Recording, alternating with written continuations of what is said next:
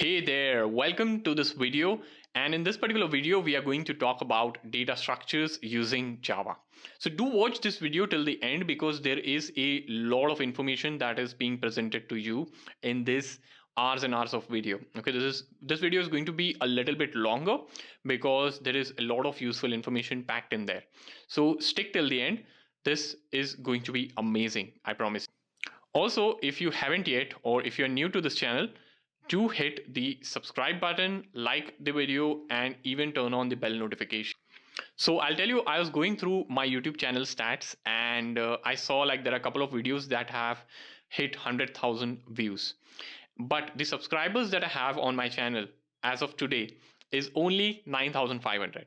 So majority of the viewers are watching my videos, they are liking the videos, they are reaching out to me as well, thanking for the amazing content, but you are not subscribing, guys.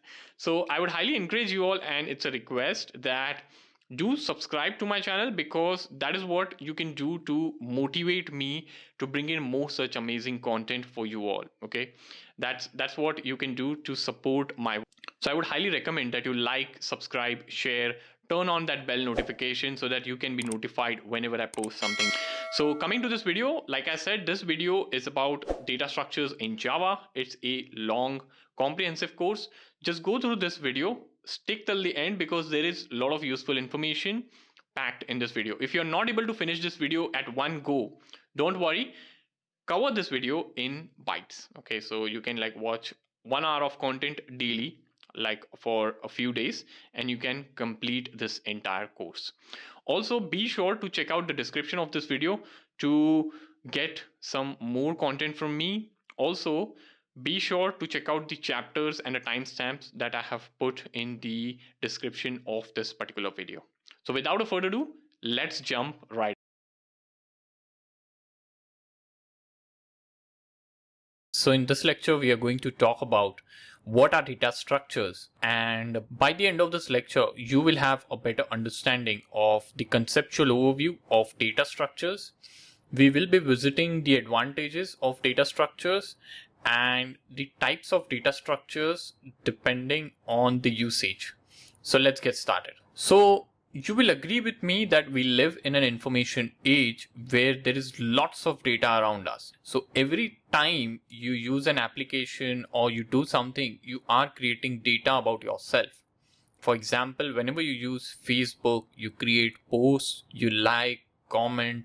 On Instagram, you do various set of other activities, posting stories, liking, commenting, visiting other profiles, etc. So you are creating data, and data around you is not enough basically. So if you are working for a software company, only data is not enough, but you should be able to process that particular data and derive the appropriate information. For example, if you have lots of data around likes, you might want to understand the trends, the insights around likes. So you have data, but you need to process that data to derive the information. So let's say, for example, if you want to search for some information in an application and it has lots of data, you will be spending a lot of time searching through the application for relevant pieces of information. And this will lead to slowdown because since searching and finding relevant information is tough, it may use considerable amount of processor resources,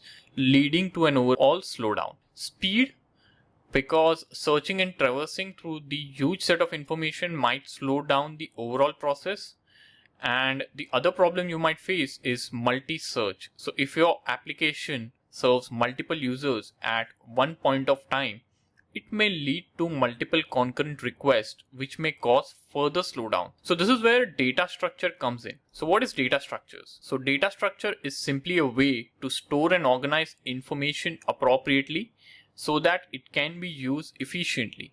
You can say a data structure is a systematic way of organizing and accessing data. The data that we stored can be literally anything. It could be thousands of positive whole numbers called integers in computer science, a catalog of ebooks, a list of customer names, emails, or any other bits of data that you can think of or your application requires to store. Let me explain this with the help of an example. So let's say you are maintaining data in a traditional format of pen and paper, which consists of information of students.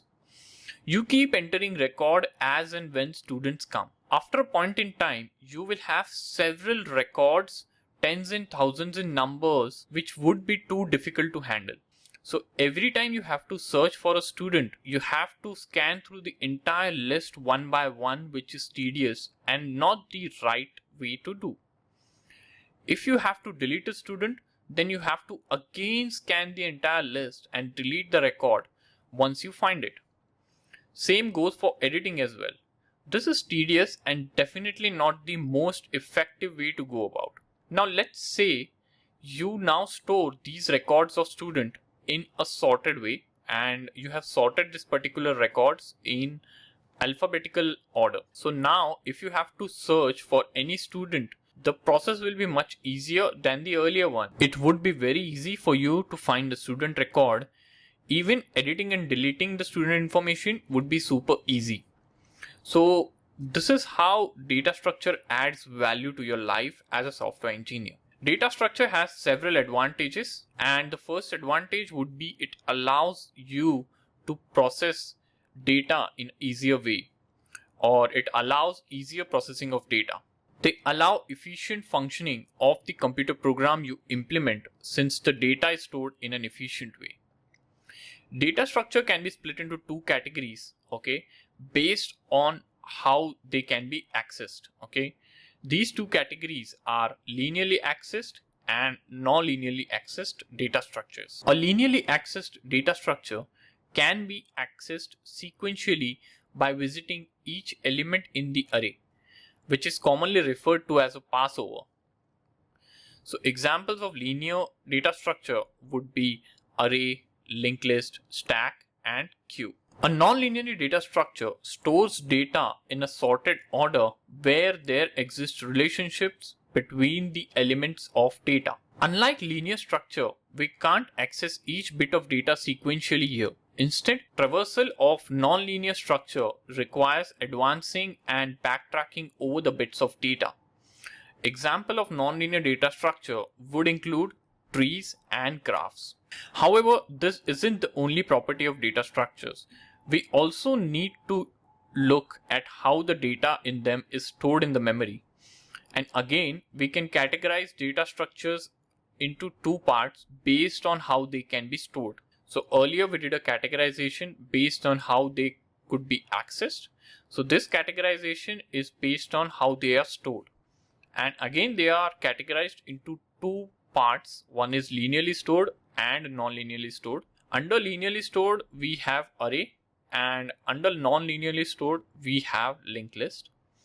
And other data structures like trees, graph, stack, and queue, it depends on the implementation on where they will be categorized.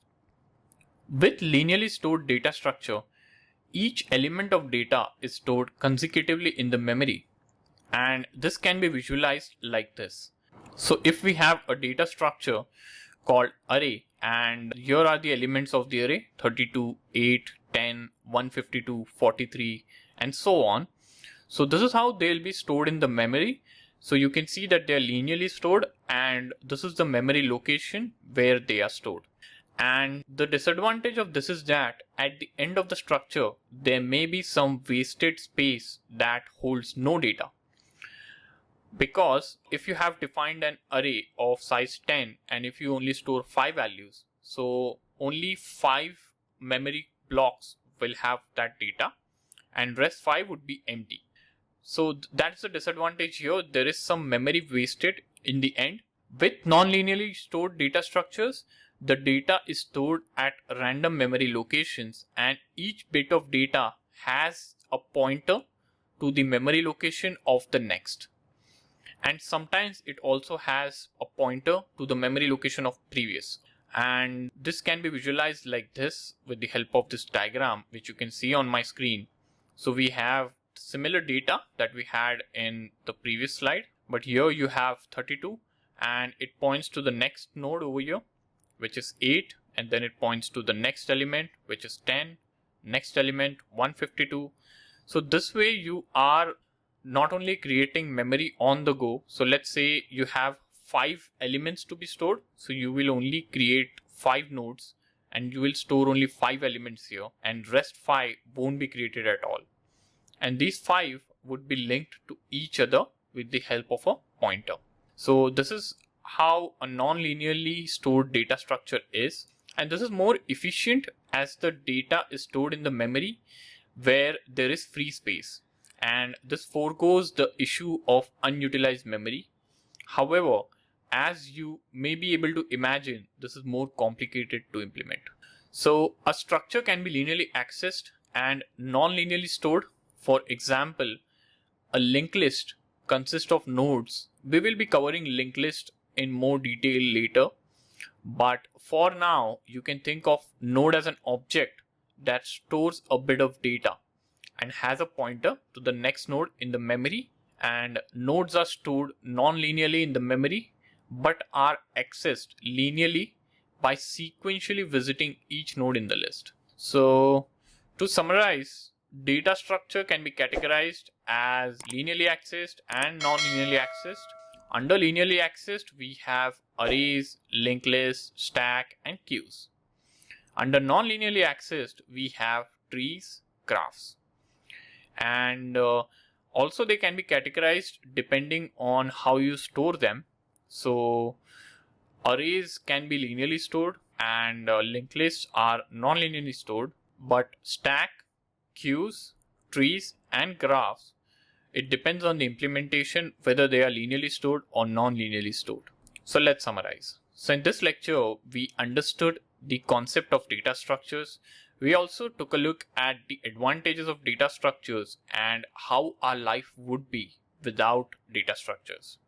We also took a look at some of the categorization of data structures, and this helped us cover the concept a little bit more in detail. So I hope you guys enjoyed this class and found it valuable. I'll see you guys soon. Thank you.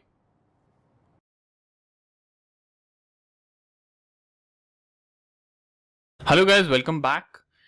And in this lecture, we are going to talk about algorithms. By the end of this lecture, you will have a better understanding of what are algorithms, what are some of the real world examples of algorithm, what does an algorithm look like. We'll also be diving a bit into the syntax of algorithm, and we will also talk about some of the good qualities of an algorithm. So let's get started. So an algorithm is nothing but a series of well-defined steps for solving a particular problem. For example, you have to reach an office, and for that, you will have a set of predefined steps in mind, like get up in morning, take a bath, do breakfast, take your car from garage, drive to office, park your car in the building, take lift to reach the office, etc. So the goal here was to reach the office, and you have a predefined set of tasks to accomplish. So an algorithm is not a code, but a set of instructions to accomplish a particular task. It can be represented in normal text format or in the form of a flowchart. An algorithm consists of ordered set of basic operations, which for every valid input, the program determines a finite sequence of operations to be performed and reaches a meaningful output and halts. So an algorithm is not a code, but a set of instructions to accomplish a particular task, and it can be represented in normal text format or in the form of a flowchart. Algorithm consists of ordered list of basic operations, which for every valid input, the program determines a finite set of sequence of operations to be performed, reaches a meaningful output, and halts. Let's break that down so that we can understand this better. So an algorithm consists of an ordered list of basic operations, and a basic operation is elementary and unambiguous. It is a constant time operation, and they are also understandable by system. It could be assigning a value to the variable, checking if one variable or value is equal, greater than, or less than another variable or value, or any other basic operation that you can think of. the algorithm must also reach a meaningful output and halt. Now, what do we mean by meaningful? Well, we define what is meaningful at the start of the algorithm. We define what input the algorithm takes and what output it gives. This is called the specification. It is the characteristics of all legal input and a description of required outputs as a function of the inputs. So the algorithm must produce an output that is in line with the specification and is therefore meaningful. An algorithm must also halt. It must not get stuck in an infinite loop. So these are some of the characteristics of algorithm. Here are some of the real world examples of algorithm. So the first real world example is the face detection algorithm. So Face ID, which is quite popular amongst iPhone and iPad devices, is developed by Apple and uses an advanced face detection algorithm in the background to identify faces. PageRank algorithm. So when you search on Google, there are millions of web pages that match your search. What PageRank does is it simplifies which page to show to the users and ranks all the pages in the order with the page you are going to be interested in being the first one. So these are two real world examples which you must have used without knowing the working of it. The structure of algorithm looks like this.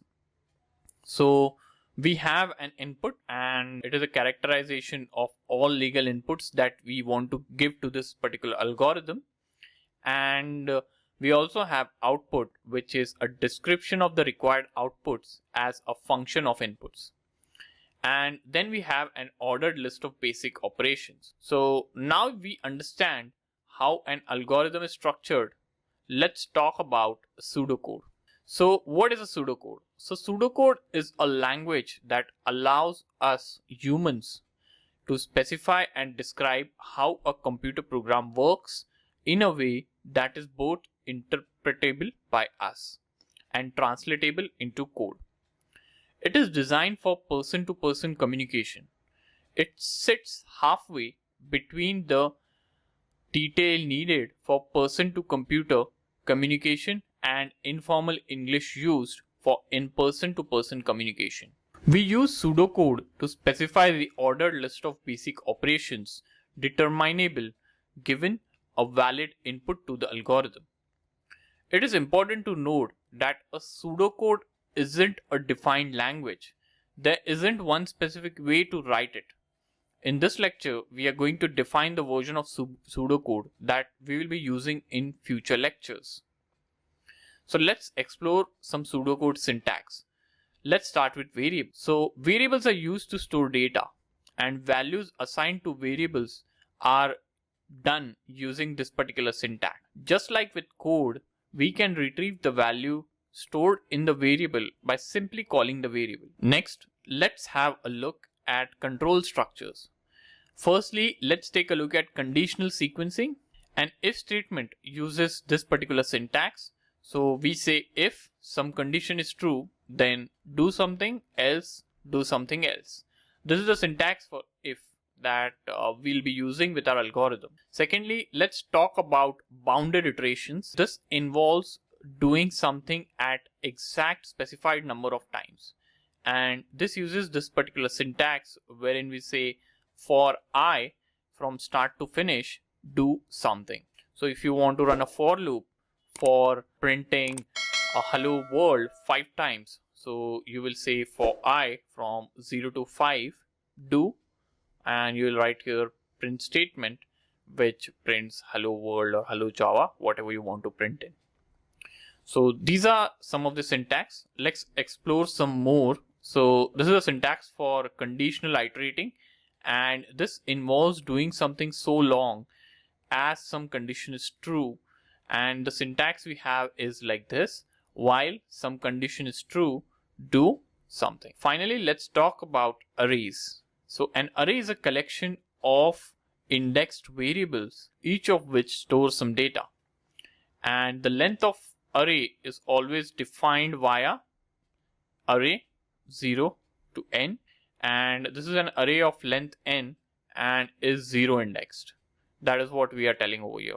Array of length n and 0 index. And we can index into an array and access data stored in the array just like any other programming language. Variable. This is how the assignment works for arrays.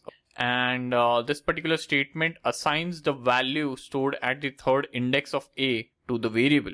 This is all about pseudocode syntax that we need to start writing algorithms. Let's take a look at a sample algorithm for calculating the factorial of a number inputted to the algorithm. So this is what the algorithm will look like. So we have an input, which is the positive integer n, whose factorial is supposed to be calculated. And then we have an output wherein we print in, or the output is the factorial of n. And on line 1, we initialize the variable factorial and assign it the value 1. On line 2, we initialize a for loop that increments the iterator I from 1 to n plus 1. If n was 5, I would then increment from 1 to 5. And on line number 3, we assign to factorial the product of the current value of factorial multiplied by I. This is the fundamental operation of the factorial function, and using this operation we calculate the factorial. And on line number 4, we return the value stored in factorial as per the specification of the algorithm.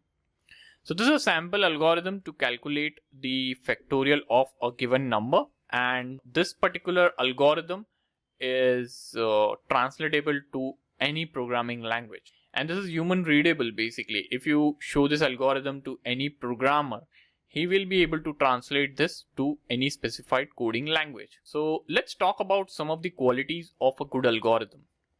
So what are some of the qualities of some good algorithm? So the first quality is inputs and outputs should be well defined and there should not be any confusion there. The second quality would be algorithms should be clear and unambiguous. Every step should be clear and well defined. The third quality would be algorithm should be independent of any programming language. It should not be programming language dependent. Fourth quality would be good algorithms are finite and don't have any infinite loop. Fifth quality would be good algorithms are realistic and feasible. They can execute with the available resources and do not contain any references to future technology. So these are some of the qualities that you need to keep in mind while writing algorithm, and these qualities make a good algorithm. So let's summarize. So in this lecture, we understood what is an algorithm, and we also took a look at some of the qualities of good algorithm. We also understood how you can write an algorithm, and we discussed the structure of algorithm, and we also took a look at an example algorithm of factorial. So I hope you guys enjoyed this class and found it valuable. I'll see you guys soon. Thank you.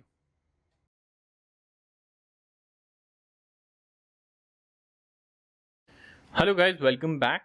So in this lecture, we are going to talk about complexity, and by the end of this lecture, you will have a better understanding of what is complexity with regards to algorithms, and we will also be taking a look at the complexity classes, and we'll try to understand this entire concept with the help of example. So let's get started. So how do we quantify how good an algorithm is? Like with every task in life, there is simple and efficient solution, and there are overly complicated solutions. So let's use taking a picture of a flower as an example. So the logical solution to this task is basically point the camera towards the flower and simply take a picture. There's no more efficient way of doing this. However, you can also set up a mirror and take the picture like I have shown. So you can set up a mirror and take the picture of the flower through the mirror. This achieves the same effect but is more complex. The same logic applies to the algorithm. Two algorithms may produce the same output as per the specification, but one may do it more complexly and less efficiently than the other. Let's talk about complexity classes. Complexity can be calculated by counting the number of basic operations as a function of the size of the input. We then simplify the expression and look at the most significant factor. So let's take a look at a factorial example. So on my screen, I have an algorithm for factorial, and on line 1, we have a basic operation of assigning a value to the variable. On line 2, we have n basic operations wherein we increment the variable I n times. Then line number 3 is executed n times and consists of 3 basic operations. The first one is assigning a value to a variable, then retrieving the value stored in the factorial, and then multiplying by I. Line number 4 executes just one basic operation of returning the value stored in factorial.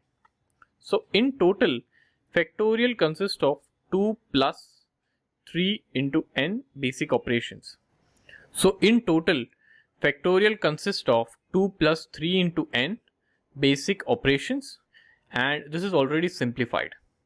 So what's the most significant factor in this algorithm? It will be n, right?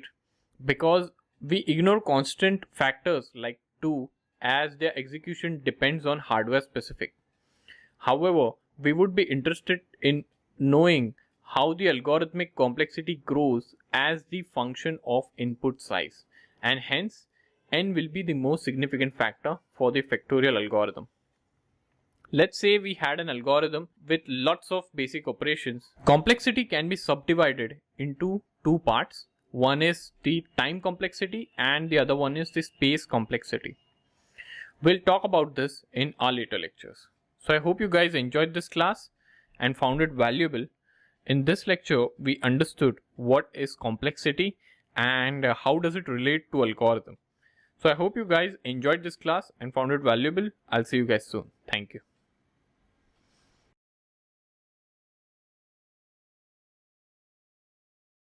Hello guys, welcome back. So in this lecture, we are going to talk about time complexity.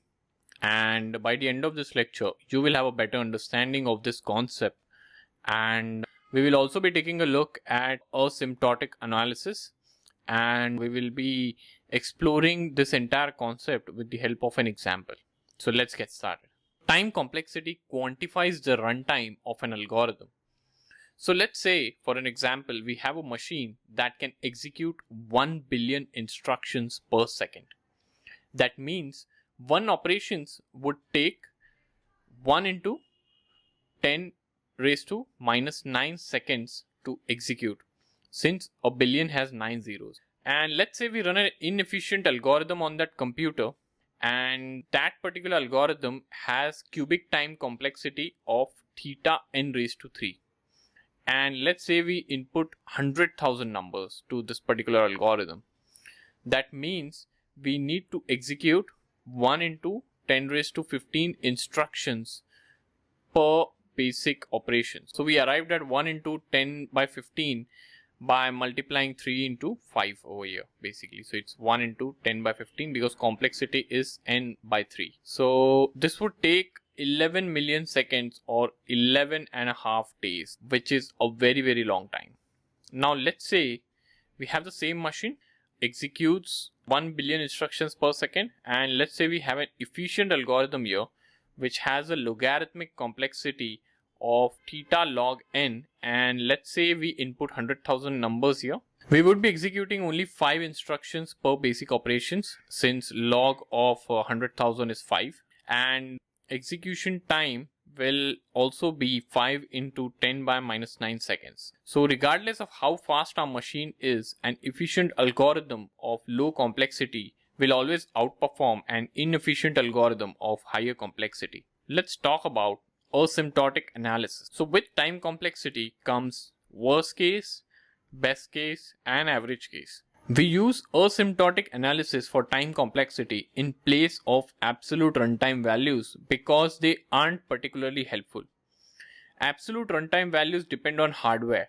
Instead, asymptotic analysis allows for a level playing field comparison of algorithmic efficiency. But why do we look at these different bounds basically? So why do we look at worst case, average case, and best case for every algorithm. For most of the part, the number of instructions an algorithm executes varies depending on the size, order, and the content of the input.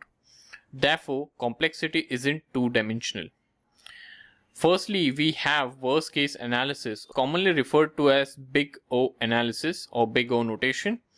This quantifies the time complexity of an algorithm in the worst case scenario.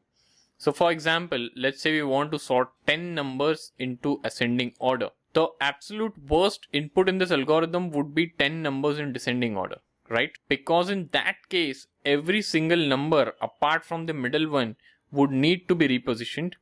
And therefore, we may say that the asymptotic upper bound is big O of n by 2 or O n log n. The exact upper bound complexity is unique to the algorithm itself.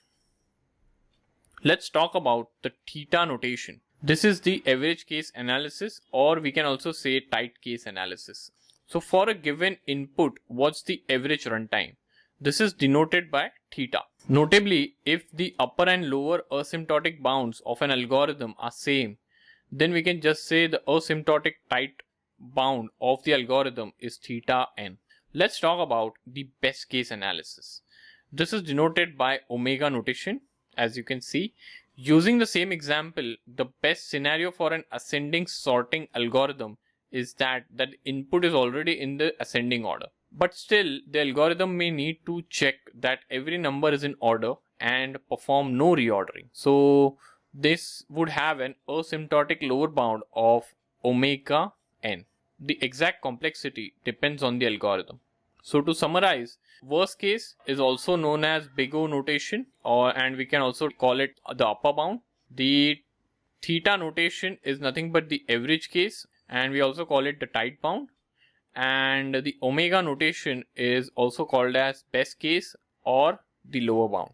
So before finishing this lecture, I would want to analyze this algorithm of factorial here. So we can deduce that the complexity of this particular algorithm is tight bound theta n. This is because both worst case and best case, the algorithm will execute 3 by n times, and it will always execute n operations. Let's say the input is million numbers, line 3 will be executed a million times. So that's about the time complexity, guys. I hope you guys enjoyed this class and found it valuable. I'll see you guys soon. Thank you.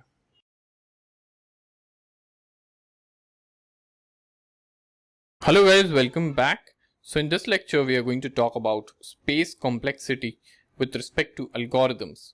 By the end of this lecture, you will have a better understanding of this concept. So let's get started. So what is space complexity? So space complexity concerns the amount of memory or space an algorithm uses up at the runtime. So the amount of space consists of both the auxiliary space and the space required to store the inputted data. We call this space as the working storage of the algorithm. Let's solve a classic problem of reversing a stack of disks using two auxiliary stacks. This is what the setup of the problem will look like, and the idea is to use stack 2 and 3 as auxiliary stacks to reverse the disk on the stack 1 back to stack 1, and this can be done by using these steps which I'll show you. So in step number 1, you will move the first disk to stack 2, then second disk to stack 3, and then third disk to stack 3 again. You will move the last disk to stack 3 again, and then the first one that you moved over here to stack 2 to stack 1 again. And you will again move this particular disk here in stack 2, and then you will move this particular disk to stack 2 again, and then move the last one in stack 3 to stack 1, and the disk in stack 2 to stack 1, and the remaining disk in stack 2 to stack 1.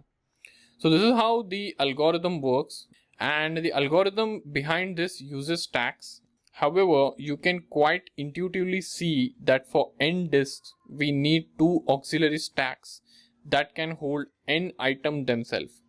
So working storage of 3n and an auxiliary storage of 2n is required, where auxiliary storage is nothing but an extra storage that is required by the algorithm and nothing else. So just like time complexity, we can say that the largest factor of the working storage space is n, and the algorithm has therefore the linear space complexity of On. So space complexity is expressed by using big O notation. So in this lecture, we understood what is space complexity and how is it represented. So I hope you guys enjoyed this class and found it valuable. I'll see you guys soon. Thank you.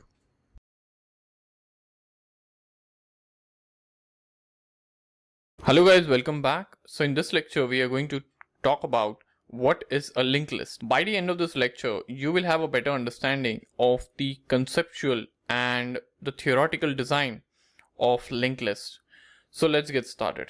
So this is how a linked list looks, and in general, linked list consists of nodes that are sequentially linked to each another. Each node consists of a data and a pointer to the next node as shown in this diagram. So these are nodes. So this is node 1, this is node 2, and this is node 3. So nodes form the fundamental structure of linked list, and every node has two elements. So if you look at this, it has two elements. One is the data and other one is the pointer. Data is nothing but the place in the node where data is stored, and pointer is nothing but the pointer to the next node. So you can visualize linked list as a chain basically, and every element in the chain is a node which has two parts. One is data and other one is pointer to the next node, and because of this pointer, this chain like structure is formed. So just reiterating, node is the fundamental building block of linked list, and every node consists of two parts. One is data and other one is the pointer to the next node. So the first node in the list is the one with the integer 23 stored as data over here. This node is special as it is pointed to by the head. The head always points to the first node, allowing it to be quickly and efficiently found. So whenever you want to find the head of the node, you immediately look up to this head pointer, and this head pointer is always pointing to the starting point of the linked list. The first node then points to the next node. In the diagram, this is the one with the integer 41 stored as the data. Each subsequent node points to the next node in the list. We can think of this as a conga line. So I don't know if you guys have heard of conga line, but conga line is a sort of line wherein each person places their hands on the hip of the other person in front of them, and then of course are themselves held on the hips by the person behind them.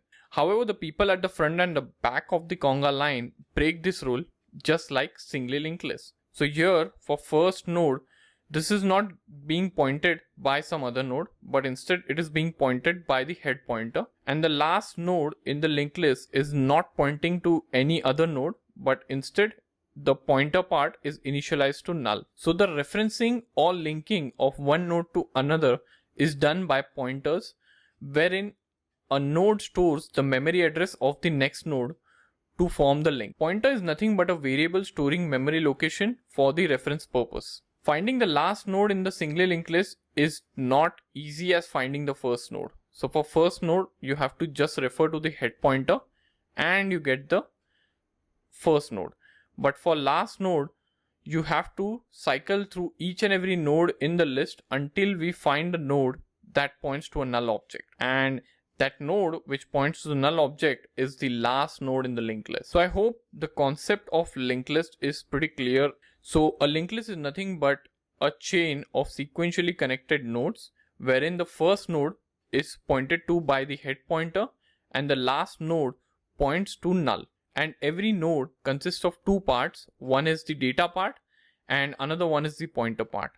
And this linking of one node to another is done by the pointer part, which points to the next node in the chain. So I hope it's clear. Let's talk about some of the points to remember about linked list. So nodes forming linked list may not be in a continuous memory location. Their location in the memory might be scattered. So it's always not possible to find a memory location adjacent. so the memory location can be scattered. Linked list can be used to store data in the form of objects as well as primitive data types. And the size of the linked list is limited to the total memory available on the system. The biggest advantage of linked list is that they can be expanded and contracted on the go. If you want to store 100 data points, you can create 100 nodes which are connected to each other in the form of the chain. So let's summarize. So in this lecture, we understood linked list conceptually and theoretically. We understood how linked list is formed and how you can expand and contract linked list on the go. We also took a look at some of the points that you can remember about linked list. So I hope you guys enjoyed this class and found it valuable. I'll see you guys soon. Thank you.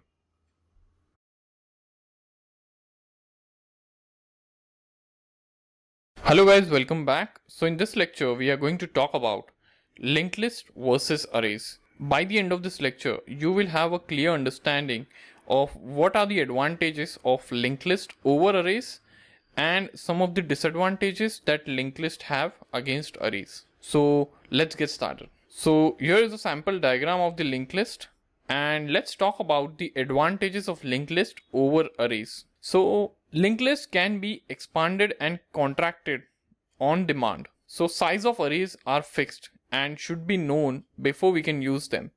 However, linked list on the other hand can be expanded and contracted on demand. It's not a requirement to know the number of elements you are going to store in a linked list beforehand.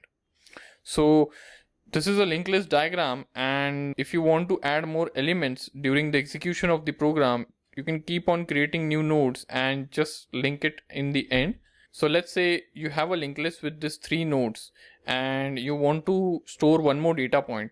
So you will create a node first with that particular data point, and you will just link this particular last node to that node. So this null will go away and instead it will point to that other node or the new node, and the pointer part of that particular new node will be null. So your linked list now has 4 nodes. So in this way, linked list can be expanded and contracted on the demand. So regarding the contracted part, if you want to delete any node in the list, you can delete it anytime.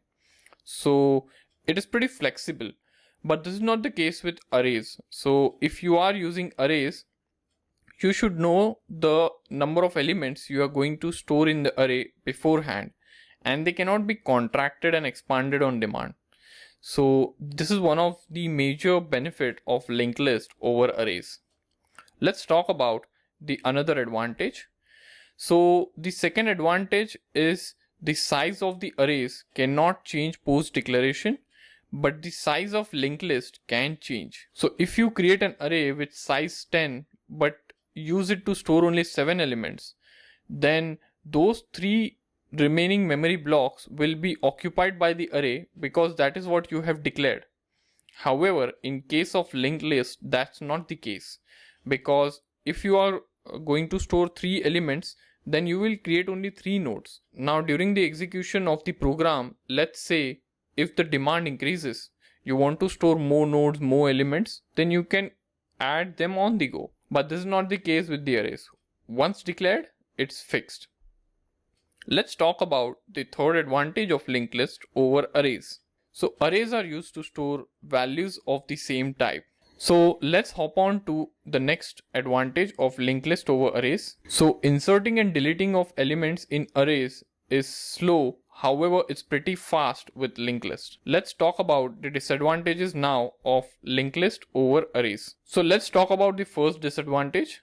So in array, you can randomly access elements in any order using the index, but you can't do that with linked list.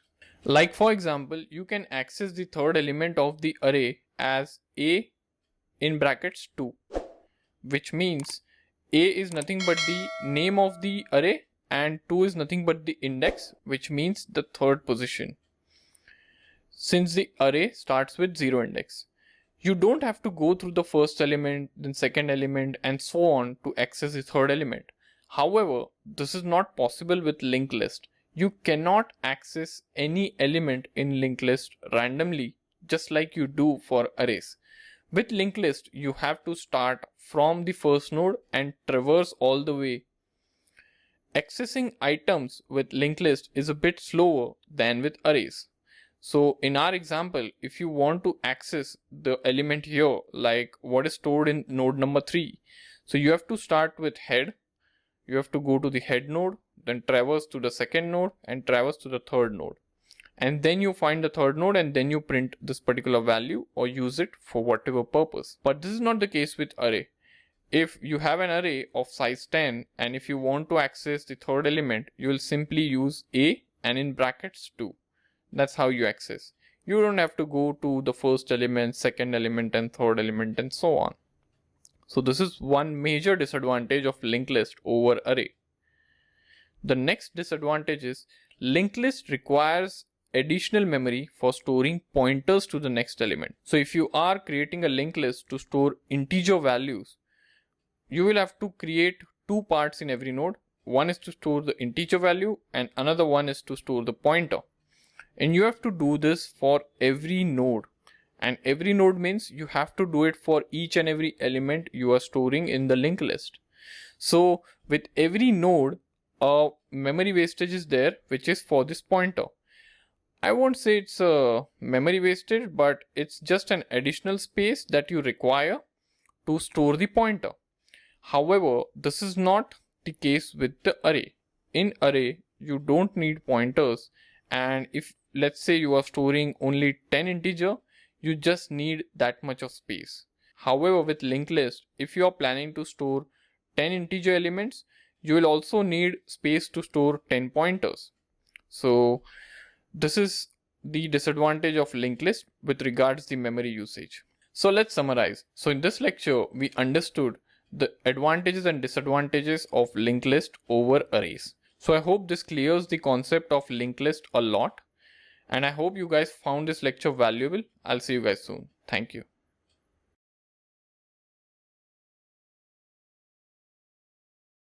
Hello guys, welcome back. So in this lecture, we are going to talk about the different types of linked list. By the end of this lecture, you will have a better understanding of the different types of linked list that we have, and we will also be taking a look at some of the basic operations that you can perform on linked list. So let's get started. So there are different types of linked list. The first one is singly linked list, doubly linked list, circular linked list, and circular doubly linked list. Let's talk about the operations that you can perform on the linked list. So the first operation that we'll discuss is the traversal. So traversal is nothing but visiting each and every node one after the other in the linked list. This is nothing but the traversal operation. Another operation is insertion. Insertion operation is performed whenever you want to insert any node into the given linked list. The third operation would be deletion. And you perform this operation on linked list if you want to remove or delete any node from the given linked list. The next operation would be searching, and this operation is performed whenever you want to search any element in the given linked list. The next operation is sorting, and sorting arranges the node in the linked list in a specific order. The next operation is merging, and merging means you are merging two linked lists into one. So let's summarize. So in this lecture, we understood what are the different types of linked lists that we have. And we also took a look at some of the basic operations that you can perform on linked list.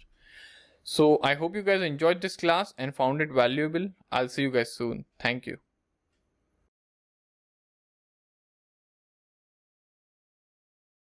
Hello guys, welcome back. So in this lecture, we are going to talk about singly linked list, and we are going to understand singly linked list from the concept and design perspective. So by the end of this lecture, you will have a better understanding of what is singly linked list and how is it designed. So let's get started. So in general, a linked list consists of nodes sequentially linked together, and each node consists of data and a pointer to the next node as shown in this diagram. Okay, and you see like these are all the nodes basically. So this is the node 1, node 2 and node 3, and every node has some data. So basically the first node in this list has some data, which is 23. Then there is 41 in the second node, and then there is 12 in the third node. And the second part of the node is the pointer, to the next node. So basically these three are interconnected, and the first node in this list is the one with the integer 23 stored as data, and this node is special as it is pointed to by the head, and head is nothing but the pointer which always points to the first node, allowing for it to be quickly and efficiently found.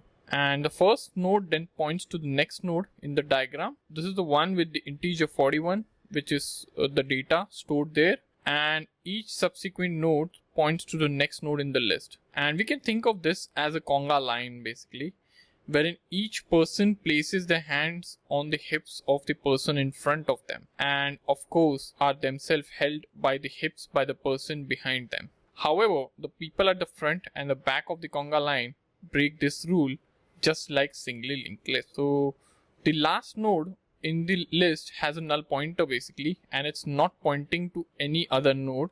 It always points to a null object. Finding the last node in the singly linked list is not as easy as finding the first node. We have to cycle through each node in the list starting from head, and then we have to find the one that points to the null object, and that node is the last node. So that's singly linked list basically, and it's one of the basic type of linked lists. Let's take a look at some of the operations that can be performed with the help of singly linked list. And the first operation is the prepend, which takes data as the parameter, and this particular function adds data, which is nothing but the parameter that we are passing to the function, to the front of the list. So if we are passing 42, and if we want to add that 42 in the front of the list, we will be using prepend function. And the next operation is insert at data comma index, and this particular function adds data to the specified index in the list. So let's say we want to add data in the third position.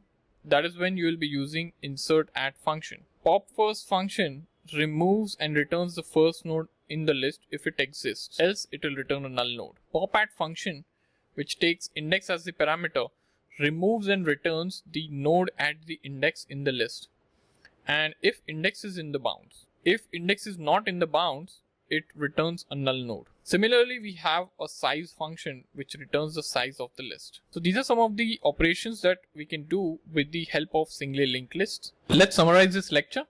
So in this lecture, we understood what is singly linked list and what does it look like. We also took a look at some of the operations that are possible with singly linked lists. So I hope you guys enjoyed this class and found it valuable. I'll see you guys soon. Thank you.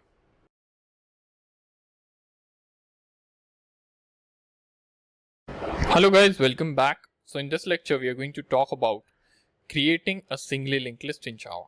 So let's get started. So as we have discussed, a linked list consists of interconnected node basically, wherein every node points to the next node, and that next node points to the next node, and so on. So basically it's nothing but a chain of nodes that you are seeing on the screen, and every node has two things basically. One is the data that it holds, and another one is the pointer to the next node. So if we are to implement a linked list in Java, we have to create a node class which has two instance variables basically. One is data and another one we call next. So data holds the data of that particular node, and next stores an instance of the next node in the list, and it acts as a pointer. So let's hop on to our IDE and see this in action. So I have already created a project here in IntelliJ IDEA, and I have called it singly linked list. And under my SRC, I'm going to create a node class. Okay, and under node class, we said we have two instance variable of node class. One is the data, and another one is of next. We call it next basically. So next is nothing but the pointer to the next node in the list. So we defined both as private, and this is nothing but the template of the node object. One instance variable is data and another instance variable is next, which is nothing but of node type, and it stores the reference to the next node and basically acts as a pointer. So coming back to our presentation, these are some of the operations that we will be defining in our node class. The first operation is the set next, which takes node as the parameter, and this function is used to make a link between the current node and the next node in the list, and it does by setting the argument node and setting it to the next instance variable. The next operation is getNext, which returns the node stored in the next, and the next operation is setData, which sets the data in that particular node, and getData is basically getting the data or retrieving the data of that particular node. So we have basically getters and setters for next and getters and setters for data. So we'll be using IntelliJ shortcut here. So I'll be going to code, and I'll be going to generate, and I'll be clicking on getter and setter, and I'll select both of them and I'll press OK. So we have the getters and setters over here for our both the instance variable. Now what I'm going to do is we are also going to define a constructor which will be of public type. It is going to be called node, and we will pass object data comma node, it's next. Okay, and we basically set this dot data is equal to data, and this dot node, this dot next is equal to next. So basically this is nothing but our public constructor that we'll be using to basically set the, or basically to create a node, and it takes two parameters. One is the data and the next. So since we have set up a template for the node object or a node class, now we need to set up a linked list basically. So what we have done over here is, if you take a look at our diagram, we have created template for a single node, and this will be replicated across all the nodes. Now we need to go ahead and set up the linked list class. So I'll hop on to our ID and I'll create a class called singly linked list. Okay, and now what I'm going to do is I'm going to define a private node head, because every linked list has a head, and I'm also going to define a size, because we are going to store the size of that particular linked list. So basically I'm going to private node head and then private integer size. So this is nothing but two properties of our singly linked list, and then I'm going to define a size function which is going to return this particular size variable. So public integer size, and I'll call it return this dot size. So that's our method or function, we can say, to get the size of this particular linked list. So that's about this lecture, guys. In this lecture we created a singly linked list, and I hope you guys understood how we can translate the design of linked list to the code. So I hope you guys enjoyed this class and found it valuable. I'll see you guys soon. Thank you.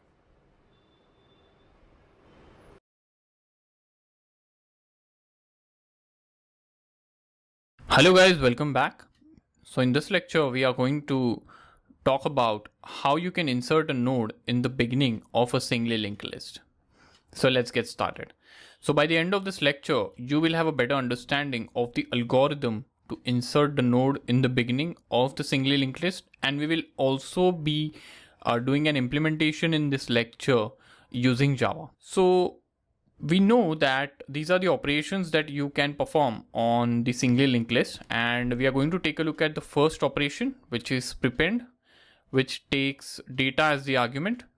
And what this operation does is it adds the data that you pass in the form of data variable. It adds this to the front of the list, and this is the algorithm for the same. So basically if you look at the pseudocode, it takes the input as data, and this is the data that you want to be added in the front of the list, and the result would be there's no output technically, but the result would be that this particular data is added in the front of the node. And how it works is basically we assign, okay, on line 1 we create a new node called header, and we set the data of the header to be the data and the pointer of the header to be null. So basically this header has the next variable as null and it consists of data. And now what we do is we, for this header, we set the next as head, and head is nothing but, like we know, it's the pointer to the first node of the singly linked list. And then what we do is on line 3 we set the header to be the new head of the list, and then we increment the size of the linked list. So let's see how this is implemented using Java, and I'll hop on to our IDE. So we have already a project over here, and with two classes. One is a node class and the other one is the singly linked list class.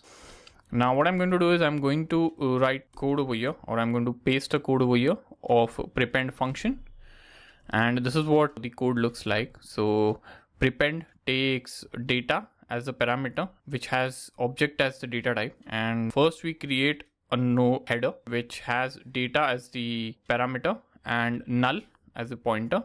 Then we set this header to be the head. So the next pointer of this particular header is set to head, and then we set the header to be the new head. This is where we do this, and we increment the size of the linked list by 1. So this is nothing but the algorithm and code to insert a node in the beginning of a singly linked list. So I hope you guys enjoyed this class and found it valuable. I'll see you guys soon. Thank you.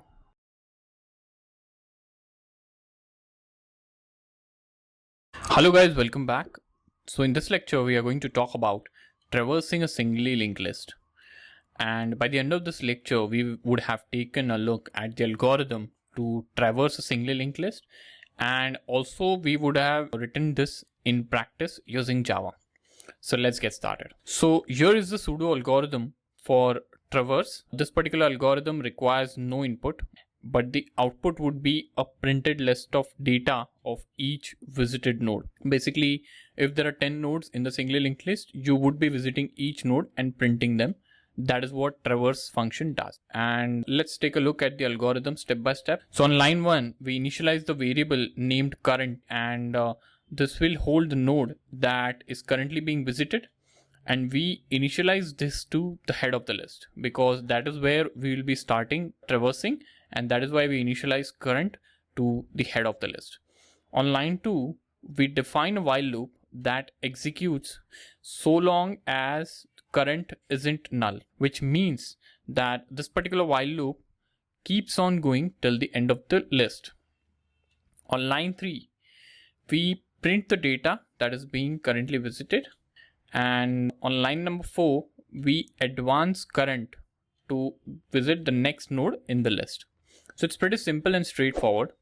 Let's hop on to our IDE and let's see this in action. So I am on my IDE, and what I'll do is I'll just paste some code over here, and this is the function for traverse. As per our algorithm, we have created a node called current, and we have initialized it to head, and we have created a while loop which evaluates the value of current. If it's not equal to null, then we print the data from the current node, and after printing we just increment it to the next node, and this while loop continues till the last element of the singly link. So now, since we have defined two functions here, traverse and prepend, let's go ahead and create a singly linked list and try these two operations on it. So what I'm going to do is I'm going to create a main class over here, public static void main, and I am going to create a singly linked list. And for creating a singly linked list, I'll also have to define a constructor here for this particular class, singly linked list. So I will define a constructor singly linked list, and I'll initialize head is equal to null because we want head to be null initially when the linked list is created, and singly linked list is equal to new singly linked list. Now what I'm going to do is, since we have created the singly linked list, I am going to add an element to this, and it's going to be singly linked list dot prepend and I'm going to pass in 100, and then I'm going to type in singly linked list dot traverse. So this should ideally prepend 100 to the list, and since the list is empty, we'll just have one node there with 100 sitting in there, and traverse will just print 100. So let's run this code and see this in action. I'm going to run this particular piece of code and let's see the output. Ideally, output should be only 100. So there you see the output. You see 100 getting printed here. Now what I'm going to do is I'm going to add one more element here, and this is going to be prepend, and I'm going to add 200, and then I'm going to add one more element which is 300, and then I'm going to traverse again. So we are traversing 2 times, and let's see this in action. So ideally it should be 100. It should print 100 once, then it should print 100, 200 and 300. Yes, so you see the output, and this is absolutely correct over here. So we had only one element initially, so it printed 100, and then we added 200 in the beginning and then 300 in the beginning. So it's printing 300, 200 and 100 because 100 became the last element since we are adding the node in the beginning with the help of prepend function.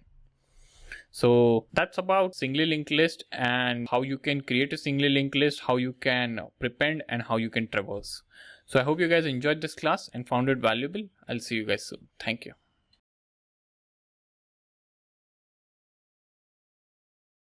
Hello guys, welcome back. So in this lecture, we are going to talk about how can you insert a node at a position in a singly linked list. So let's get started. So for inserting a node at a given position in a singly linked list, we will be making use of insert@at function, and this is a pseudo algorithm for the same. So insert@at function takes a bit of data that is to be added in the list as an input, and it also takes index as an input, which specifies the position on where you are supposed to add this particular data. And in terms of output, there is no particular output given by this algorithm, but the tangible output will only be the modification in the singly linked list that you have instructed here.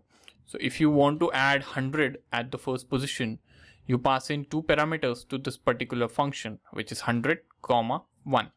And this particular function will do the job of adding it into the list. So let's get started and understand the algorithm.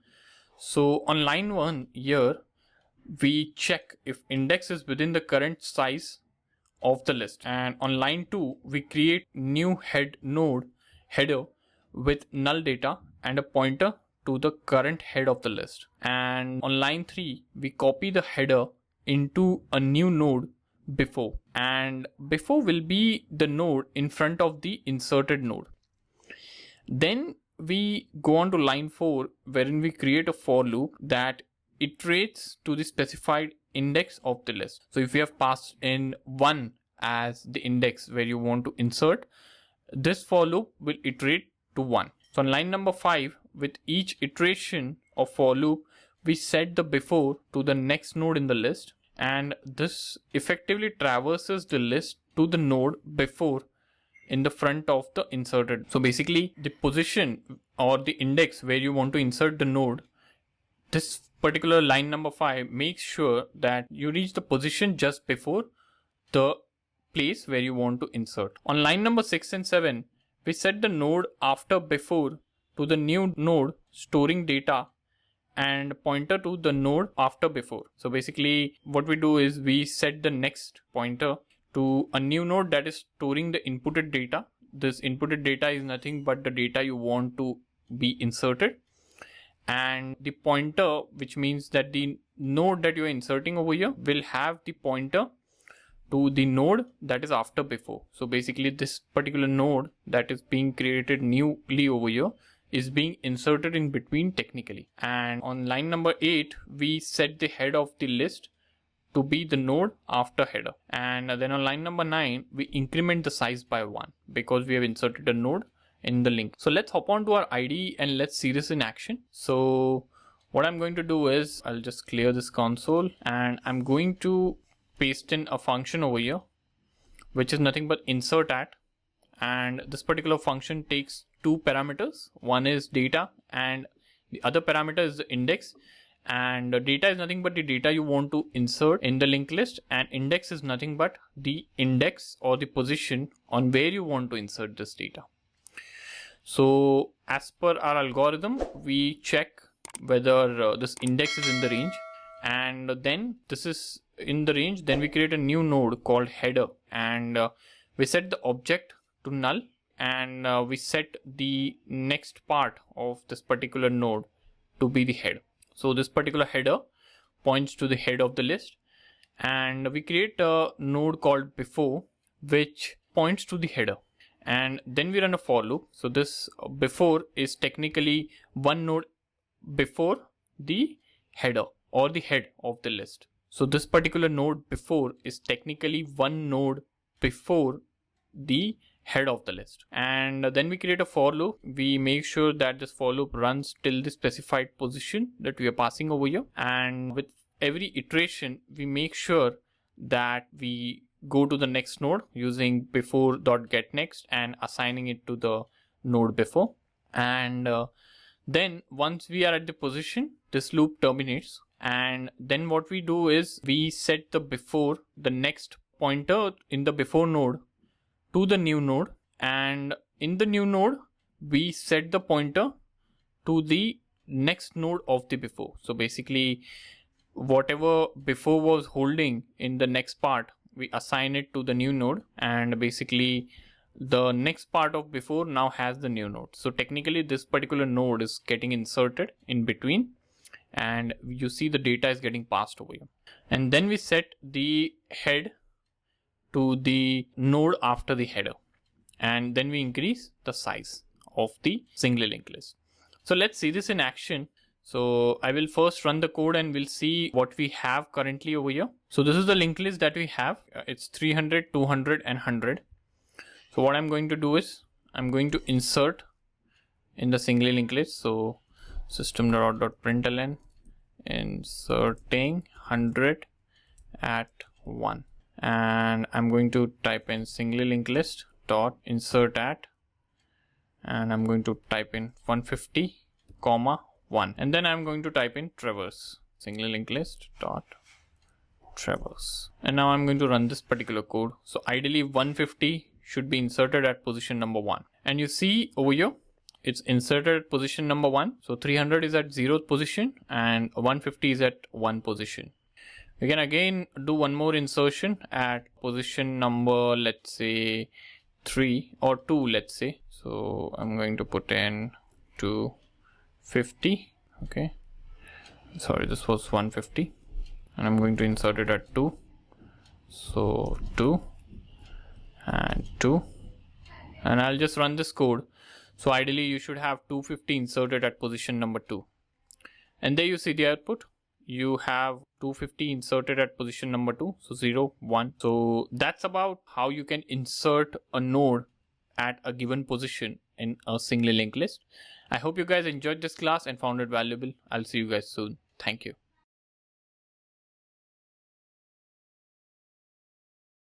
Hello guys, welcome back. So in this lecture, we are going to talk about how can you delete a node in the beginning of a single linked list. So let's get started. So here is an algorithm for deleting the first element of a single linked list, and we are going to do this using a function called popFirst. And this particular function requires no input whatsoever, but the output of this particular function would be that the head is removed from the list and returned. So let's take a look at the algorithm step by step.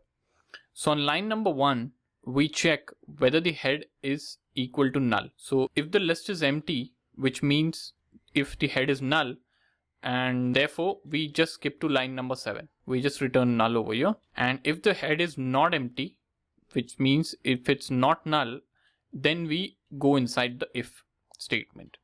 And on line number 2, we create a temporary node called temp that stores the old head. We call it old head because this is the head that we are going to delete. And on line number 3, we set the new head of the list to be the second node in the list. So head is equal to temp.getNext.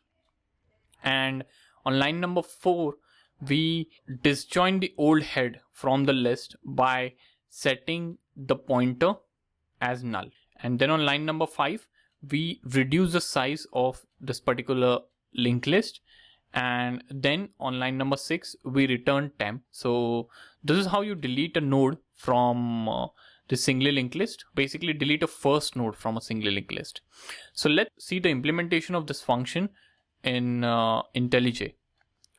So here I am on my IDE, and I'll just paste a function over here. And this particular function is pop first, and as per the algorithm, we first check if the head is not equal to null. If it is null, we simply print in head is null, and then we return a new node which is null. And if it's not null, we just go inside and we just create temporary node, and we just assign the head to this particular node. And then on the next line, we make head as the second node of the list with the help of getNext with temp node. And then we disjoin the old head from the list by setting the pointer of the old head to be null. And then we reduce the size of the linked list, and then we return temp. And temp is nothing but the head, or the old head, you can see, of the linked list. So let's see this in action. I'll first see the linked list that we have currently. So this is the linked list that we have currently. It's 300, 150, 250, 200, and 100. So I'll just delete the first node, which is nothing but 300, popping first node. And what I'm going to do is single linked list dot pop first, and I'm just going to traverse the single linked list then, so that we know whether the first node was actually deleted. And we'll run this particular piece of code. So there you see the output. So initially it was 300, 150, 250, 200, and 100. And then after popping the first node, 300 is removed. And you just see 150, 250, 200, and 100. So that's how you delete first node from the single linked list. I hope you guys enjoyed this class and found it valuable. I'll see you guys soon. Thank you.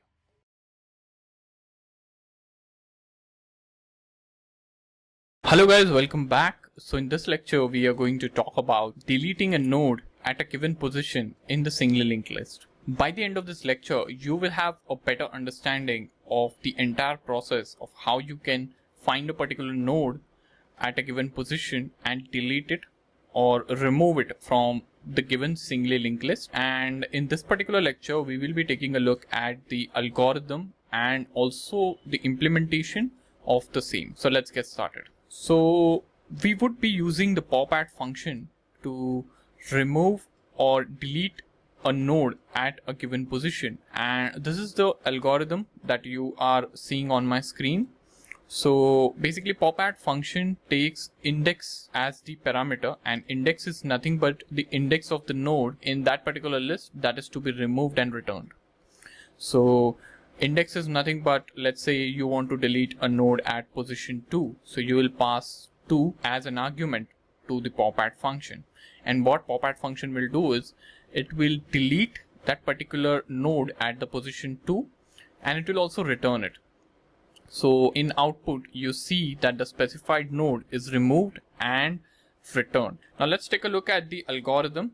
So basically on line 1, we check whether the index is within the current size of the list. And we do this by making sure that index is greater than 0 and less than size.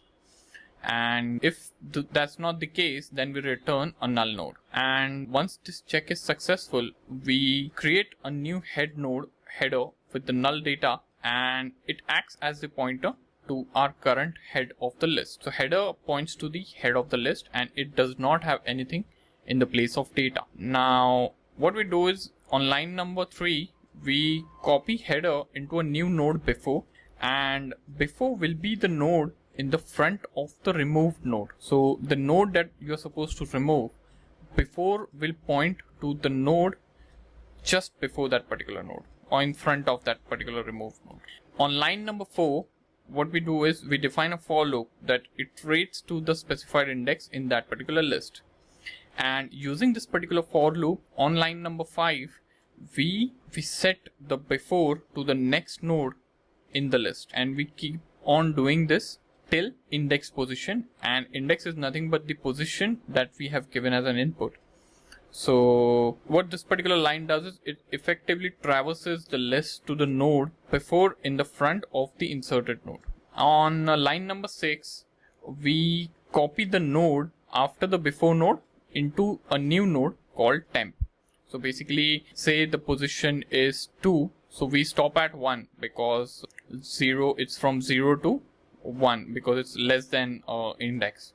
So we stop at 1, and then what we do is we do before.getNext and we store it in temp. And this particular node is the one that we are going to remove. Now on line number 7 and 8, what we do is we set the node after before to the new node, storing the data and the pointer to the node after before. So here we set before.setNext and we pass on the parameter, which is nothing but the new node that will be storing the inputted data along with the pointer to the node and after before. And then what we do is we set the next part of this temp node to a null node. So basically this particular line detaches this particular node from the given linked list. And then on line number 9, what we do is we set the head of the list to be the node after header basically. So we do this particular operation and then we reduce the size by 1 and then we return temp. So temp is nothing but the node that is removed. So this is the algorithm to remove the node at a given position in the linked list. Now let's hop on to our IDE and let's see this in action. So I'll switch over to our IDE and we already have some code written over here. And what I'm going to do is I'm going to paste a function over here, which is nothing but the popadd function. Now this particular function is the one that we were discussing in the form of algorithm, and it's called popadd and it's taking index as the parameter. And this is the code implementation in Java for the same, wherein we check whether index is within the range, and then we perform the operations wherein we first create a node that we will be traversing with, and then we traverse to the actual position, and then we copy the node that we want to remove, and then we disjoin basically temp from the given list, and then we reset the head of the list and we reduce the size of the given linked list because we have deleted a node, and then we return the popped node to the calling function. Now we'll be calling this particular function over here. So what I'll do is I'll just run this code and we'll see what our linked list looks like. So this is the linked list that we have finally. It's 150, 250, 200 and 100. And what I'm going to do is I'm going to pop a node at the second position, basically popping node at second position. Okay. And I'm going to call in single linked list dot pop at 2. Okay, and then I'm going to type in traverse. So let's see what the output looks like. Basically this particular line is going to remove the node at the second position, and that is what you see the output. Oh, so we did a mistake basically printing out the node information. Ideally we are supposed to print in node dot get data, and that is what it will print. But basically you can see over here we had 4 elements and then we have 200 removed. So 0, 1, 2. So on second position we had 200 and 200 is removed from the list. So let me run this code once again, and that's what you see as the output. We have popped out 200. And this is how you can pop a node at any given position using this popadd function. So I hope this is clear. In this particular lecture, we took a look at the algorithm for popadd function, which is nothing but an algorithm to remove a node at any given position. And we also implemented that algorithm using Java. So I hope you guys enjoyed this class and found it valuable. I'll see you guys soon. Thank you.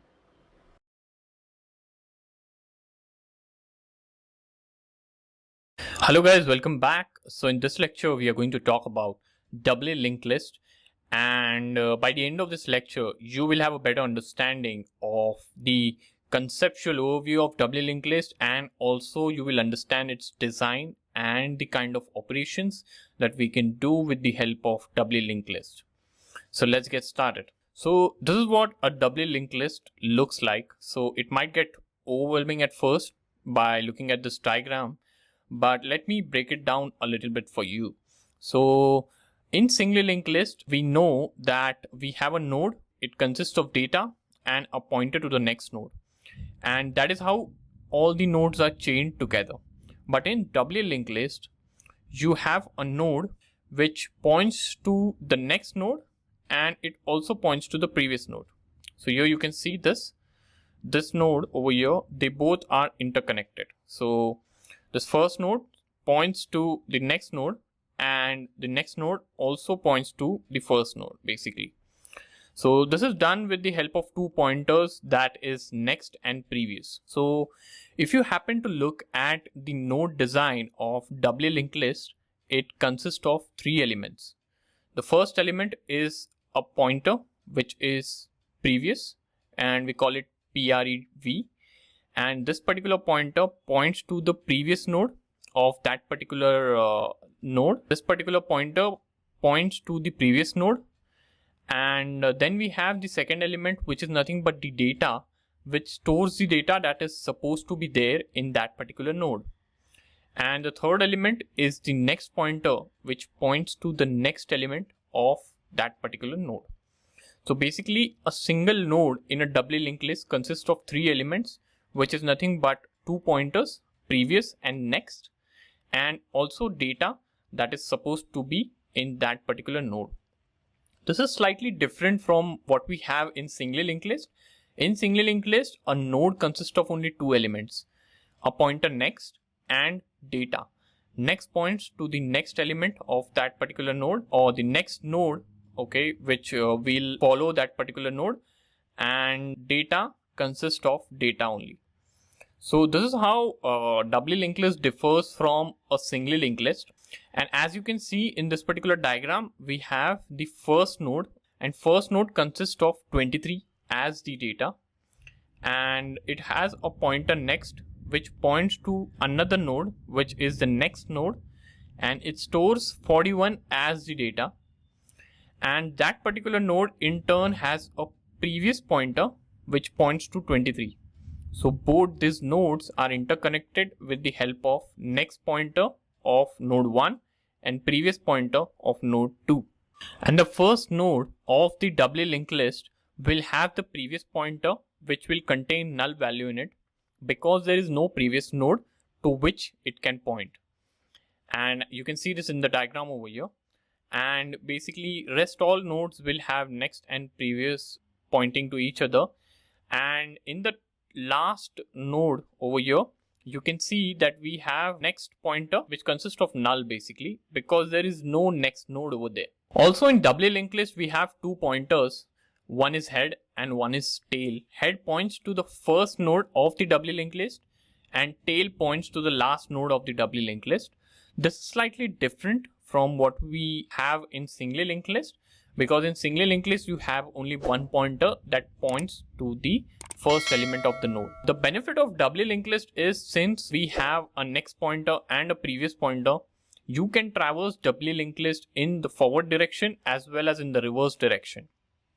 This is because there are two pointers, one pointing to the next node and another one pointing to the previous node. Now traversing reverse is not possible in singly linked list because we only point to the next node, and it's only possible to go to the next node from a particular node. But in doubly linked list, you can traverse both the ways. So that's the benefit of doubly linked list that you have. A very good example of where this particular structure can be used in the real world can be storing the browsing history. So you can imagine each node holding a web page URL as their data, and using this structure you can traverse back and forth through these URLs as you would when surfing the internet. Let's take a look at some of the operations that you can perform using doubly linked list. So you can see that the first operation we have is prepend, which takes data as a parameter and it adds the data to the front of the list. And append is nothing but which takes data as the parameter and adds data to the end of the list. Prepend adds to the beginning of the list and append adds to the end of the list. Insert add accepts two parameters, data and index, and it adds data at the specified index in the doubly linked list. Pop first will remove and return the first node in the linked list if it exists, or else it will return a null node. Pop last will remove and return the last node in the list if it exists, or else it will return null node. Pop add function takes index as the parameter and it removes and returns the node at the specified index, where index is nothing but the position you want to remove the node, and if this particular index is in the bound, it performs the operations, else it returns a null. And size is nothing but a function that returns the size of the doubly linked list. So that's about doubly linked list, guys. I hope you are pretty clear with this particular conceptual overview of doubly linked list, and I hope now you understand what is doubly linked list. So in this lecture, we covered what is doubly linked list conceptually, and we also understood the design of doubly linked list. We also understood how it differs from a singly linked list, and we took a look at some of the operations that you can perform using doubly linked list.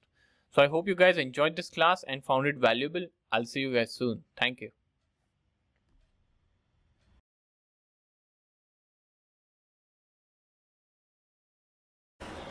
Hello guys, welcome back. So in this lecture, we are going to talk about creating and implementing a doubly linked list. So this is the structure of a doubly linked list, and we will be first going ahead and implementing the node, and then we'll be implementing the entire doubly linked list. So let's hop on to our IDE. So I already have a project open over here, and I've already created a project called doubly linked list, and I have created two files under src folder, or I should say two classes. First class is doubly linked list and the other class is node. So node is that particular class. So let's start by defining the elements of the node class. So like we have discussed, the first element will be data, then it will be next, and then previous. So like we see from the diagram here, this is the node, and we have previous, then we have data, and then we have the next pointer. So we'll hop on to our ID, we'll define private, and I'll say object, I'll call it data, then I'll again say private, and I'll say node, next, I'll again say private, node, and we'll call it previous. So these are the elements that we are going to have in our node class for doubly linked list. I'll hop on to our presentation, and these are some of the methods that we'll be having in our node class. So these are all methods that are getters and setters. So basically, setNext will accept node as the parameter, and it will create a link between the current node and the next node in the list. And it does this by setting next to be the argument passed. GetNext will return the node that is stored in the next part of the current node. So this is the getter and setter for next element. Next we have previous. So we have set previous and get previous. And this particular function called set previous accepts node as the parameter, and it creates a link between the previous node and the current node in the list. And get previous returns the node that is stored in the previous variable of the current node. And similar, we have getters and setters for data.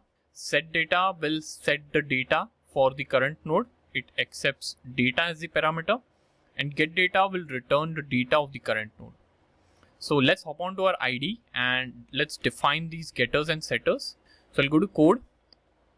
I'll click on generate, and I'll click on getter and setter. I'll press Ctrl A because I want to generate getters and setters for all, and I'll click on OK. So IntelliJ automatically generates the getter setters for me. Alternatively, you can go and also type this if you want, but I just prefer this. This is very convenient. Also, I have to generate a constructor here that will help us create this particular node over here. So I will again go to code. I'll go to generate. I'll click on constructor, and I want all three as the parameters. So I'll select all and I'll press OK. So there's our constructor. So we have the entire code or the entire file with code ready, and this is nothing but this will form the boilerplate for our node object, and we have defined the node object here now. So now I'll hop on to our second class that we have created. It's called Doubly linked list. So in this particular class, we will be making sure that we define head, tail, and the size of this particular linked list. So like we know that doubly linked list stores 2 pointers, unlike singly linked list. One pointer is head, which points to the head of the doubly linked list, and other pointer is tail, which points to the tail of the doubly linked list. So what I'm going to do is I'm going to define private node head, and I'm going to just duplicate these lines, and I'm going to call this tail. So just for the sake of a shortcut, you can press Command D on Mac to duplicate a particular line of code. So on Mac, you can press Command D to duplicate a particular line of code. And basically we have this tail defined over here, and I'll define size. So it's integer size. So I have 3 elements of the doubly linked list defined here.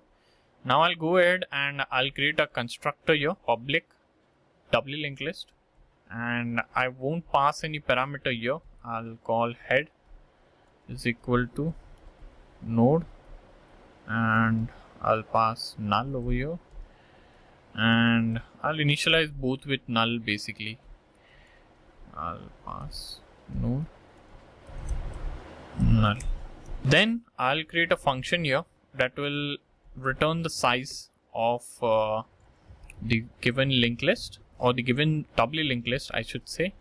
Return this dot size. So that's what we have defined here. So I'll also create a main function over here wherein we'll be creating our doubly linked list. So I'll define public static void main, and we'll be creating doubly linked list from the main class over here. So this is how you create a doubly linked list. I hope you guys enjoyed this class and found it valuable. I'll see you guys soon. Thank you.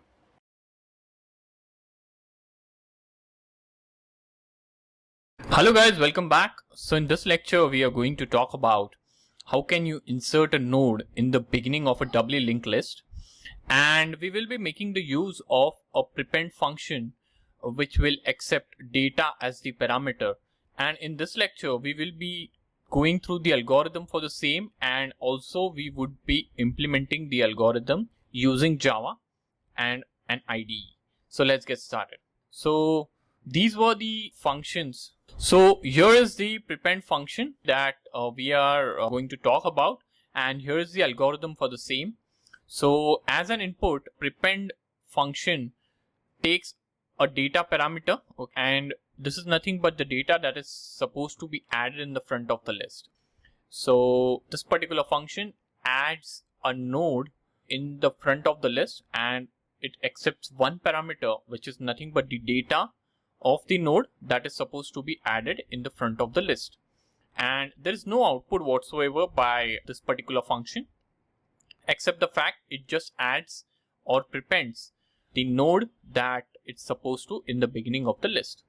So let's go through the algorithm line by line. So on line number 1, we create a new node called header, and we set the data of the header to be the parameter that we have passed, and next pointer is set to be null. So on line 1, we create a new node called header, and we set the data of the header to be the data, which is nothing but the parameter that we have passed, and we set previous and null as next, and we set next and previous to be null over here.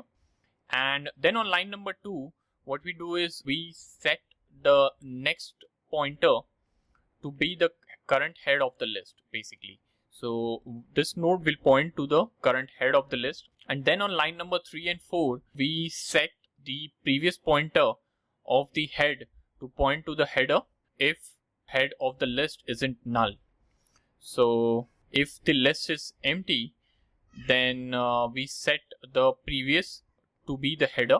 If the list is not empty, then on line number 3 and 4 we check if the list is empty by evaluating the value of head. If head is equal to null, then the list is empty, and if the head is not equal to null, then the head is not empty. And if the list is not empty, then we set the head or the previous of the head to be the header. The previous pointer of the current head points to the new node now with this particular line number 4. And if the list is empty, we set the tail to be the header. So if the list is empty, we are just adding our first node in the list, and head and tail will point to the same node. So, and then on line number 7, header becomes the new head basically. So we pass on the value or the node that we have in the header that we just added to the list, and we assign it to the head. So head shifts 1 position, and then we increment the size by 1. So this is nothing but the algorithm that we have to prepend node in the beginning of the linked list. So just to revise here, sort of revision, we first create a header node, and header node is nothing but the node that we are supposed to insert in the beginning. It consists of the data that we have passed in as a parameter, and initially we set previous and next pointer of this particular header as null.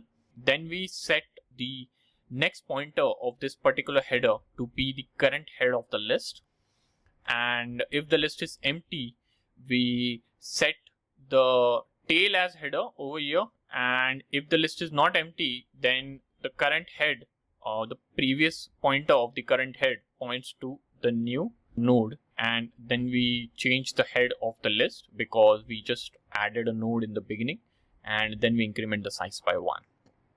So let's hop on to our IDE and let's see this code in action. So here I am on my IDE, and I already have a project and 2 classes created over here. One is node for the Doubly linked list, and the Doubly linked list class itself with the main method. So what I'm going to do is I'm going to paste a function over here which is prepend, and this particular function is nothing but the code basically, which is the translated version of the particular algorithm that we just saw. So we pass data over here in the prepend function. This data is the data that we are supposed to add in the beginning of the linked list. Then we create a header node with the data as the parameter and both the values null. So you can see over here we are passing data and next previous. So that's what we do, and then we set the next as the head, and then we check if the list is empty. If it is empty, we set head and tail will be same, then it will point to the same node basically. So we assign the header basically, which is nothing but the new node, to the tail, and if it's not, then the previous pointer of the header, which is nothing but the new node, it points to the new, or the previous pointer of the previous head points to the new node, and then we change the head of the list, and we then increment the size. So this is nothing but the code for the prepend function, which will help us add a node in the beginning of the Doubly linked list. So in this lecture, we took a look at the algorithm prepend that showed us a way on how we can add a node in the beginning of the linked list, and we also saw the implementation for the same. So I hope you guys enjoyed this class and found it valuable. I'll see you guys soon. Thank you.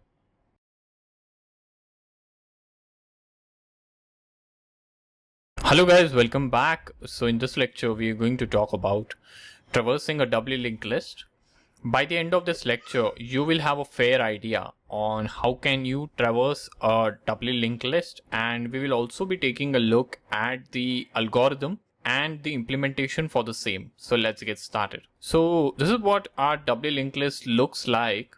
So as we are aware that doubly linked list can be traversed, and a doubly linked list can be traversed in two ways. One is the forward direction and the other one is the reverse direction.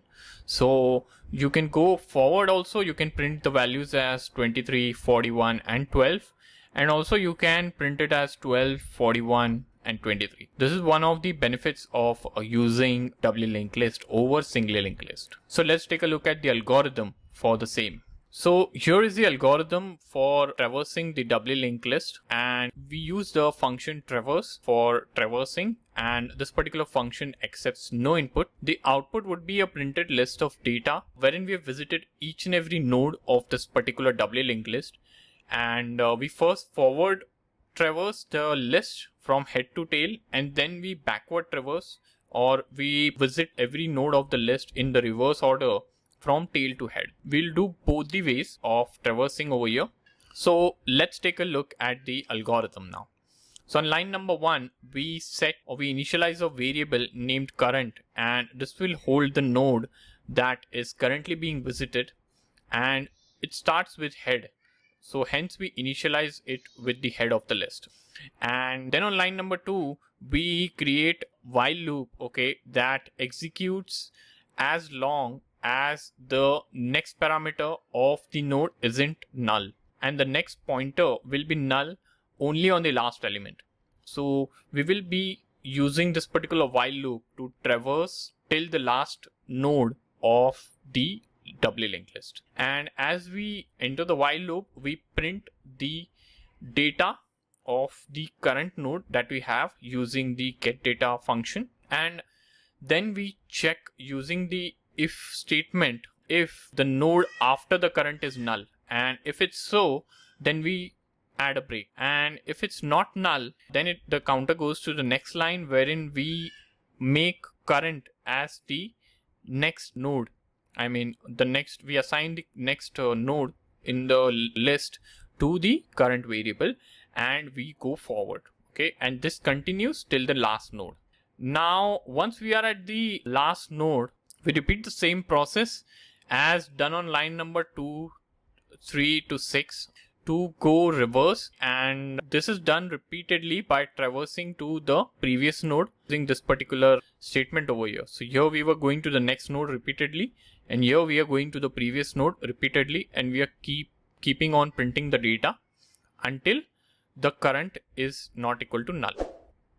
So that's the algorithm that we have wherein we can print the doubly linked list in the forward way and also in the reverse way. So let's hop on to our IDE and let's see this in action. So here I am on my IDE IntelliJ IDEA, and I already have a project open, and I already have a couple of files here. One is a doubly linked list and another one is the node class. So what I'm going to do is I'm going to paste a function over here, which is nothing but the traverse function, and this particular function is nothing but the translated version of the algorithm that we just saw. So it takes no parameter, and then we set the current variable to the head of the list. Current keeps track of the current node that is being visited, and then we print forward, which tells us that we are going to print this particular list in the forward way or in the left to right way. And then we run a while loop which traverses till the end of the list, and then we keep printing the data here using system.out.println, and we keep checking if next is null. If it's null, we break the while loop, and if it's not, we go to the next node in the list. And once this is done, we print backward, and we do the same process to traverse reverse. So let's see this code in action. So what I'm going to do is I'm first going to create a doubly linked list here. So doubly linked list is equal to new doubly linked, and then I'm going to add some data over here using the prepend function, which will help us in traversal. So doubly linked list dot prepend, I'll add 10 Then I'll just duplicate this line and I'll add 20. I'll duplicate again and I'll add 30. And then I'll traverse using the traverse function. So basically we are adding this in the beginning of the list, right? So it won't print 10, 20, 30. Instead it will print 30, 20 and 10. And then the reverse will be 10, 20, 30. So let's see this in action. So there you see, we see 30, 20 and 10. And then we see 10, 20, 30. So that's our list, and we have tested both our prepend function and our traverse function basically, and we did a traversal in the forward direction as well as in the backward direction. So in this lecture, guys, we understood the algorithm for traversing the doubly linked list in forward as well as the backward direction, and also we saw the implementation for the same. So I hope you guys enjoyed this class and found it valuable. I'll see you guys soon. Thank you.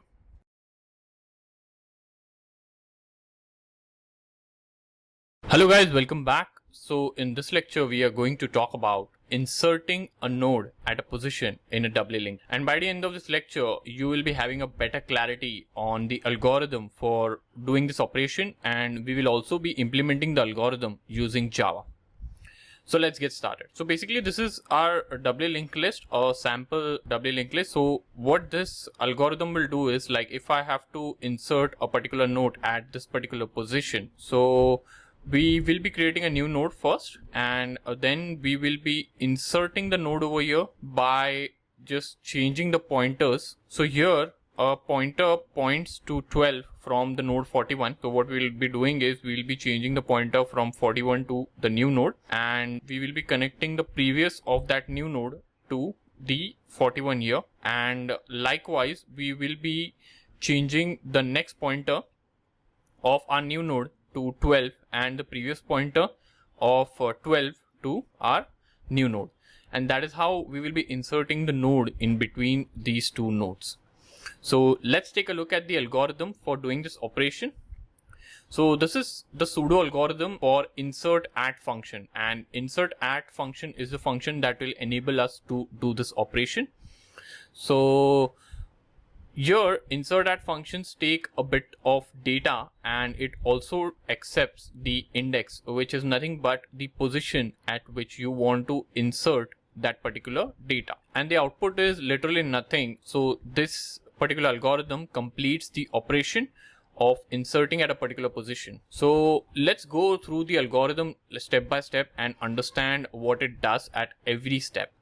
So on line number 1, we check if the index, which is nothing but the variable that we have or the position that we have given as an input, is within the current size of the list. And if it's not, we just don't enter this particular condition, or we just don't execute the lines within this if statement. Okay. So on line number 2 and 3, we create a new node having a null previous pointer, and next pointer points to the head of the list, and the data part is null again. So this is the node in front of the current head of the list. And on line number 4, we copied a header into a new node before. So before will be the node in the front of the inserted node. So wherever we are going to insert this particular node, before will be pointing to the node just before that. On line number 5, we define a for loop which iterates to the specified index in the list. So let's say if we want to enter, or if we want to insert the new node at the position 5, so this particular for loop is going to help us iterate to the position 5. And what we do is, within the for loop on line number 6, at each iteration, we set the before to the next node in the list, and this effectively traverses the list to the node before in the front of the inserted node. On line number 7, we store the node positioned after the inserted node in the variable named after. So here we store it in after. And then on line number 8 and 9, we create a new node named inserted that stores the inputted data and a previous pointer to before, and the next pointer of this particular node points to the after. So previous pointer points to before, which is over here. We traverse before, and after is nothing but the node after. And on line number 10 and 11, we set the next pointer of before and previous pointer of the after to point to the inserted node. So just to give you the context, okay, if we are inserting the node in between these at this particular position here, then after is 12 and before is 41. So what we do is we first rewire the pointers. So as per the logic here, we rewire the pointers of inserted node. So inserted node is the node that we are going to insert, and we set the previous pointer to before and next pointer to after. So previous pointer of the new node points to the 41, and after pointer or the next pointer of the new node points to 12, and that's how we connect it. So basically insert previous points to 41 and insert next points to 12, and then we set the next of before to inserted and previous of after to inserted. So this is before here. Before points to the inserted, before dot next, and after dot previous points to the inserted as well, as per the algorithm. So on line number 12, we set the head of the list to be the node after the header. And on line number 13, we increment the size by 1. So that's the algorithm that we need to know to insert node at a given position in a doubly linked list. We increment the size by 1 because we have inserted a new node and it has one more element now. So that's about the algorithm. So let's hop on to our IDE and let's see this algorithm right in action. So I have IntelliJ IDEA open here, and we have our project called Doubly linked list with two classes, doubly-linked-list.java and node.java. So I'm going to paste some code over here just below traverse. And this particular function is nothing but the insertAdd function. So insertAdd function is nothing but the code version of this particular algorithm here.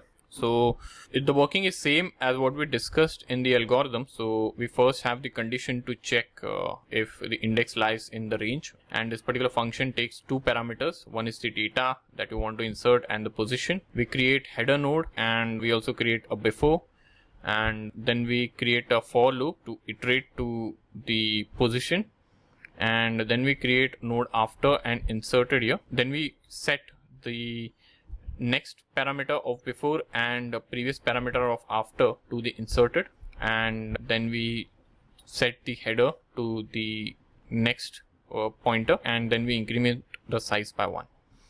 So this is the working. So let's try and insert value or a node in this particular code here, or in this particular linked list over here. So what I'm going to do is I'm going to insert doubly linked list dot insert at 25. I'm going to insert, and I'll be inserting at position number 2. So this is between 20 and 30, and doubly linked list dot traverse, which is after inserting here. I'm going to just print in after insertion system.out.println.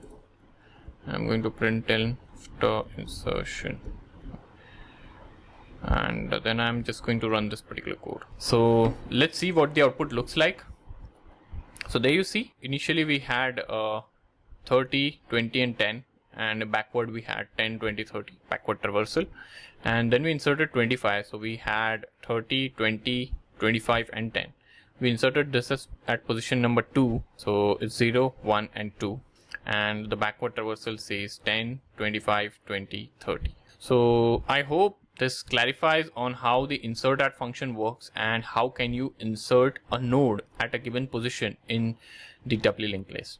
So I hope you guys enjoyed this class and found it valuable. I'll see you guys soon. Thank you.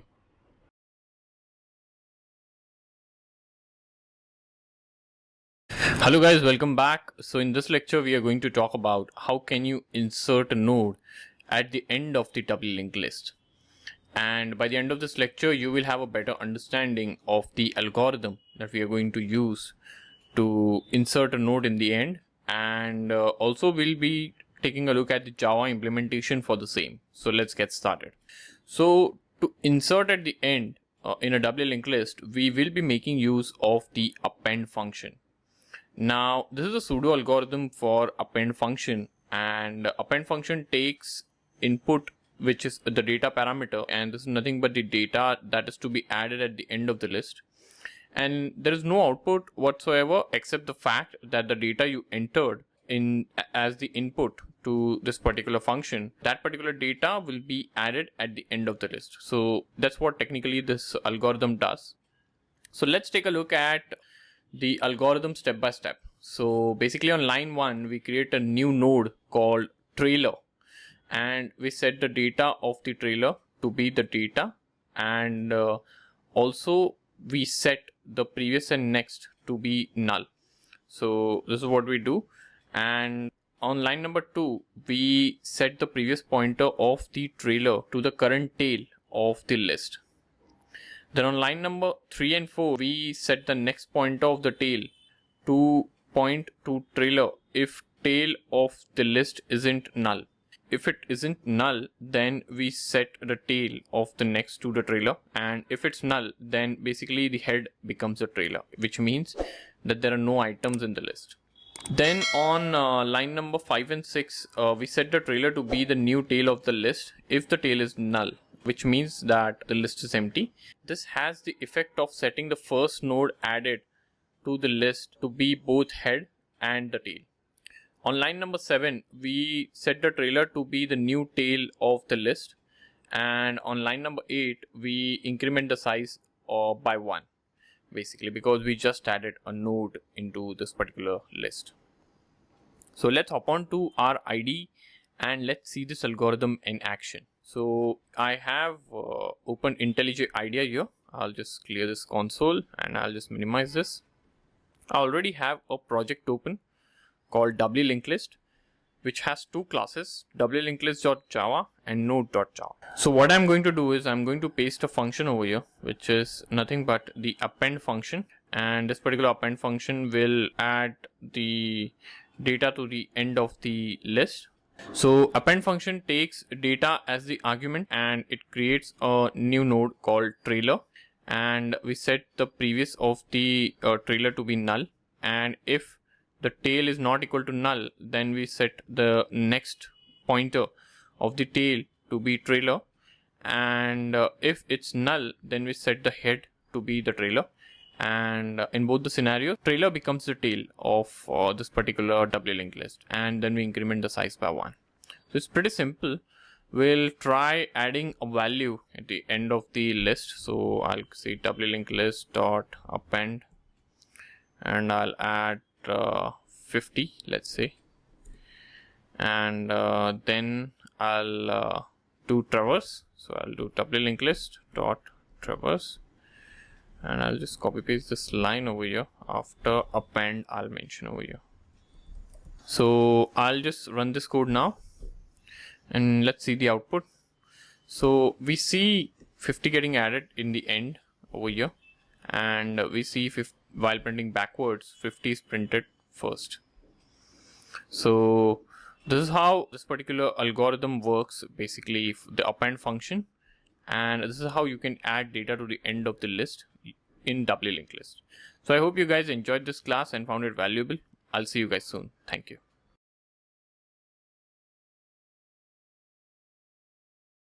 Hello guys, welcome back. So in this lecture, we are going to talk about how can you delete a node in the beginning of a doubly linked list. And by the end of this lecture, you will have a better understanding of the algorithm for doing this operation, and also we'll be taking a look at the Java implementation for the same. So let's get started. So this is a pseudo algorithm for the pop first function. Pop first is the function that we'll be using to delete the node in the beginning of a doubly linked list. So let's get started. So this particular function does not take any input whatsoever, since it just performs the deletion and there is no need to pass any index or any data to it. And the output is basically, it just returns the head of or the node that is removed from the list. So you can print it if you want to. So let's get started with the algorithm. So on line number 1, we check if the head is null. If head is null, it means that the list is empty and we don't enter the if statement, but instead we just return a null node. And if the head is not null, then we proceed with line number 2. So on line number 2, we create a temporary node named removed that stores the old head, basically. So when you're deleting the first node of the doubly linked list, you are deleting the head essentially. So what you're doing is you're storing this particular head in temporary node called removed. And then what you're doing is you are changing, or you are setting a new head of the list to be the second node in the list with the help of the code on the line number 3. So basically what you're doing is the removed node that you have over here, you take the get next, you do the get next on that particular removed node, and you fetch the second node and you assign it to head. And then you set the previous of the head with the null node, because you want to break this link of the second node to the first node, and that link is set using the previous variable in the second node. So you do that, and then in the remove node, which is nothing but the current head, you set the next pointer to be null, and this removes the link from remove node to the second node, and then you just decrement the size and return the removed node. So this is nothing but the pseudo algorithm for deleting the first node from the doubly linked list. So let's hop on to our IDE and let's see this being implemented using Java. So here I am on my IDE, and I have already created a project called doubly linked list. And this particular project has two files, doubly-linked-list.java and node.java. And I'll just paste some code over here, which is nothing but the function of pop first. And essentially what this particular function does is it deletes the first node, or it removes the first node and returns it to you of the doubly linked list that you're working on. So it's a similar code basically, and we follow the same steps that we discussed in the algorithm. So here we check if the head is null. If it's null, we straight away jump over here and we print here that the head is null, and we return a null node. If the head is not null, which means that it has some data in it, then we save the head parameter to a temporary variable named removed. So we assign the second element in the doubly linked list to be the head, and then we break the link from the second node to the current head, and then we also break the link of the head to the second element. So this is done by setting the next parameter to null, and then we decrement the size. So this is how basically you remove the first node of the doubly linked list. So let me go to our main method and let me try removing head list. So let me hop on to our main method, show this method to you in action. So what I'll do is I'll type in system.out.println and pop first I'll type in, and what I'll do is I'll get system.out.println removed node, and then I'm going to take in doubly linked list dot pop first dot get data. So basically this is going to print the data of the removed node, and what I'm going to do now is I'm going to do a traversal. Okay, so I'm going to do doubly linked list dot traverse, and I'm going to put in traverse here. Okay, and I'll run this code. Let's see this in action. So you should see the first node getting removed, and the first node is 30 over here. So we have 30 over here as the first node. So if we traverse forward, we see 30, and we removed 30 over here, which is nothing but the removed node, and then we did a traversal and we saw that 30 is removed. So this is how the pop first function works, and this is how you remove node in the beginning of the linked list, or in the beginning of the doubly linked list. So I hope you guys enjoyed this class and found it valuable. I'll see you guys soon. Thank you.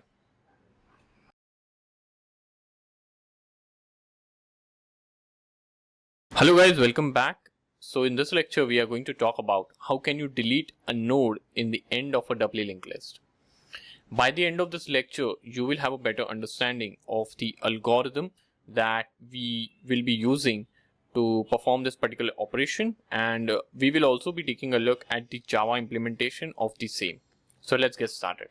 So the function that we'll be using to perform this operation is pop last, and this particular function takes no input, but the output is the tail node that is getting removed from the list and returned. So let's take a look at the algorithm that we have step by step. So on line number 1, if we check if the tail is null, and if the tail is null, the list is empty, and therefore we just skip to line number 8. And if it's not null, we move to the second line. And on line number 2, we create a temporary node named removed that stores the old tail node, or I can say current tail node. And on line number 3, we set the tail to be the second last node in the list, basically. So we move the current tail node to removed and assign tail a new node, which is nothing but the second last node in the list. Then on line number 4, we set the next pointer of the tail node to be the null node, and this breaks the link between the second last node in the list and the last node, which is nothing but a tail. So the link between the current new tail and the old tail is broken now with once we set this next pointer to null. And then we set the previous pointer of the old tail to be null, and this deletes the link from old tail node to the second last element, which is nothing but the current tail. And on line number 6, we decrement the size by 1 because we have removed one element, and we return the node on the line number 7. So this is nothing but the pseudo algorithm for popMax function. So let me show the Java implementation of this to you all. So I'll hop on to our IDE. So I have IntelliJ IDEA open here in front of me, and the project that we are working on is Doubly linked list with 2 files, doubly-linked-list.java and node.java. Now in Doubly linked list, I'm going to paste a code over here, popMax, and basically this is a similar implementation of the algorithm that we saw. So we first check that if tail is equal to null. If it's equal to null, then we just say the tail is null and we return a null node over here. If it's not, then we save the current tail to a new or temporary variable called removed, and we then set the new tail to be the second last element in the list, and then we break the link from the new tail to the old tail, which is there with the next variable or next pointer, I should say. So we set this next pointer to null, so the link breaks, and we set the removed or the old tail node, the link of from the old tail node to the new tail node, and we do this by setting the previous pointer of the old tail node to null.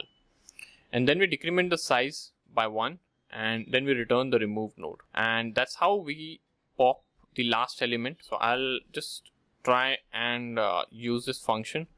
So system.out.println pop last, and I'm going to put in system.out.println removed node, and we will doubly linked list dot pop last dot get data, and I'm just going to print in traverse here, and I'm also going to traverse. Okay, I'll just run this piece of code and let's see the output. So there you see, just before this we have the last element as 50 over here, and because we have appended 50 here, and then we removed 50 using popMax function, and then we see 50 getting removed here.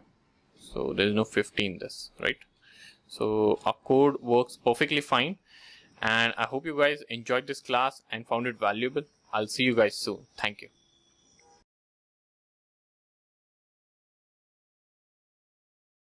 Hello guys, welcome back. So in this lecture we are going to talk about how can you delete a node at a given position in a doubly linked list. And by the end of this lecture you will have a better understanding of the algorithm for doing the same, and we will also be taking a look at the sample code which will help us understand this even better. So let's get started. So we will be making the use of a popadd function, and this particular function takes index as the parameter and it pops the data at that particular position in the doubly linked list. So if you look at the input over here, the input is the index of the node in the list that is to be removed and returned, and output is nothing but the removed node from the list is returned. And this is the algorithm for this particular function here. So let's take a look at the algorithm step by step. So on line number 1, we check if the index is within the current size of the list. And if it's within the current size of the list, only then we enter the if statement. So on line number 2 and 3, we create a new header with null data and null previous pointer and the next pointer to the current head of the list basically. So this is what we do at line number 2 and 3. This new header, okay, stores null data and it has null previous pointer, but it points to the head of the list. And on line number 4, we copy the header into a new node before, and before will be the node in the front of the inserted node. And then on line number 5, we define a for loop that iterates to the specified index of the list. Then on line number 6, at each iteration of the for loop, we set before to the next in the list, and this effectively traverses the list to the node before in the front of the inserted node. This is what this for loop does on line number 5 and 6. Then on line number 7, we copy the node after the before into a new node called removed. And then on line number 8, we create a new node called after, and this particular node is initialized as the node positioned after the node being removed in the list. So this is about line number 8. And then on line number 9 and 10, we disjoin remove by nullifying its previous and next pointers. So here we set the previous of removed to be null, and on line number 10 we set the next of the removed to be null. So basically removed is disjoint from the parent doubly linked list. So on line number 11 and 12, we join before and after by setting the next pointer of before to after and the previous pointer of after to point to before. So we do before dot set next after and after dot set previous before, and remove is out of the picture now. Then on line number 13, we set the head of the list to be the node after header, okay, and then we reduce the size by 1 and we return the removed node which is there in the temp. And line number 16 and 17 are executed when the index that we entered is not within the size of the node, and line number 16 and 17 will return null node if the statement defined on line number 1 isn't satisfied. So this is about the algorithm for pop@, function, and this particular function is used to pop or element at any given position in the doubly linked list. So let's hop on to our IDE and let's see this particular code in action. So I have already opened a project here called doubly linked list, and there are two files, doubly-linked-list.java and node.java. So in doubly-linked-list.java, I'm going to paste some code over here, which is nothing but the code for pop@ function. This particular function takes index as the parameter, and it first validates if index is within the given range. If it's not, we print an index out of bounds and we return a null node. Then we perform the operations that we just discussed in the algorithm, wherein we create the header first, and header is nothing but the node that is just in front of head, and we set the before to be the header, and then we set the for loop basically, wherein we traverse through the list to the given index, and then we fetch the node that is to be removed and we disjoin it completely from the doubly linked list, and then we interlink or we link before and after node by setting the next pointer of before and setting the previous pointer of after to the respective nodes, and then we set the header, or we change the head to the next element of the header. Then we reduce the size and we return remove. So this is how pop@ function works. Let's hop on to our main function and let's try this in action. I'm just going to copy this piece of code and pop@ I'm going to write in, and the removed node is pop@. I'm going to type in 2 over here.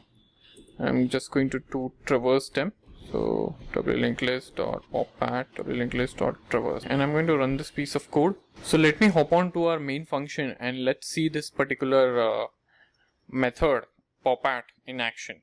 So I'm going to paste some lines of code over here. So let's hop on to our main function and let's see this particular method that we just wrote, popAt in action. So I'm going to paste some code over here, and we first print popAt, and then we remove the node using popAt function, and we remove the first the element residing at the first position, okay, or index 1 we can say, and then we traverse basically. So I'll just run this code and we'll see the output. So that is what the output looks like, the removed. So here we had 25 at the first position, so it's 0 and then 1, 25. We removed 25 and then we were left with only 20 and 10. So you can see this example here. So this is how popAt function works, and I hope you guys enjoyed this class and found it valuable. In this lecture we understood the algorithm and the code implementation or the Java implementation of the popAt function. So I'll see you guys soon. Thank you.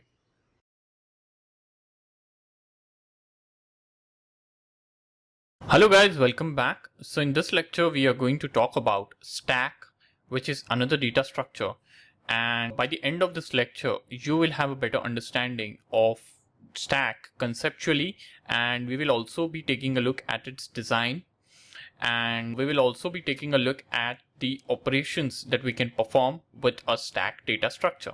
So let's get started. So a stack is a very simple data structure. We can think of a stack as working just like a pile of books or a stack of plates. So if we had an entire Harry Potter series of books placed on the top of one another, with the Philosopher's Stone on the top, we would pick up the Philosopher's Stone book first, right? So the book that is on the top, you will pick up first. That's exactly the concept of stack. And we call this behavior as last in, first out, or LIFO for short. So basically what this means is the last thing you put in, or if you consider our example of the pile of books, the last book you keep on the stack, that is the first one that you can pick. Similar is the case with stacks. The last thing you put into the stack is the first thing that you take out. And conversely, the first thing you put onto the stack is the last thing out. And you can see this here on my screen. Basically, the last thing that comes in is at the bottom basically, and then comes the red, and basically red goes out. And this is what a visualization of stack, and all the elements are last in, first out, which is LIFO for short. Stacks can be implemented in Java using an array or a linked list, but theoretically they work the same. So now that we understand the basic structure of the stack, we need to take a look at the properties of stack. So the first property is the size, and this is initialized to 0 initially, and it allows us to keep the track of the amount of data that we have stored in the stack. So if we have stored 4 elements or 4 data points in a stack, the size will be 4. Another property of a stack is a pointer to the top of the stack, and this is initialized as -1 initially and allows us to keep a track of where the top of the stack is at any given point of time. So these are the two properties of a stack: size and one pointer to the top of the stack. Let's take a look at the operations that we can do with the help of the stack. So the first operation that we are going to talk about is push, and push takes data as the parameter and it returns the Boolean judgment as to whether the data that you have passed on as the parameter is added to the stack. And if it's able to add, it returns true. If it's not able to, it returns false basically. So push is basically used to put in data into the stack. The second function or the second operation that we are going to talk about is pop, and pop is a function that is used to remove an item from the stack. And like we discussed, stack follows LIFO model, so pop function will always return and remove the data at the top from the stack. The next operation that we have is peek, and peek functions returns the top data of the stack without removing it. It just tells you which data point lies at the top of the stack. So the difference between pop and peek is pop will return as well as remove the top data of the stack, but peek will only return the top data of the stack, but it won't remove it. So that's the difference between peek and pop. Another operation that we have is isEmpty, and isEmpty function returns a Boolean judgment as to whether the stack is empty. So if a stack is empty, the isEmpty function will return true, and if it's not empty, it will return false. So these are some of the operations that you can do with the help of stack. So let's summarize this lecture, guys. So in this lecture, we understood what is a stack and what is the behavior of the stack. We understood what is LIFO approach, or last in first out, and we also took a look at some of the properties of stack, and we also spoke about the operations that you can do with the help of the stack. So I hope you guys enjoyed this class and found it valuable. I'll see you guys soon. Thank you.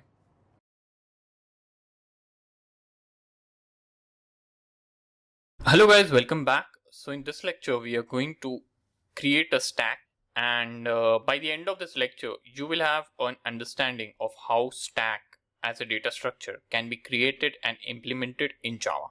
So let's get started. So stack can be created or implemented in Java using two ways. One is using arrays, and another approach to implement stack by using linked list. But in today's lecture, we will be implementing using arrays.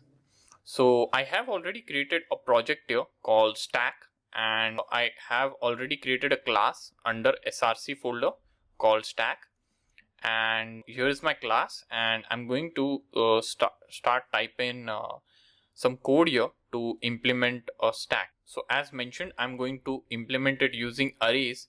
So I'll first create an array over here within this particular class, and I'll call it stack, and I'll define this array of the integer type. So every stack has two properties associated with itself. One is the size of the stack, and another one is the pointer to the top. Let me hop on to my presentation over here. So the first property is the size of the stack that we need to keep track of, and another one is the pointer to the top of the stack. And pointer to the top is basically initialized to -1, and it is used to keep track of the top of the stack at even any given point of time. And the size is initialized to 0 basically.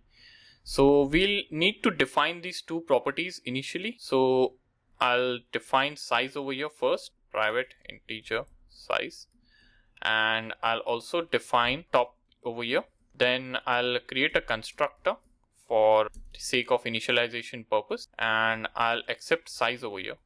So whenever we create a stack, we have to pass in the size of the stack, and basically we'll use this size and we'll assign it to the size variable over here, and we'll also initialize this stack over here with the memory for array. So basically, this goes in here, and then we initialize top over here, which is -1 initially. So here we have created a constructor which accepts size of the stack, and it allocates the memory accordingly, and it initializes the top variable accordingly. So like we all know that there are some operations that can be performed with stack, basically push, pop, peek, and isEmpty. So in this particular lecture, we will be going ahead with implementing isEmpty function over here, and here is the algorithm for isEmpty. Basically it's the simplest of all, and what isEmpty checks is if the stack is empty or not, and it returns true and false accordingly. So basically this function takes no input, and the output is basically the Boolean judgment as to whether the stack is empty or not. And we just have one line of code within this function. So if top is less than 0, it returns true, which means the stack is empty. If top is not less than 0, then the stack is not empty. So we hop on to our ID, and I'll just implement this particular function over here, and I'll call public boolean is empty, and I'll return top is less than 0. That is it. Now what I'm going to do is I'm going to define a main class over here, and I'll try calling this particular function, and I'll also create a stack over here. Stack is equal to new stack. And I'll create the stack of size 5, and I'll print in system.out.println is stack empty, and I'll print in stack dot is empty, and I'll simply run this code. This should ideally return true because the stack is still empty and we haven't put in any elements, and it returns true. And this also tells that our stack is created. So that's about this class, guys. In this lecture, we created and implemented stack using IntelliJ, IDEA, and Java. I hope you guys enjoyed this class and found it valuable. I'll see you guys soon. Thank you.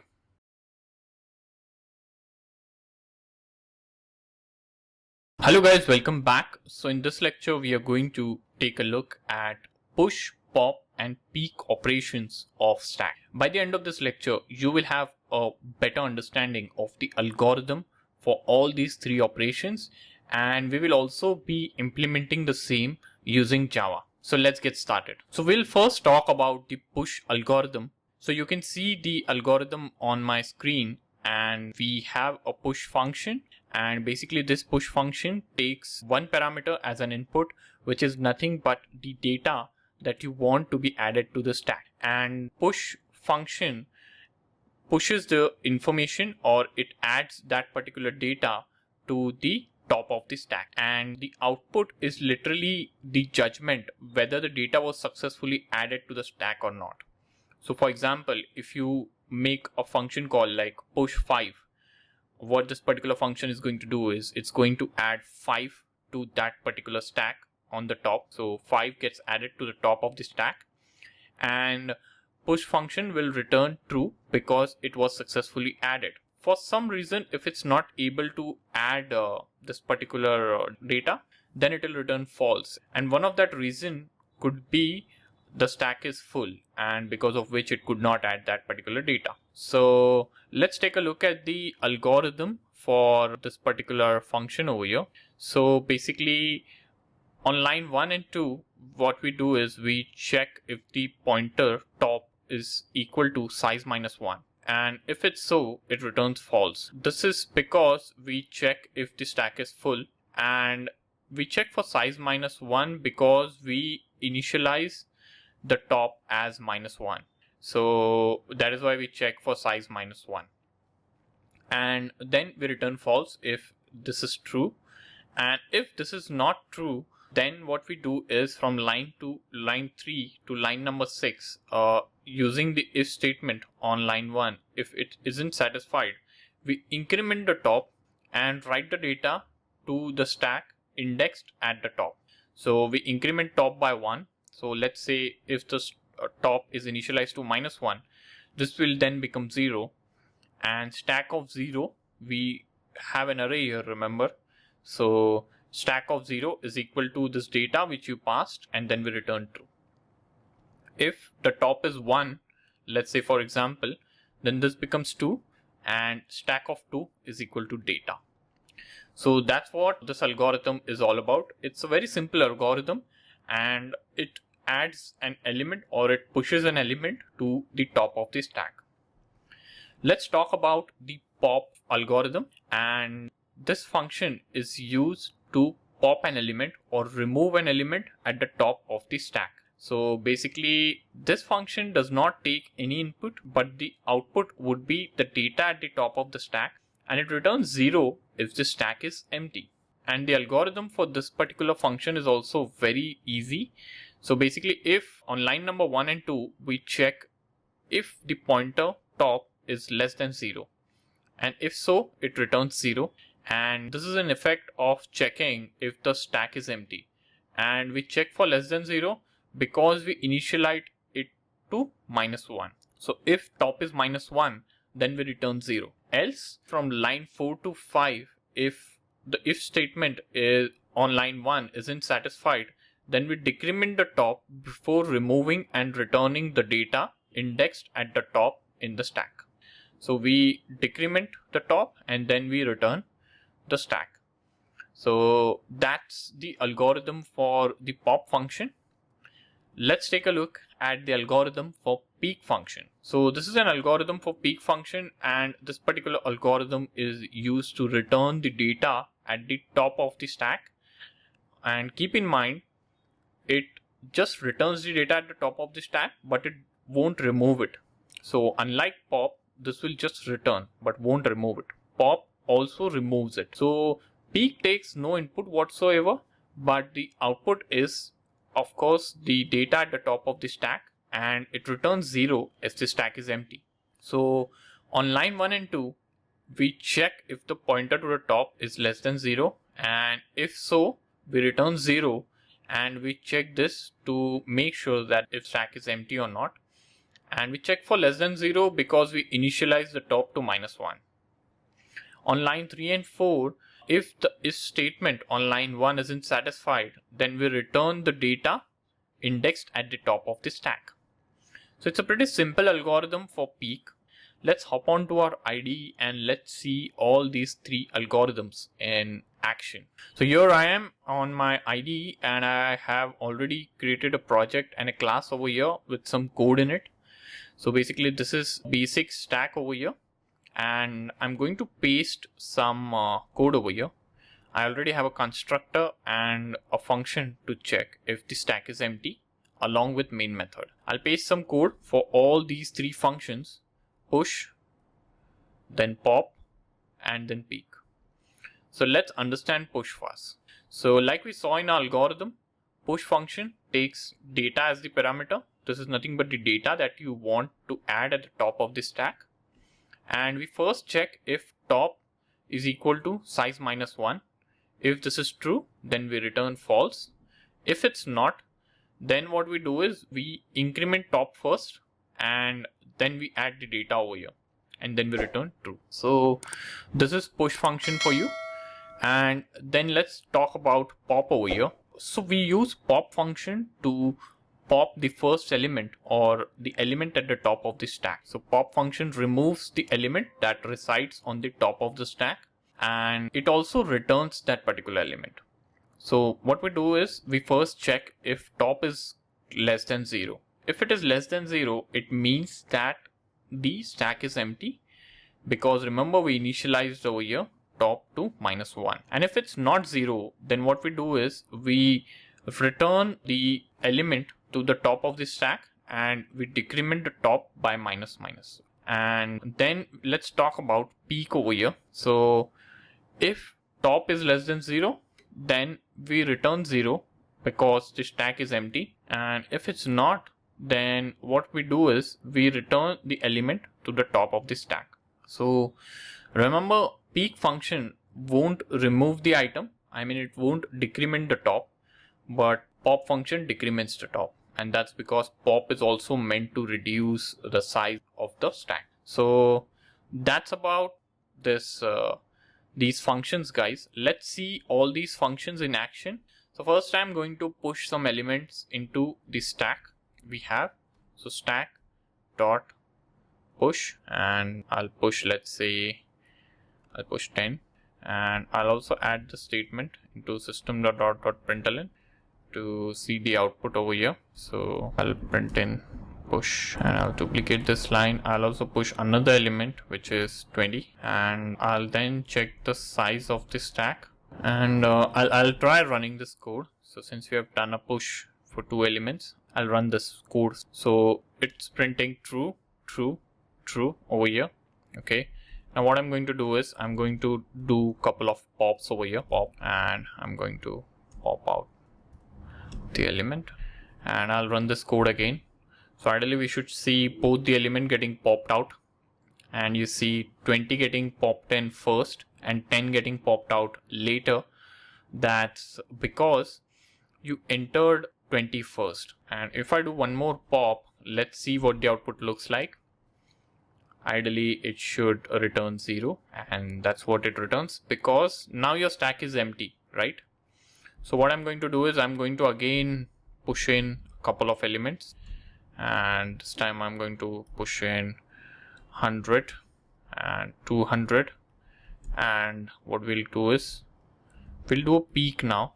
So peek stack peek. I'll just remove this. Let's see what the output looks like. Ideally, it should just print 200. That's true. So you see 200 getting printed because that's the value that is there at the top of stack. So now we have seen all the functions like push, pop, peek, and isEmpty in action. So that's how you implement stack in Java, guys. I hope you guys enjoyed this class and found this valuable. I'll see you guys soon in the next lecture. Thank you.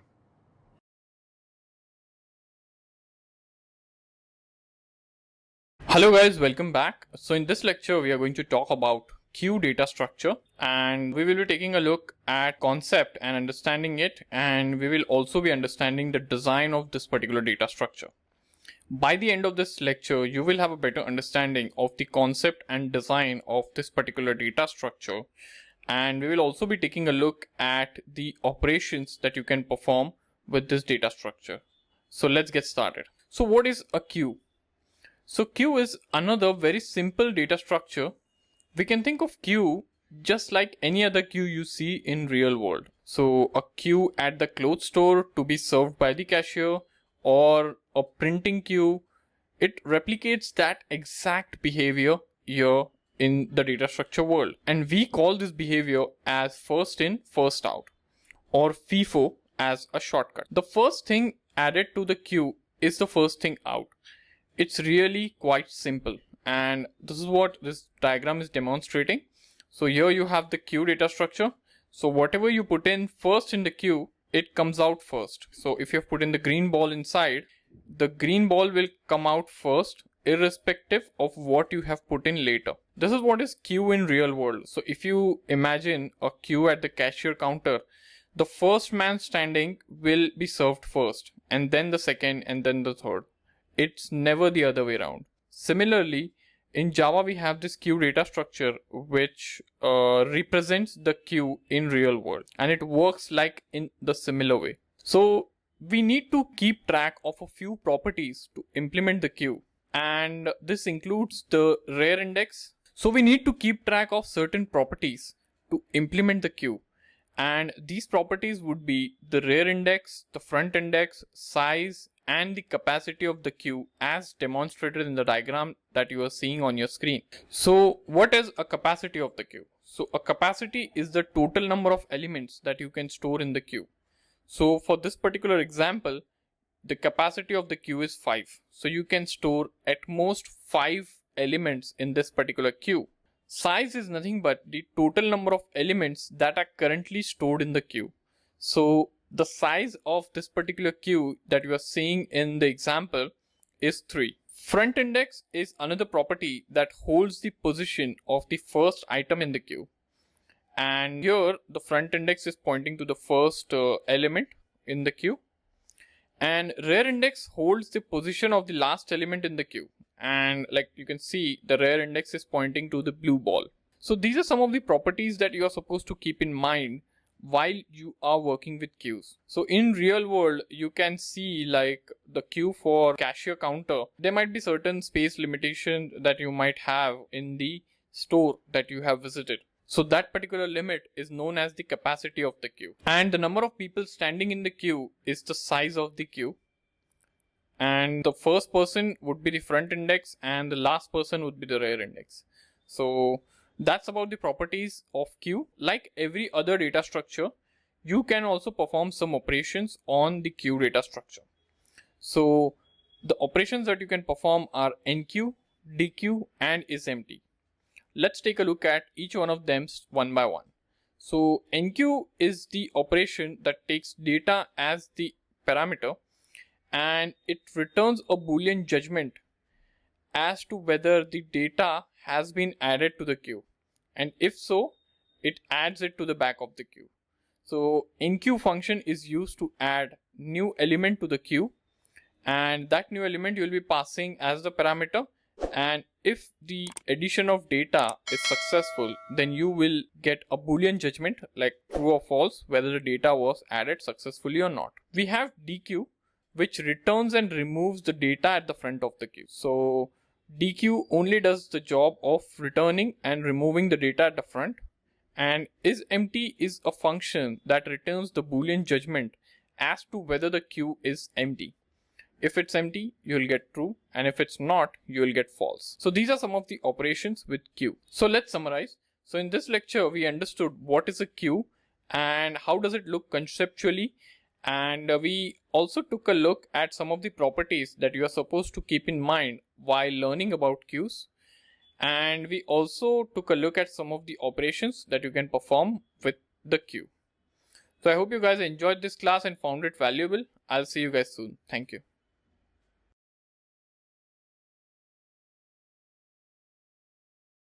Hello guys, welcome back. So in this lecture, we are going to create and implement queue using the Java. So here I have already created a project called queue, and I have already created a file, or you can say a class called queue, and it already has a main method in it. And what I'm going to do is we are going to implement queue using arrays, and let's get started. And what we are going to do is we are going to implement queue using array data structure.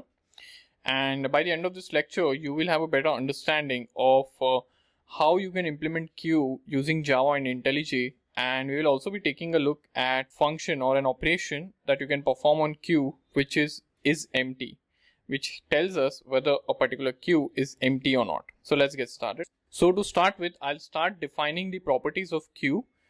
There are 4 properties of queue: capacity, size, rear, and front.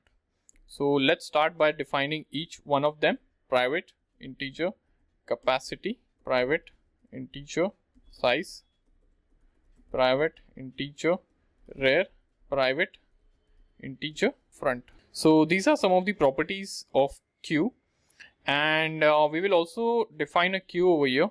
Private, integer. So a queue is an array, so we have defined that over here.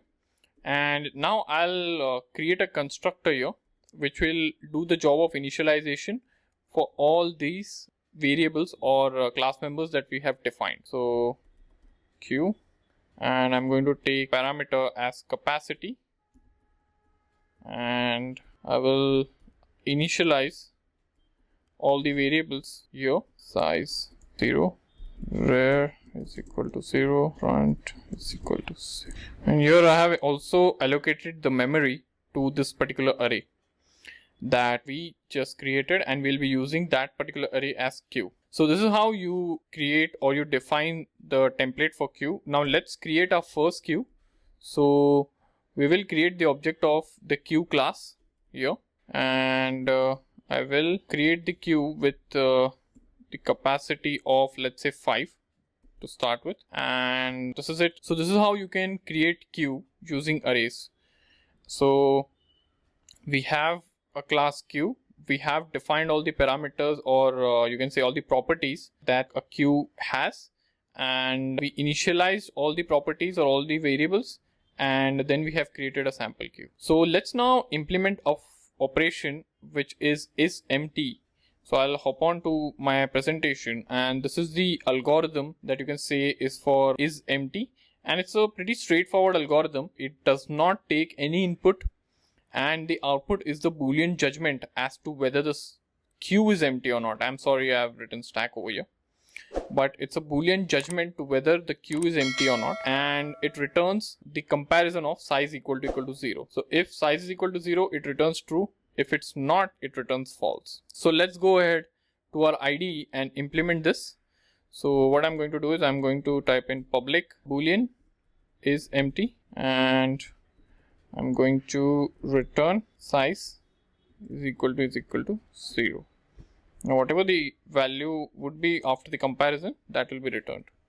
So I'm going to type in is, and we'll call this particular function here queue dot is empty, and I'll run this code. Ideally our queue is empty, so we should see false getting printed here as an output. Oh sorry, our queue is empty, so we should see true getting printed because it's empty, and that is what we see. So this is how isEmpty function or isEmpty operation works. So in this lecture we implemented a queue using Java and IntelliJ. We used array to implement queue, and we also implemented one of the operations of all the three operations that we can perform with queue. We implemented isEmpty function and we saw its output. So I hope you guys enjoyed this class and found it valuable. I'll see you guys soon. Thank you.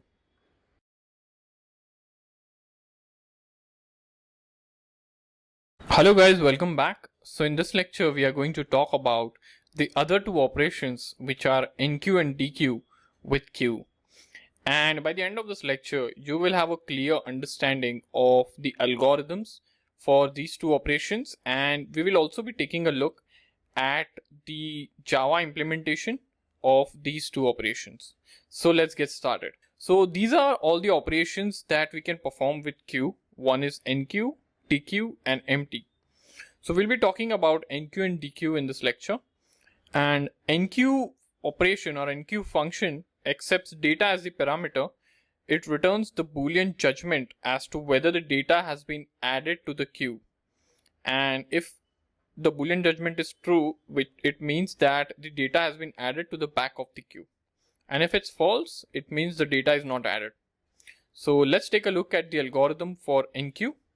So this is the algorithm for enQueue, and as you can see, it takes data as the parameter, which is nothing but the data you want to add to the rear of the queue.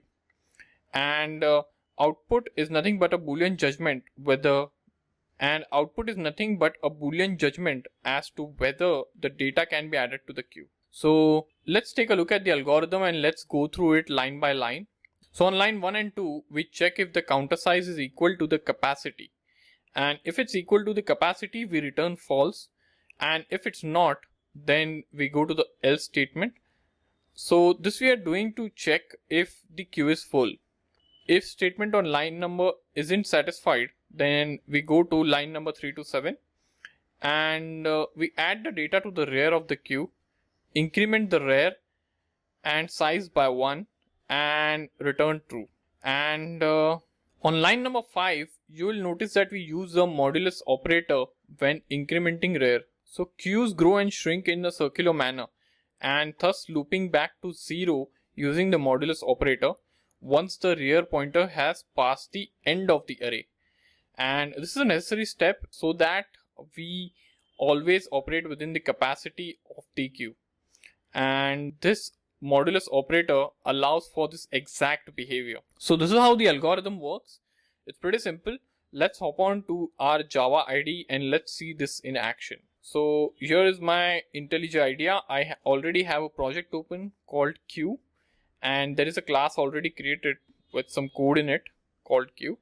And I have pasted this particular function here, which is the code for enQueue, and it accepts data as the parameter.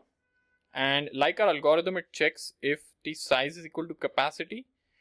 If it is, it returns false. Else, we perform this addition, like this is the operation to add the data to the rear of the queue. So this is how this particular function works. Now let's try and use this particular function. So what I'm going to do is I'm going to type in system.out.println and I'm going to type in enQueue. I'm going to add queue.enQueue and I'm going to add 1. Let's say I'm going to duplicate this line and I'm going to add 2, 3 and 4. And I'm going to just run this code. So you see everything is added to the queue, and the moment I exceed the capacity, okay, so I'll add 5 here. 5 will also get added. I'll run this code and show. Now the moment I exceed the capacity, I'll just duplicate this line and I have now exceeded the capacity. So this should now return false, and there you see false getting returned. So 6 is not added to the queue because it is out of, like, a queue is full and you cannot add any more elements to the queue. So this is how enQueue function or enQueue operation works on queues. It adds the element that you have passed as the parameter to the rear of the queue. So let's hop on to our presentation. So we spoke about enQueue function. Now let's talk about the deQueue algorithm. So dequeue is nothing but it removes or it returns the item or the element in the front of the queue, and it takes no input as the parameter, and the output is nothing but the data at the front of the queue. Now let's understand its working step by step. So on line 1 and 2 we check if counter size is equal to 0, and if it's so, it returns 0, and this is done to check if the queue is already empty. On line number 3 to 5 we use a if else statement. So on line number 3 to 5 lies the else statement. So on line number 3 we have the else statement, which is executed if the if condition is false. So line number 3 to 7 has the else part of the if that we have at line number 1. So if the if statement is not true, then else part is executed. On line number 4 we store the element that is at the front of the queue in a temporary variable, and then on line number 5 we again use modulus operator to increment the value of front, and then on line number 6 we reduce the size of the queue since we have removed an element, and then we return the removed value from the front of the queue. So that's how this algorithm works. It is also pretty simple like the enQueue function. So let's hop on to our IDE and let's see this in action. So I will again paste some code over here, and this will be the code for deQueue function, and deQueue function does not take any parameter like the enQueue function did. And first we check if size is 0, and if it's 0 or if it's not 0, we then execute the else statement wherein we store the value of the element, or we store the element that is in the front of the queue, and then we reduce the size and increment the front value and return the value that we just popped out from the front of the queue. So let's try and use this particular function, I would say. So I'll just duplicate this line, and instead of enQueue I'll write deQueue, and I'll change the calling over here to deQueue. And let's run this code and see what the output looks like. So deQueue 1, so we had added 1 first to the queue, and we see it getting popped out first. And now let's get the size of the queue. So what I'll do is I'll just type in size over here, and let's do this one more time. So I'll again duplicate this twice and I'll run this. So ideally the output should be 1, 2, 3, and that is what it looks like. So this is how deQueue function works, and it's used to remove the element that is there in the front of the queue. So let's summarize. So in this lecture we understood what is enQueue function and how it works algorithmically, and we also took a look at the algorithm of deQueue function. And after taking the look at both the algorithms, we implemented both using Java. So I hope you guys enjoyed this class and found it valuable. I'll see you guys soon. Thank you.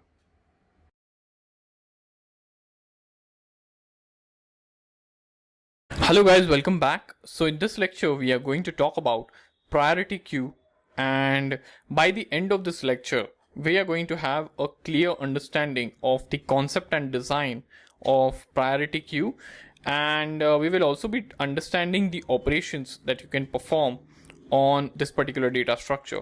So let's get started. So a priority queue is a data structure that stores a collection of prioritized elements called item. The priority of an item in the array is not based on the index, but is instead defined by the user and is relative to the other items in the array. So each item is composed of a key value pair, and the key is what the item's priority is based upon, and the value is the actual value of the stored data. So we can visualize the structure of priority queue as you can see, like it consists of item which consists of key value pairs. So the key is nothing but the value which determines the priority of the element, and value is nothing but the data that is actually stored at that particular position. So for example, the key value pair of the first element is 3212, then 4712, 3878, and then we have 8 and 15. So 4712, it has the highest priority because 47 is the largest key in the entire priority queue that we are seeing, and 8 is the smallest value and has the lowest priority in the entire queue. So key is nothing but the value based on which the priority of that particular item is defined, and value is nothing but the value stored at that particular position. So this is what a priority queue is. It has data with associated priority, you can say, and so this is what priority queue is.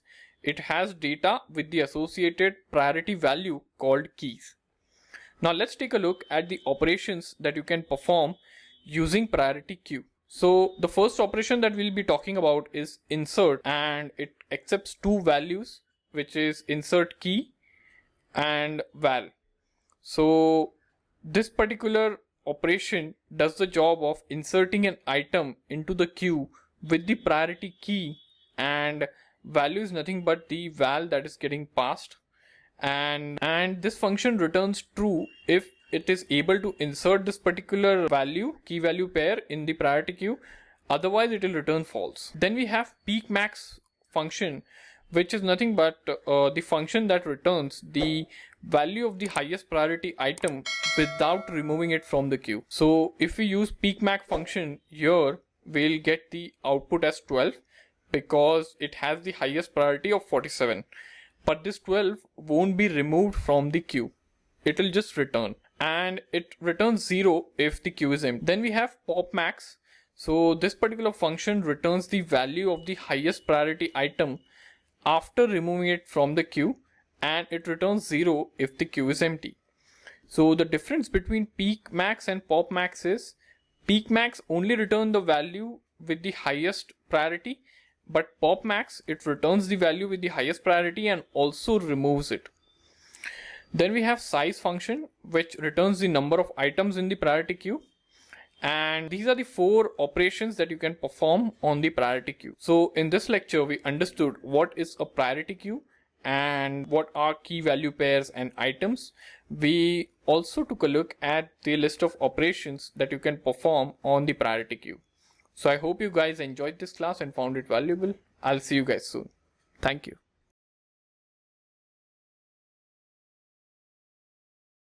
Hello guys, welcome back. So in this lecture, we are going to talk about how can you create a priority queue, and we will also be using Java and IntelliJ IDEA to create a priority queue.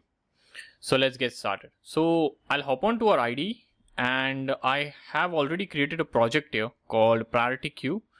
And under src folder, I have 2 classes. One is item and another one is the priority queue itself. Priority queue class has only a main method in it currently. We'll be writing some more code here.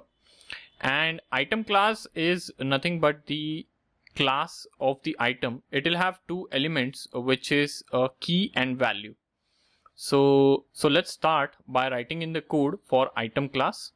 So we'll define 2 values here, integer, private integer, key, and one more as value. These are the 2 elements of the item class, and then I'll have a constructor to initialize them, and I'll accept key again here and integer val.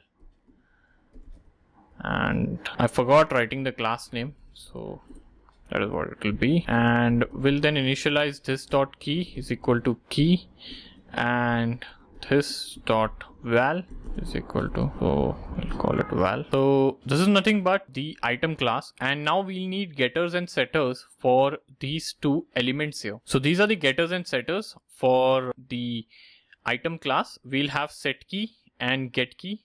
Set key will accept a key parameter and it will set the key of the item to be the value that you pass in. Get key will return the key of the item. Similarly, we have set value, which accepts value as the parameter and it sets the value, and get value, which returns the value of the item. So let's hop on to our IDE and let's generate this code. So I'll right click, I'll go to generate, and I'll go getter and setter. I'll select both of them and I'll press OK. and IntelliJ IDEA automatically generates the code for us. So this is our items class, and I'll hop on to the priority queue class, and I'll define two parameters here. So one is private integer size. This will store the size of the queue, private item, and this will be an array of items basically, and this is nothing but it will be our priority queue, ARR. And then I'll also have a constructor. So I'll define a constructor, public priority queue integer n, and this particular constructor will accept n as the parameter, which will be the size of the queue, or I can say capacity of the queue, not the size. ARR is equal to, size will be 0 initially, new item, and it will be n. So this is how constructor will look like. So we have size, which is initially 0, and it will keep on increasing as we add elements to this priority queue, and we are accepting n as the parameter. This n is used to allocate memory to the priority. That's how we create a priority queue, and we will come over here, we'll actually create a priority queue now. Priority queue, or I'll say pq equal to new priority queue, and I'll keep the size as 5. So that's how you create a priority queue. So let's summarize. So in this lecture, we created a priority queue using Java and IntelliJ, and I hope you guys enjoyed this class and found it valuable. I'll see you guys soon. Thank you.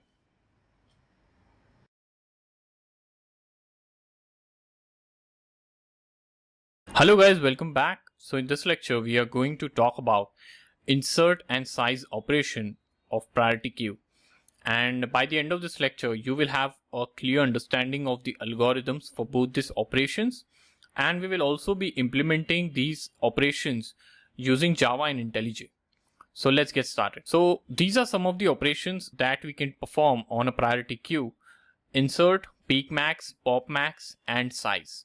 So we are going to talk about insert and size in this lecture. So insert accepts two parameters, key and value, and it adds that item with this particular key and value that you are passing into the priority queue, and it returns true on successful addition. And size just returns the number of items in the priority queue. So let's take a look at the pseudo algorithm for the insert function. So insert function takes two parameters like we discussed. The first one is the key, and the second one is val, which is nothing but the value or the data that you want to store in the priority queue. And key parameter will define the priority of this particular data that you are adding, and the output would be true if the item can be added to the priority queue, otherwise it will throw false. So let's take a look at the algorithm now step by step. So on line number 1 and 2, we return false if the size of the array is full, which means if our priority queue is full, we return false. And if it's not full, then we execute the else statement, which is from line number 3 to line number 6. And within the else statement, we create a new item with the key value pair that we have passed as the parameter, and we assign it to the end of the priority queue. And we increment the size by 1 after doing this, and we return true because we have been successful in adding this particular key value pair or the item in the priority queue. So we create an item class here because priority queue consists of items in it, and each item has key value pair, and that is the reason we create a item object here and we add it into the array. So let's hop on to our IDE and let's see this in action. So here I am at our IDE, and I'll paste some code over here. This is the code to insert an element into the priority queue, and it has two parameters, key and value. We check here if the size of the array or the priority queue is full, and if it's full, then we return false. If it's not, then what we do is we create an item object with the key value pair that we have passed as the parameter, and we add this particular item object into the array, and then we increment the size by 1, and then we return true. So this is the algorithm or the logic to add item or to insert a key value pair into the priority queue. Now let's try inserting some key value pairs into the priority queue. So I'll type in pq dot insert and I'll type in 32,12 and I'll put this entire thing in the system.out.println insert, and I'll just delete this. I'll add a few more, so I'll add 8,44 and then 15,7. So this is our priority queue, and we'll run this code to see like if it prints true, true, true. There you see, so all the elements are added. I'll just duplicate this line couple of times. So we are now trying to add 5 elements here. So ideally we should be successfully adding the 4 elements because that's the capacity. Let's see how this behaves. So we should see false on the last insert statement, and that is what we see here because the capacity of this particular priority queue is full. So this is about the insert function or the insert operation that you can perform on the priority queue. So let's hop on to our presentation and let's see the second algorithm that we were going to talk about, which is nothing but the algorithm for size. So size algorithm is pretty simple. It accepts no input and the output is simply the size of the list stored in the priority queue, and it just returns the variable size which maintains the size of the current priority queue. So let's hop on to our IDE and let's try and implement this. So public int size and semicolon, I'll just return size here, and what we will do is we'll just duplicate this line and we'll write in size and type in size, and I'll just delete these parameters. So ideally the size should get printed as 4 because our priority queue is full, and that is what we see as the output. Size is 4 and our priority queue is full. So this is about insert and size function that you can perform on priority queue. So in this lecture we took a look at the insert operation and the size operation that can be done with priority queue. We took a look at both the algorithm and the implementation of both the functions. So I hope you guys enjoyed this class and found it valuable. I'll see you guys soon. Thank you.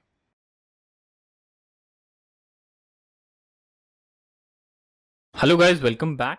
So in this lecture we are going to talk about peekMax and popMax operation in priority queue. By the end of this lecture you will have a better understanding of these operations, and we will also be taking a look at the algorithm and the Java implementation for the same. So let's get started. So let's first talk about peekMax algorithm. peekMax function is used with priority queue and it returns the value of item with the maximum key in the priority queue without being removed, and it returns 0 if the queue is empty. So it takes no input whatsoever, but as an output it returns the value of item with the maximum key in the priority queue, and it does not remove it, and it will return 0 if the queue is empty. So let's understand the algorithm step by step. So on line number 1 we check the size of the queue and we execute line to 5 only if the queue isn't empty, and if it's empty we return 0. Now on line number 2 we start a for loop from 0 to the size of the array or 0 to the size of the priority queue. Now on line number 2 we start a for loop with 0 to the size of the priority queue, and on line number 3 we index into ARR at I and check if the value of that item is greater than the value of the item at the end of the queue, and if so we execute line number 4, and on line number 4 we swap the item at I position in the array to the end of the queue.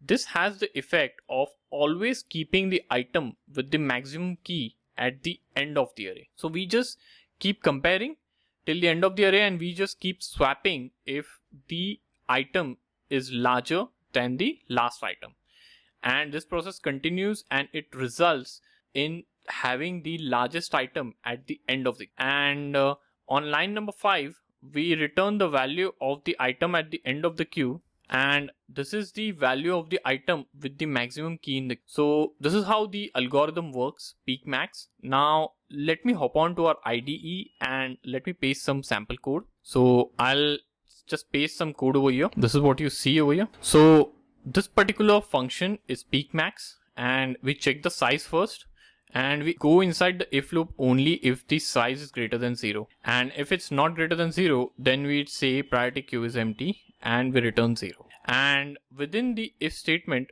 we run a for loop till the size of the priority queue, and we keep checking the item at the ith index. We keep comparing the key value of the item at the ith index with the item in the end of the priority queue.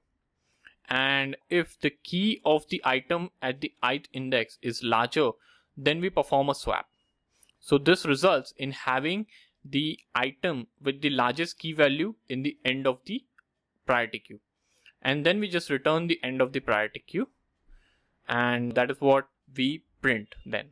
So this is what the peekMax function does. So what I'll do is I'll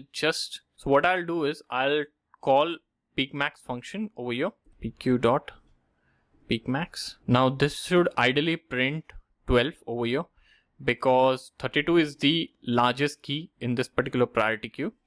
So I'll just run this code and see the output. It should be 12.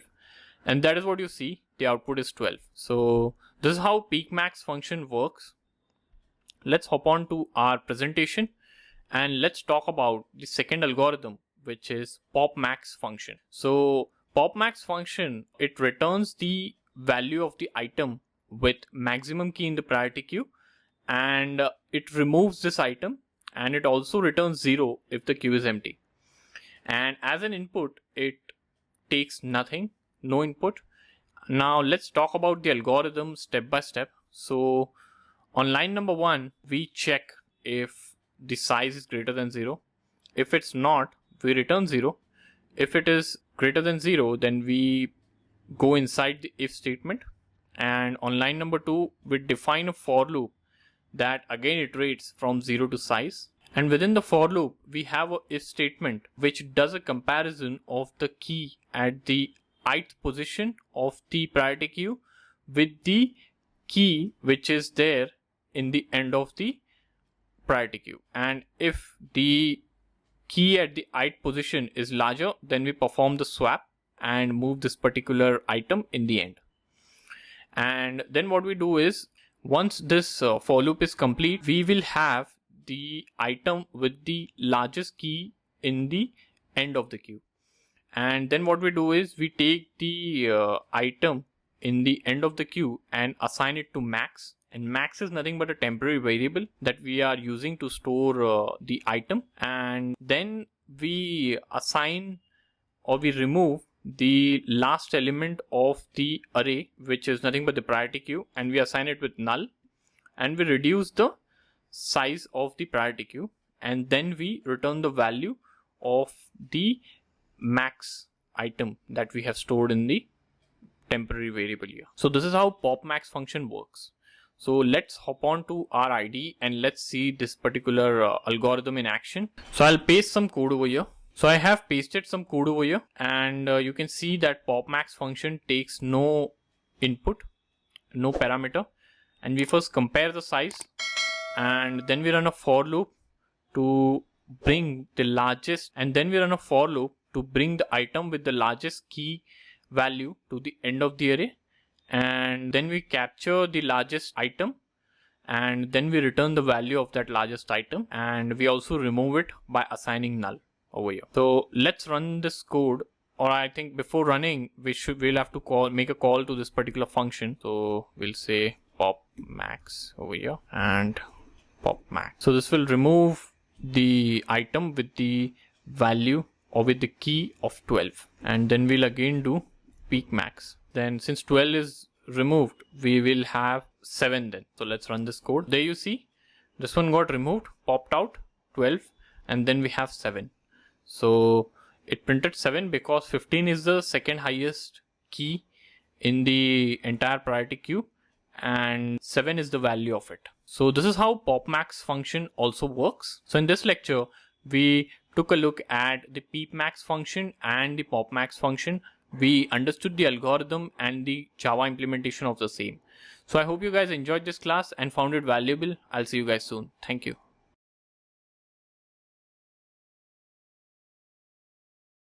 Hello guys, welcome back. So in this lecture, we are going to talk about binary trees.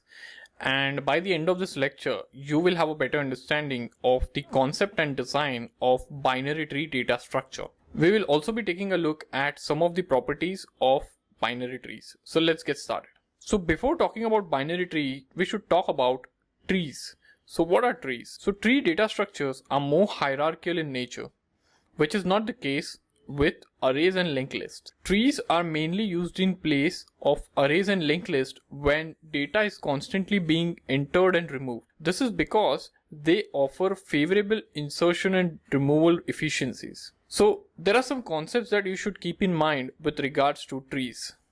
So these are some of the concepts. The first one is root. Now root is nothing but the node at the top of the trees. So all trees consist of nodes which are connected, and the topmost node in a tree is known as the root node, and the node below the given node connected by an edge downward is known as a child node. Parent node is a node at the top of the given node connected by an edge. A subtree is nothing but the descendants of the given node. Leaf node is nothing but a node without any child. What is traversing? So traversing is nothing but visiting each and every node in a specific order, and keys are nothing but the values stored in the given node. So don't worry, I'll be explaining all of this to you with the help of the diagram that we'll be seeing in our following slide. So what is a binary tree now?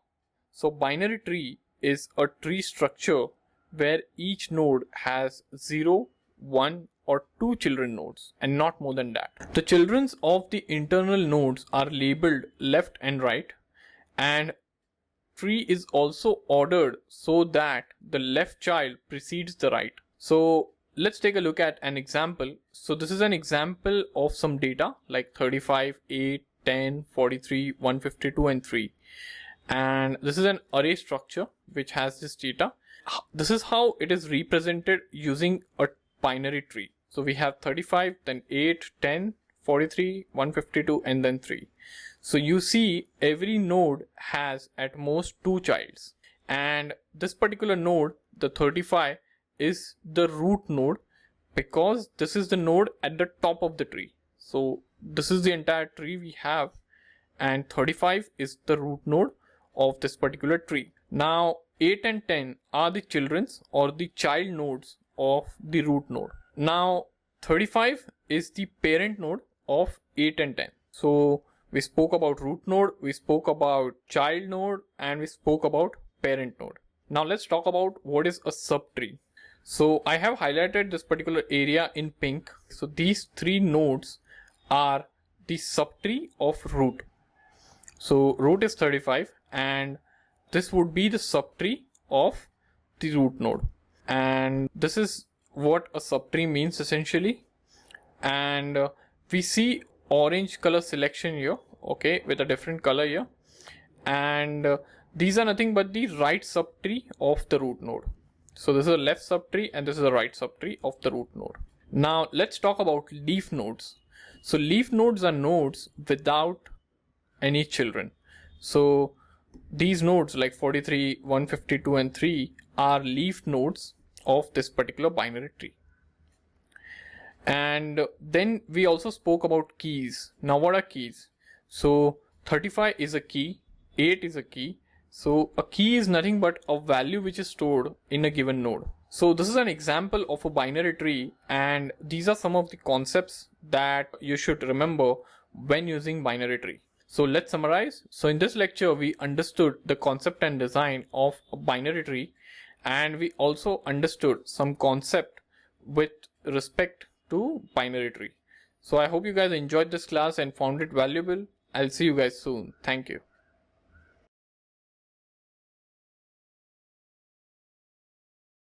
Hello guys, welcome back. So in this lecture, we are going to implement a binary tree using Java and IntelliJ. So by the end of this lecture, you will have a clear understanding of how binary trees work and how they are implemented using Java.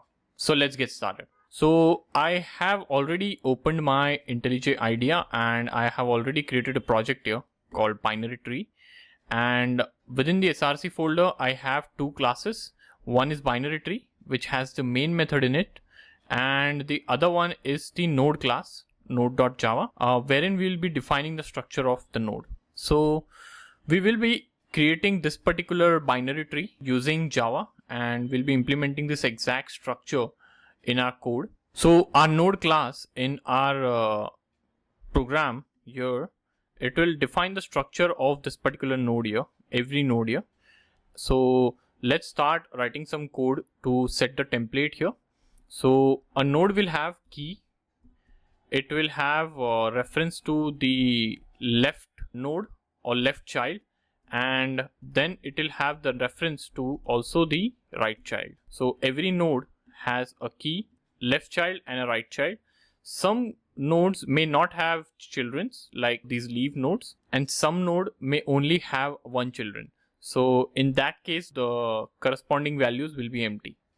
So what we are going to do now is we are going to create a constructor here, public node integer key. We are going to accept the value of the key, and we are going to assign this to the key variable here, and left will be null and right also will be null. So this is the template of the node in our binary tree. So we have node class, we have three properties here, key, left and right, and we have a constructor which accepts key parameter and it assigns key to the key variable and it nullifies left and right. So we are now going to hop on to our main class or binary tree class, which consists of main method, and here we are going to create a reference to the root node.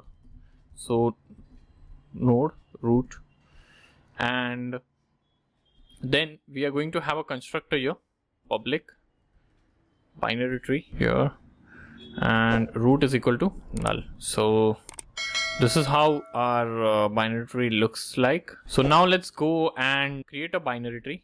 Binary tree bt is equal to new binary tree, and I'll just set the root node now. So if you look at a diagram over here, the root node is nothing but 35. So what I'm going to do is I'm going to put in bt dot root is equal to new node, and I'll say 35. And to the left of the root we have 8, and to the right of the root we have 10. So I'm going to now define bt dot root dot left is equal to new node 8, and I'll just duplicate this 9. I'll add right here and we'll make this 10. So we have set left and right to 8 and 10 respectively, and now I have to set the left and right here, 43, 152 and 3 over here. So what I'm going to do is I'm going to duplicate this line. So root dot left is equal to node, and this will be 43. And then I'm going to duplicate this line again, and left dot right is equal to new node 152. Again I'll duplicate this line, so this will be right dot left dot node, and I'll assign this to 3. So there you go, we have created a binary tree here, and this particular binary tree is the exact tree that we have seen here in the diagram. So yeah, so this is how you create a binary tree. So I hope you guys enjoyed this class and found it valuable. I'll see you guys soon. Thank you.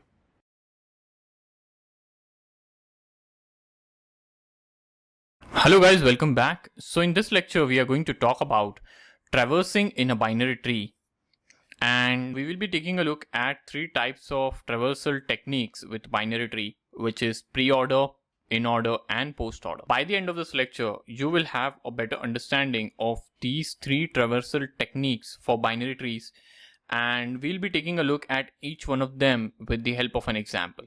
So let's get started. So in order to explain these three traversal techniques, we'll be using a sample binary tree, and we'll be doing these three types of traversal to understand these three techniques better. What does traversal mean? So traversal means systematically listing all the nodes in the tree. That is what traversal is. Simple. There are three types of traversals: preorder, inorder, and postorder. Let's talk about preorder traversal first. So we'll be taking a look at this sample tree and we'll be doing all three types of traversal. So what is preorder traversal? So preorder traversal involves visiting the root and traversing the left subtree before traversing the right subtree. Let's see this in action. So I start with the root first. We will start with the root node, which is nothing but 35, and then we'll go to 8 because the definition says that we have to traverse the left subtree first before traversing the right subtree. So we go to 8 and then next will be 43. So we have traversed the leftmost subtree, and then we go to the right subtree and we read 152, and then we visit 10, and then we visit 3. So this is nothing but preorder traversal technique. So we start from root, then we go to the bottom of the left subtree, and then we start traversing the right subtree here, and then we go to the right subtree of the root node, and then we check out the left subtree of the child of root, and that's it. So if we had a right subtree here or a right node here, then we would have traversed that after 3, but we don't have that. So this is what a preorder traversal looks like, and if you are to visit the nodes in this order, you will be printing 35, 8, 43, 152, 10, and 3. So this is the sequence of keys that you will be printing on the console. So this is preorder traversal for you. Let's talk about the next traversal technique, which is nothing but the inorder traversal. So inorder traversal involves traversing the left subtree and visiting the root before traversing the right subtree. So here we visited the root node first and then we traversed to the left and the right subtree. But here in inorder traversal, we will be traversing the left subtree first and then we'll visit the root before traversing the right subtree. Let's see this in action to understand this better. So first, as per the definition, we'll be visiting the left subtree node. So we first visit 43 and we don't start with 35. So we first visit 43, then we visit 8, which is nothing but the root of 43, and then we visit the right subtree, which is 152. And similarly, then we go to 35. And what would be the next logical step? Can you guys guess? So yes, it has to be 3 because we go to the leftmost subtree before visiting the root, and then we visit 10. So if you have to print the keys or the nodes in inorder traversal, the output will look like 43, 8, 152, 35, 3, and then 10. So this is inorder traversal for you. Let's take a look at the postorder traversal. So postorder traversal involves traversing the left subtree and traversing the right subtree before visiting the root. So this is different from preorder and inorder. Here we are first visiting the left subtree and then we are traversing to the right one and then we are visiting the root. So let's see this in action. So we first visit 43. And then, like you guessed, it's 152 because we have to visit right then. And after that, we visit the root, which is nothing but 8. And then we go all the way to 3. And then we visit 10 because this particular root node does not have the right subtree.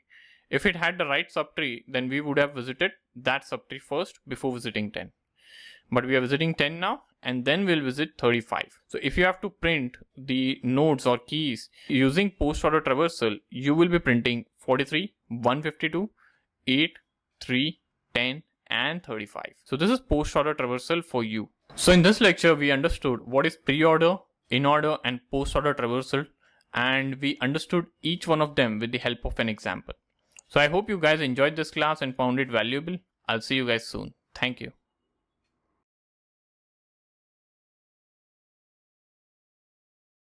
Hello guys, welcome back. So in this lecture, we are going to talk about preorder traversal, and we are going to understand the algorithm, and we are going to implement the algorithm using Java. By the end of this lecture, you will have a better understanding of the algorithm of the preorder traversal and how it's implemented using Java and IntelliJ.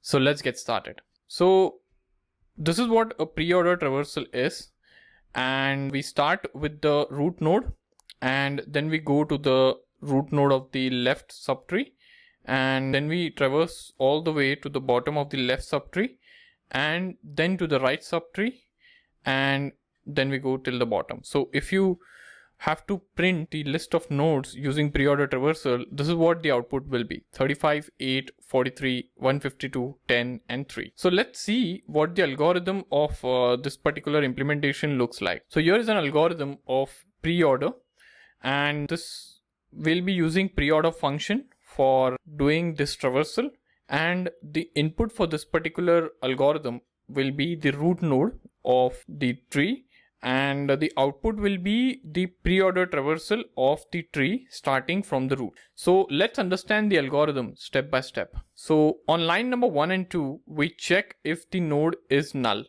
and if it's null, we just return, because it means that the tree is empty. And then on line number 3, we print the key of the currently visited node. And then on line number 4, we make a recursive call to preorder, passing the root of the left subtree. So after visiting the root, we then go to the left subtree. That is what we saw over here. So we visit the root first, and then we go to the left subtree, and that is what we do over here. We visit the root first, and then we go to the left subtree, and we do this by doing a recursive call over here to the preorder function itself, and then we do another recursive call to the preorder function by passing the right node, so that we can visit all the right nodes. So I'll just take a moment here to explain what is recursion.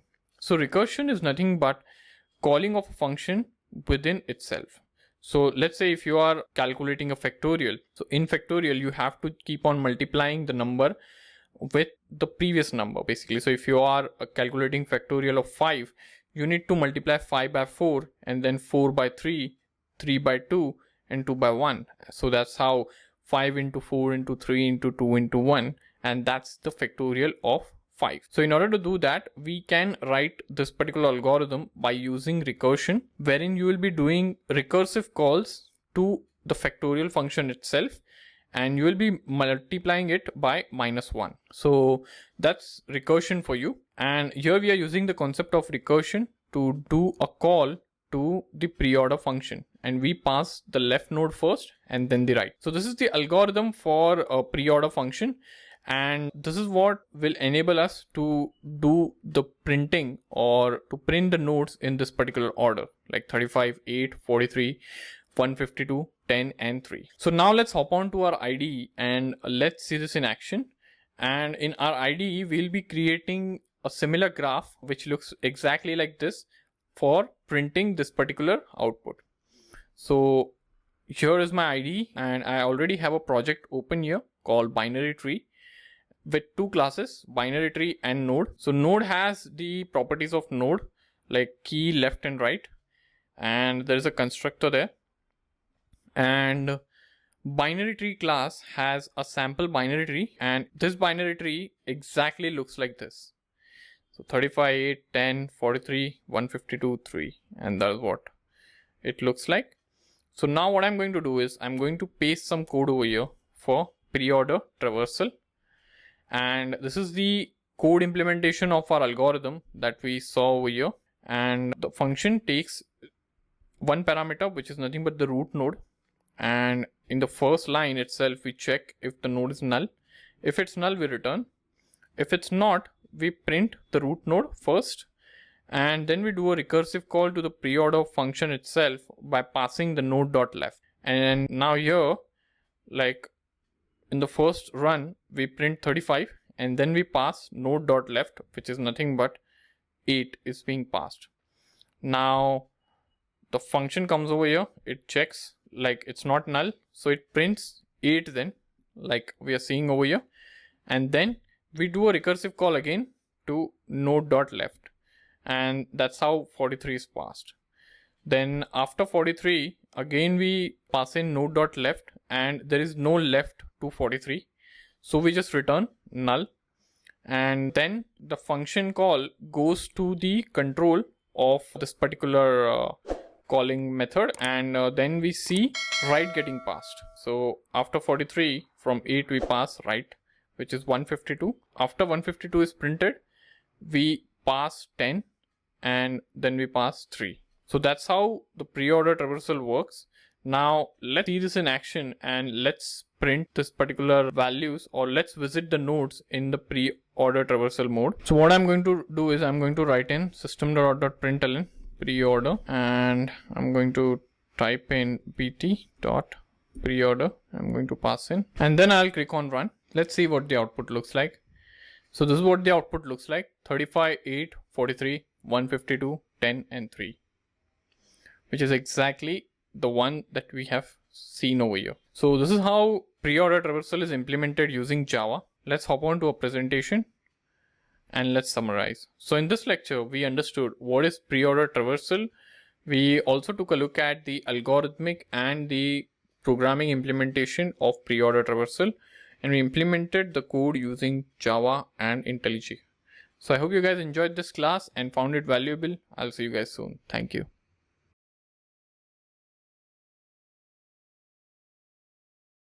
Hello guys, welcome back. So in this lecture, we are going to talk about in-order traversal with binary trees. And by the end of this lecture, you will have a better understanding of what is in-order traversal and how it is implemented using the algorithm. And we will also be taking a look at the sample code or the Java implementation for the same. So let's get started. So in-order traversal involves traversing the left subtree and visiting the root before traversing the right subtree. And this is what the in-order traversal looks like. So if we have to traverse our sample node, and this is what the in-order traversal looks like. So if we have to traverse this sample binary tree, we have to first visit 43, then 8, then 152, and then 35, then 3, and then 10.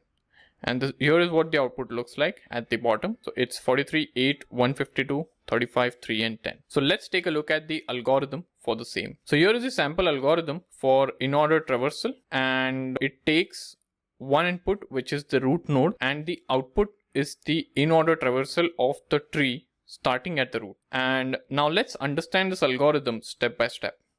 So it's a pretty simple algorithm. On line 1 and 2, we check if the node is null.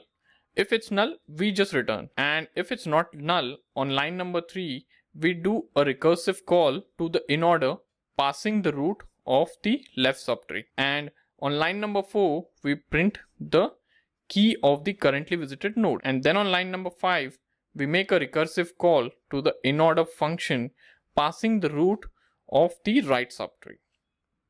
And this is how the in-order traversal is done. Now let's see the Java implementation for this. So I'll hop on to our IDE here, and I already have a project created called binary tree, and it has two classes, binary tree and node. So node class represents single node and binary tree represents the binary tree. I've already written the code for pre-order traversal here.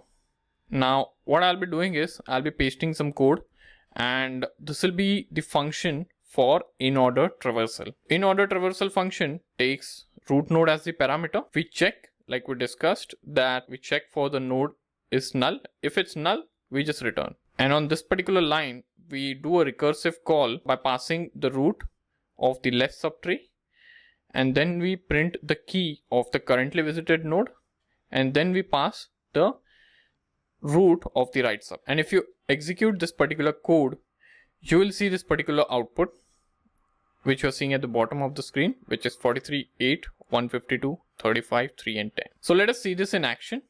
So what I'll do is I'll make a call, function call to this particular function in order. I'll print in pt.inorder pt.root, and I'll just run this code. So we should see this particular output. There you see the output. So for the sake of representing, I'll have to do a line break because Inorder got shifted in the earlier line. So I'll just run this code again now. And there you see the output. So we see 43, 8, 152, 35, 3 and 10, which is exactly the same what we learned over here. So this is Inorder traversal for you, and in this lecture we understood the algorithm and the Java implementation for Inorder traversal. So I hope you guys enjoyed this class and found it valuable. I'll see you guys soon. Thank you.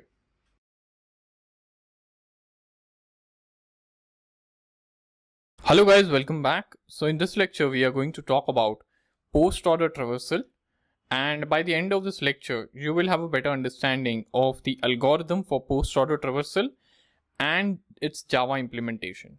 So let's get started. So post-order traversal involves traversing the left of the subtree, then traversing the right of the subtree before visiting the root. And this is what the post-order traversal looks like. So we first visit the left of the subtree, and then the right, and then the root, and then again the left of the subtree, and this one doesn't have a right, so root, and then the root again. And the output here will look like 43, 152, 8, 3, 10 and 35. So this is what the post-order traversal is. So let's take a look at the algorithm for the post-order traversal. Now this is what the algorithm is, and as an input, this particular function takes root node as the parameter, and the output is the post-order traversal of the tree starting from the root. Now let's understand the algorithm line by line. So on line 1 and 2, we check the base case and that the node is null. And if so, we return. So if the node is empty, we return. And then on line number 3, we make a recursive call to the post-order function passing the root of the left subtree. And then we do a recursive call again to the post-order function passing the root of the right subtree. So left, then right, and then we print the current node that we are visiting. So this is post-order traversal algorithm. It's pretty simple and straightforward. Let's hop on to our IDE and let's see this algorithm in action. So I have opened IntelliJ IDEA and I have a project called binary tree, which has two classes called binary tree and node. Binary tree consists of the code for representing binary tree, and node obviously has the code for defining a node. Now within binary tree, I have already written preorder and inorder traversal. Now I'll be pasting the code for post-order traversal here, and this is what it looks like. It takes a node parameter, which is nothing but the root, and it checks if the node is null. If it's null, it returns. Else we proceed to the next step, wherein we do a recursive call to the post-order function itself by passing the root of the left subtree, and then on the next line we do a recursive call again to the post-order function by passing the root of the right subtree, and then we print the current visiting node over here. So this is the code for post-order traversal. Let's run this code, or let's call this particular function and see it in action. So I'll just copy this, I'll paste it here, and I'll type in post-order, and I'll change this function name to post-order, and the output should look like 43, 152, 8, 3, 10 and 35. So let's run this code and let's see the output, and that is what the output looks like. So this is the output for post-order traversal, and it exactly matches the one that we have written over here. So let's summarize. So in this lecture we understood what is post-order traversal, and we also took a look at the algorithm and the Java implementation using IntelliJ IDEA for the same. So I hope you guys enjoyed this class and found it valuable. I'll see you guys soon. Thank you.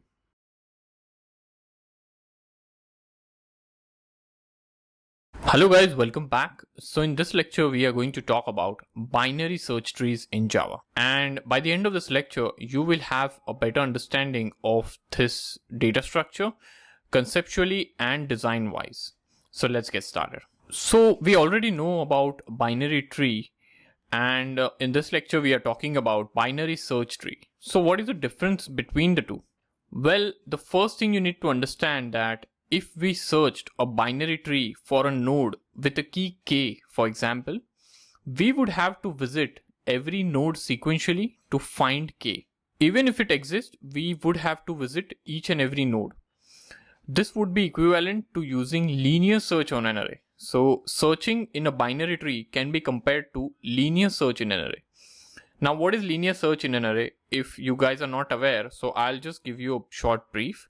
So linear search is a sequential searching technique that can be used with arrays. So let's say you have a linear array and the elements within the array are in any random order. And let's say you want to search a key k. So what you're going to do is you are going to take this particular key and visit each and every element in the array and compare it with the key. And the moment you find it, you will print it. So that's linear search with the array. So whenever you do a linear search on an array, you have to visit each and every element within that particular array. And same is the case with the binary tree.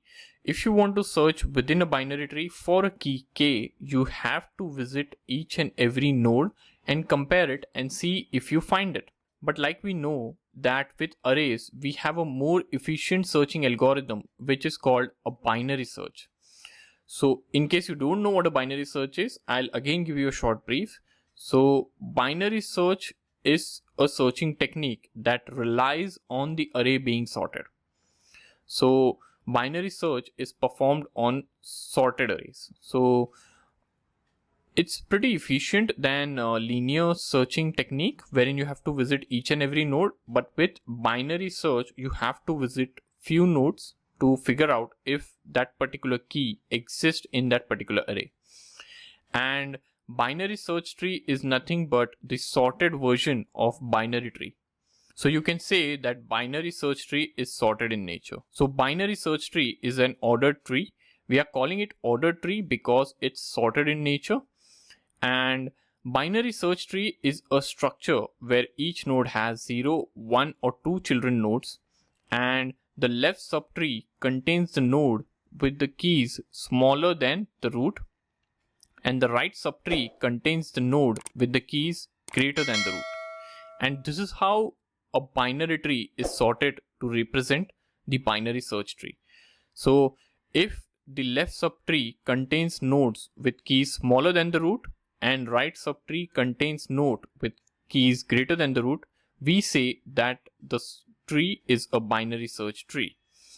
And it is applicable for all the nodes basically. So if you look at this subtree, here you can see that 3 is also smaller than 8 and it's also smaller than 35, and 10 is greater than 8 but smaller than 35 here.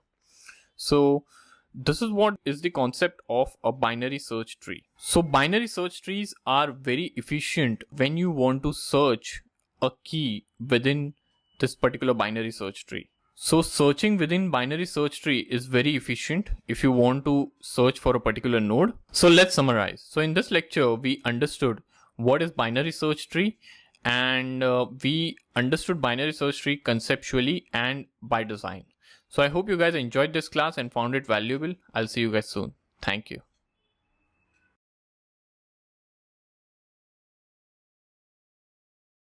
Hello guys, welcome back. So in this lecture, we are going to create and implement a binary search tree using Java and IntelliJ. So let's get started. So this is the tree structure that we'll be implementing using Java. We'll have 35 at the root node, then 8, 3 and 10, and 152 and 43 as the right subtree.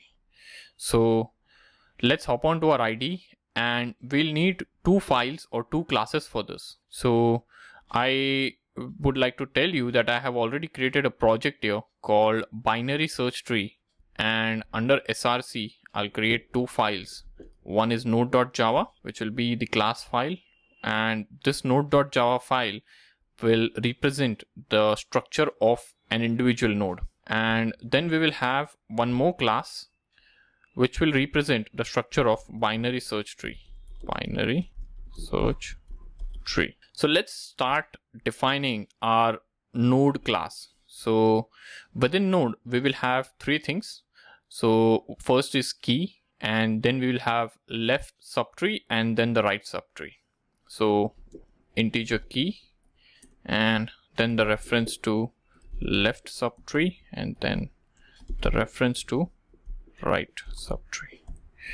And I'll define a constructor here, node, and it will accept key over here, and then I'll assign this particular value that we are passing to the key variable, and left is equal to null.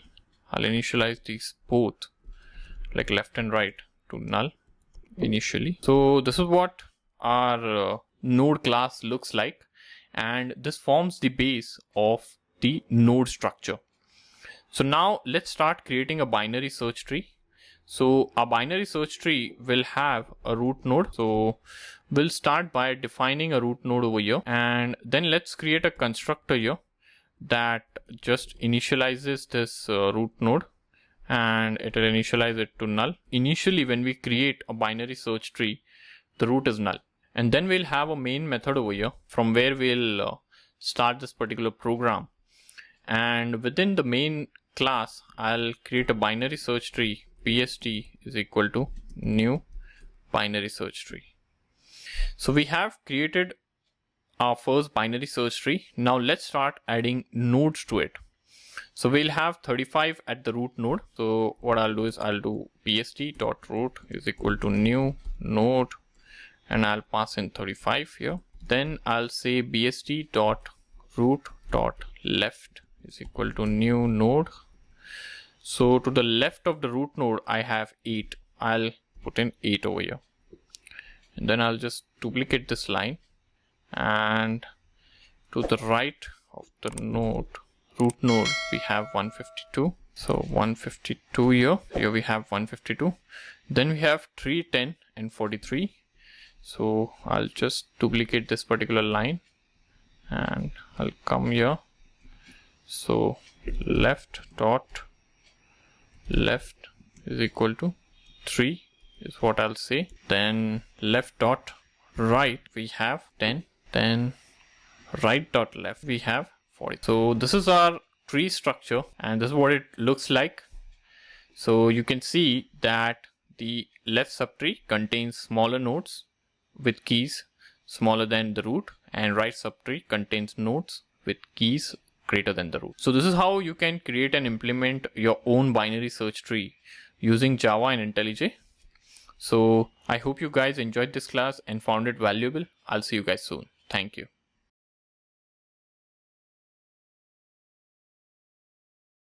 Hello guys, welcome back. So in this lecture, we are going to talk about how can you perform the search operation with a binary search tree. By the end of this lecture, you will have a better understanding of this particular concept of searching with binary search tree. And we will also be taking a look at the algorithm and the Java implementation of the same. So searching in binary search tree is much more efficient than searching in a binary tree. And the reason for this is binary search tree is sorted, which makes searching very, very easy and simplified. So let's take a look at the sample algorithm for searching with the binary search tree. So this is a pseudo algorithm for the search function within binary search tree. The input it takes is the root node and the key being searched for the key. So there are two parameters. One is the root node and another one is the key which you are searching. The output is the node containing the key if it exists, and it returns null if it is not able to find. So this is what the input and output looks like. So let's now talk about the algorithm line by line. So on line number 1 and 2, we check if the root is null or holds a key. And if so, we return the root. On line number 3 to 5, we check if the root is greater than the key. And if so, we make a recursive call to the search function by passing the root of the left subtree and the key, of course. If it's not, then we make a recursive call to search function passing the root of the right subtree. So this is how the search So this is how the search function works for binary search tree. So let's now hop on to our IDE and let's see this in action. So I have IntelliJ IDEA open in front of me with a project already there, binary search tree.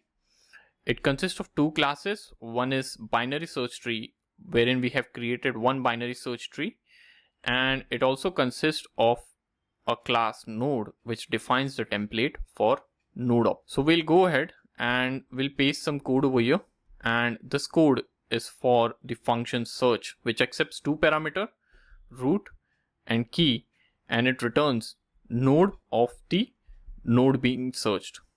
So once this node is found, it returns that particular node. So on the first line, we check if the root is null or the root key is equal to the key that we are searching for. And if any of it is true, then we return root. On second line or on third to fifth line, we check if root.key is greater than the key.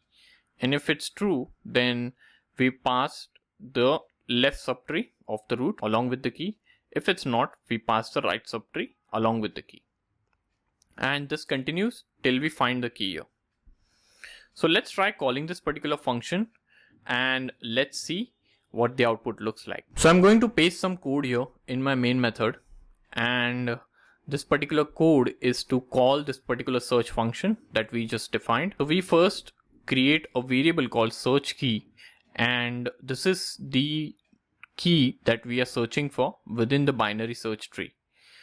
And then we call the search function here by passing the root and the search key, and we accept the return of this particular function in the variable or in the object of node class, and the object is called found. Now we have written an if statement here, like if found is not equal to null and found.key is equal to search key, then we print in found, otherwise we print in not found.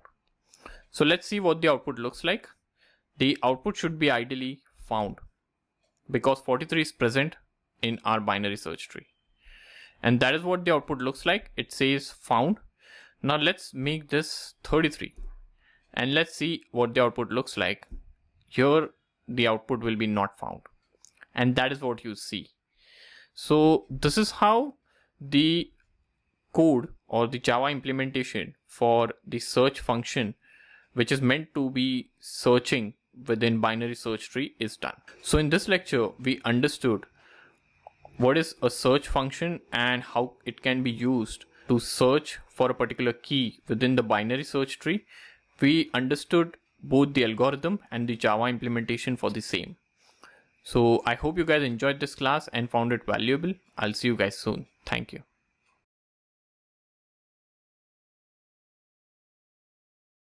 Hello guys, welcome back. So in this lecture, we are going to talk about inserting into a binary search tree. By the end of this lecture, you will have a better understanding of how can you insert an element or a node into a binary search tree. And we'll be also taking a look at the algorithm and Java implementation for the same. So let's get started. So here is a sample algorithm for inserting into the binary search tree, and we make use of insert function to perform this operation on the given binary search tree. This particular function takes the root node and the key as the input, where root node is the root node of the binary search tree on which the operation is being performed, and key is nothing but the key which is being inserted. The output is the parent node of the node being inserted, and it's null if the tree is empty. So now let's take a look at the algorithm line by line. So from line 1 to 3, we check if the root is null. If the root is empty, then we have reached the leaf, and we create a new node and set its key to the value of the key that we have accepted as the parameter. We return this new node then. So basically we check if the root is null, and then we create a new root with the value that we have accepted, and then we return this new root. And then from line number 4 to 7, if the tree is not empty, then we recur down the tree. We traverse down the tree using recursion, and we assign to the both subchildren of the root the return of the recursive call to insert. This will either be unchanged child or a new node if the subchild is null. So we basically assign root.left the return value of the recursive call that we are doing to the insert function, and we pass in the root.left and key. And we do a similar operation like if key is greater than the root key, because all the elements or all the nodes in the right subtree should be greater than the root.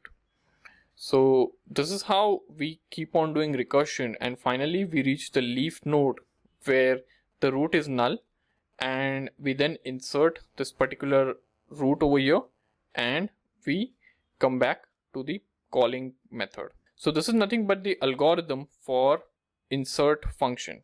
Now let's hop on to our IDE and let's see this insert function in action. So I have project open over here called binary search tree, and it has two classes, binary search tree and node. Binary search tree represents a binary search tree, and node is the template for defining a node object in the binary search tree. So we'll go to binary search tree class and we'll paste some code over here. I've already written the code for search over here. So I'll paste insert, and this is the code version or the Java version of the algorithm. So we are taking two parameters, root and key, and if root is equal to null, we are creating a new root object and assigning it as key and then returning this new root object. If the key is less than the current key of the root, then we do a recursion call to the insert function itself, and we pass in the left subtree of the root and along with the key that we want to insert in, and the output is assigned to root.left.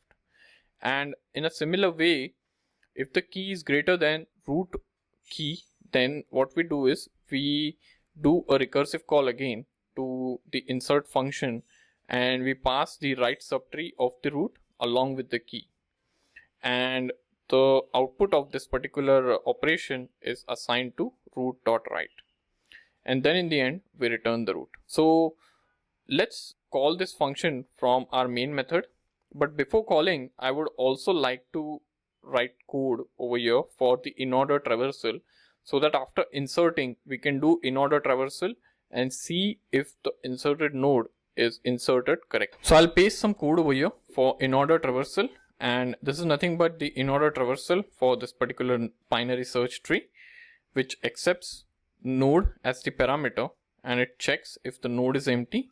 If it's empty, it returns, and then we visit left and the current key and the right. So this is how the Inorder function works. So let's write some code over here to call the insert function. So I'll paste some code over here. So this particular code first does an Inorder traversal on the current binary search tree, and then we perform the insert operation, and then we do Inorder traversal after insertion to see if the node is entered correctly. And this particular node 64 should be inserted in our binary search tree in this way basically. So we should see 64 coming in below 43. So let's hop on to our IDE and let's run this code and let's see the output. So there you see the output. So first we see Inorder before, we see it's getting printed till 152, and then we see the Inorder for after, wherein we are getting 64 which is being inserted. So basically we do a traversal till 3, and then we do 8, and then we do 10 basically. So 3, 8, 10, 35, 43, 64, 35, and then we go to 43, and then 64, and then 152.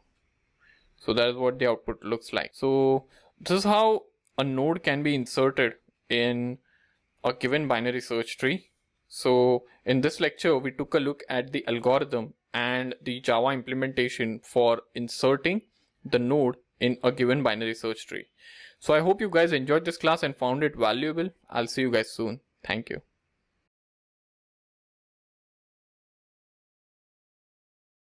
Hello guys, welcome back. So in this lecture, we are going to talk about deletion with binary search tree. By the end of this lecture, you will have a better understanding of how deletion can be done with binary search tree.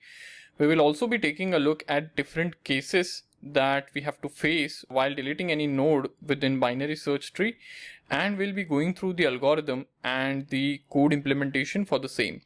So let's get started. So whenever we talk about deletion within the binary search tree, there are three cases that we need to talk about. The case number one would be that the node that is getting deleted is the leaf node. A leaf node means the node which has 0 children.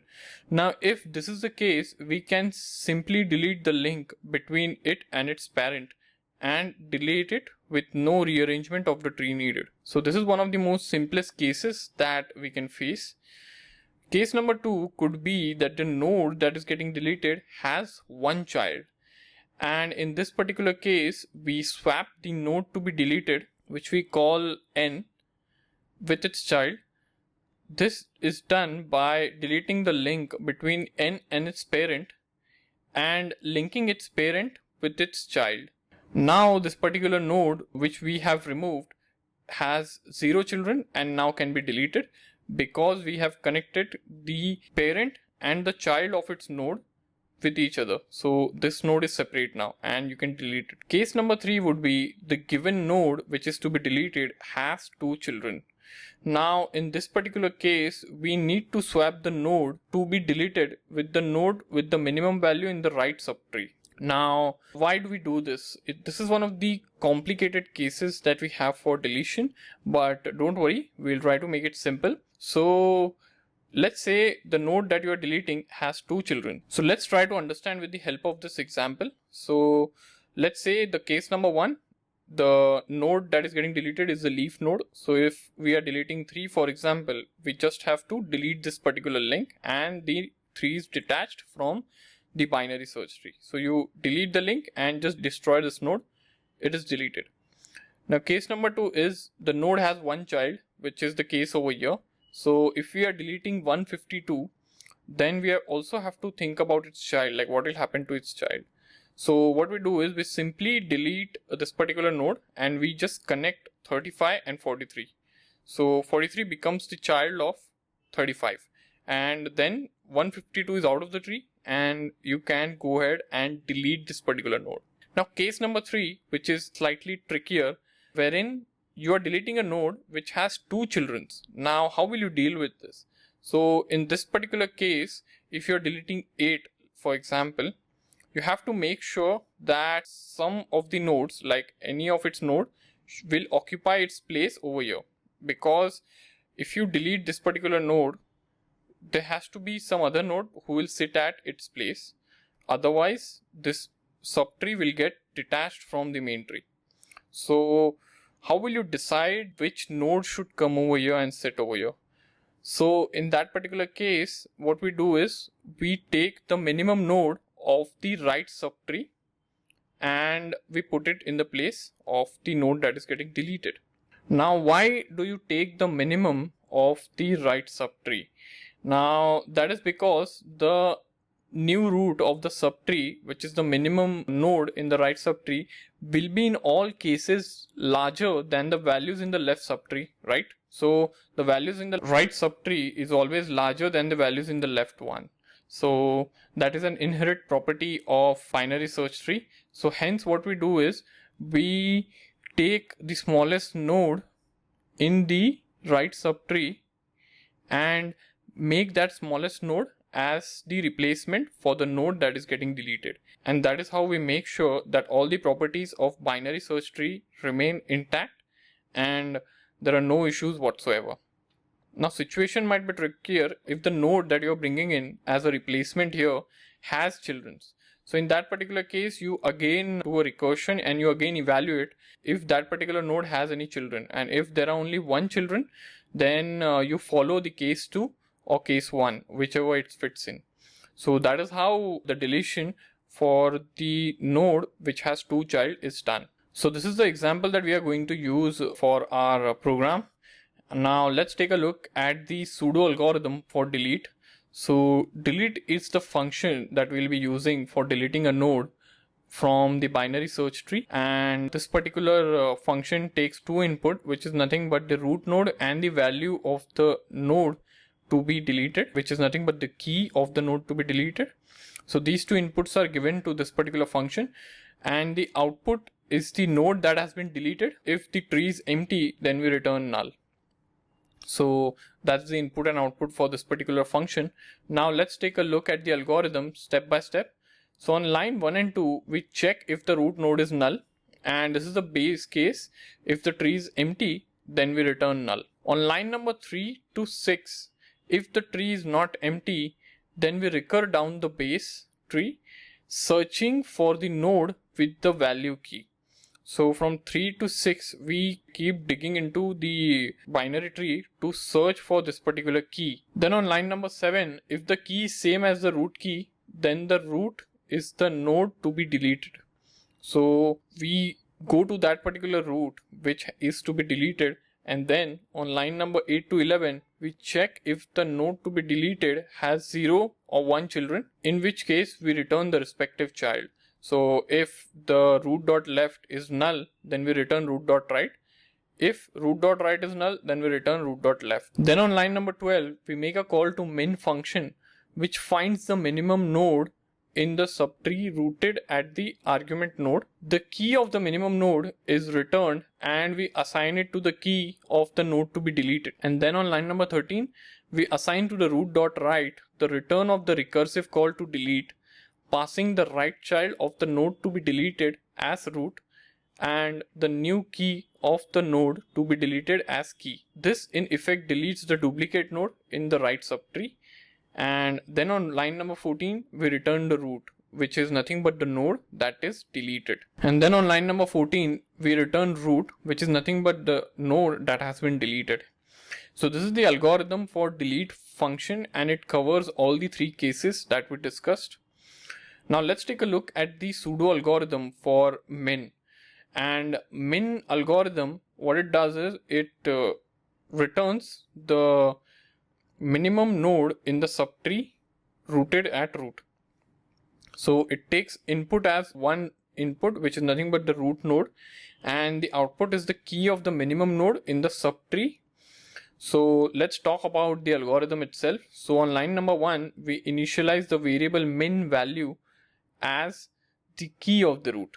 So we initialize min val to the key of the root, and on line number 2 to 4, while there exists a left child, we assign its key to the minimum value and set the root to be the left child.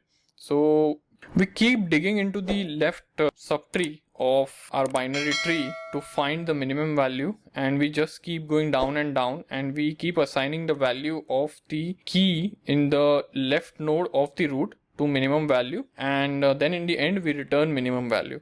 So this is how this minimum function works. So let's hop on to our IDE and let's see this particular code in action. So here's my IntelliJ idea, and I have this project open called binary search tree, which has two files, binary search tree and node. Now node is nothing but the template for the node of the binary search tree, and binary search tree is nothing but our search tree. This is a representation of our binary search tree. So what I'll do is I'll just copy paste some code over here. I'll just paste some code. So this particular code is for delete function and for the min function. Let's talk about the delete function first. So delete functions, like we discussed, takes two parameters. One is the node, and which is nothing but the root, and a key. We first check if the root is null. If it's null, we return null, and if it's not null, we check like for the key. Basically we keep drilling the root, then we keep drilling the binary search tree for our key that we want to search for, and then once we have found the key, we just evaluate the cases and we perform the deletion. So this is how the deletion for binary search tree works, and this is the code for finding the minimum value in the given subtree. So let's go to the main method and let's try calling this functions that we have written there. So I'll paste some code over here which will perform the deletion and which will call the binary search tree delete function. So I'll right click and I'll run the code, and it deletes the node number 8. So ideally we should have node number 8 in the beginning, and then later on after deletion we see that 8 is deleted. So our function works perfectly fine. So in this lecture we understood how deletion works with binary search tree and what are the different cases. We also took a look at the pseudo algorithm for delete and finding minimum value in binary search tree. So I hope you guys enjoyed this class and found it valuable. I'll see you guys soon. Thank you.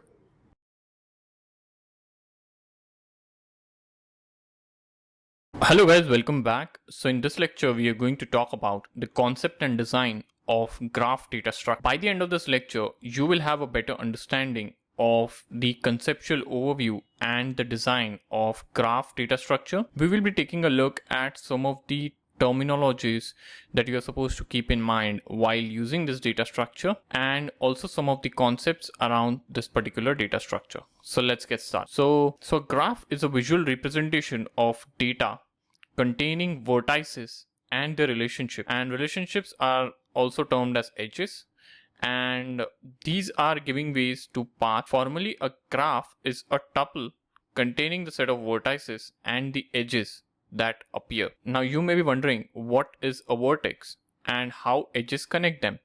Well, we'll first start by defining the term. So these are some of the concepts that you're supposed to keep in mind, or you should know before you learn about graphs. So what is a vertex? So a vertex is just like a node in a tree. It stores some type of data. The vertices of the example used in this lecture will store positive integer data to keep it simple. Now what is an edge? An edge connects vertices together. You can think of an edge as a path between vertices. We define an edge by the pair of the vertices it connects. We can visualize how vertices and edge interact with each other like this.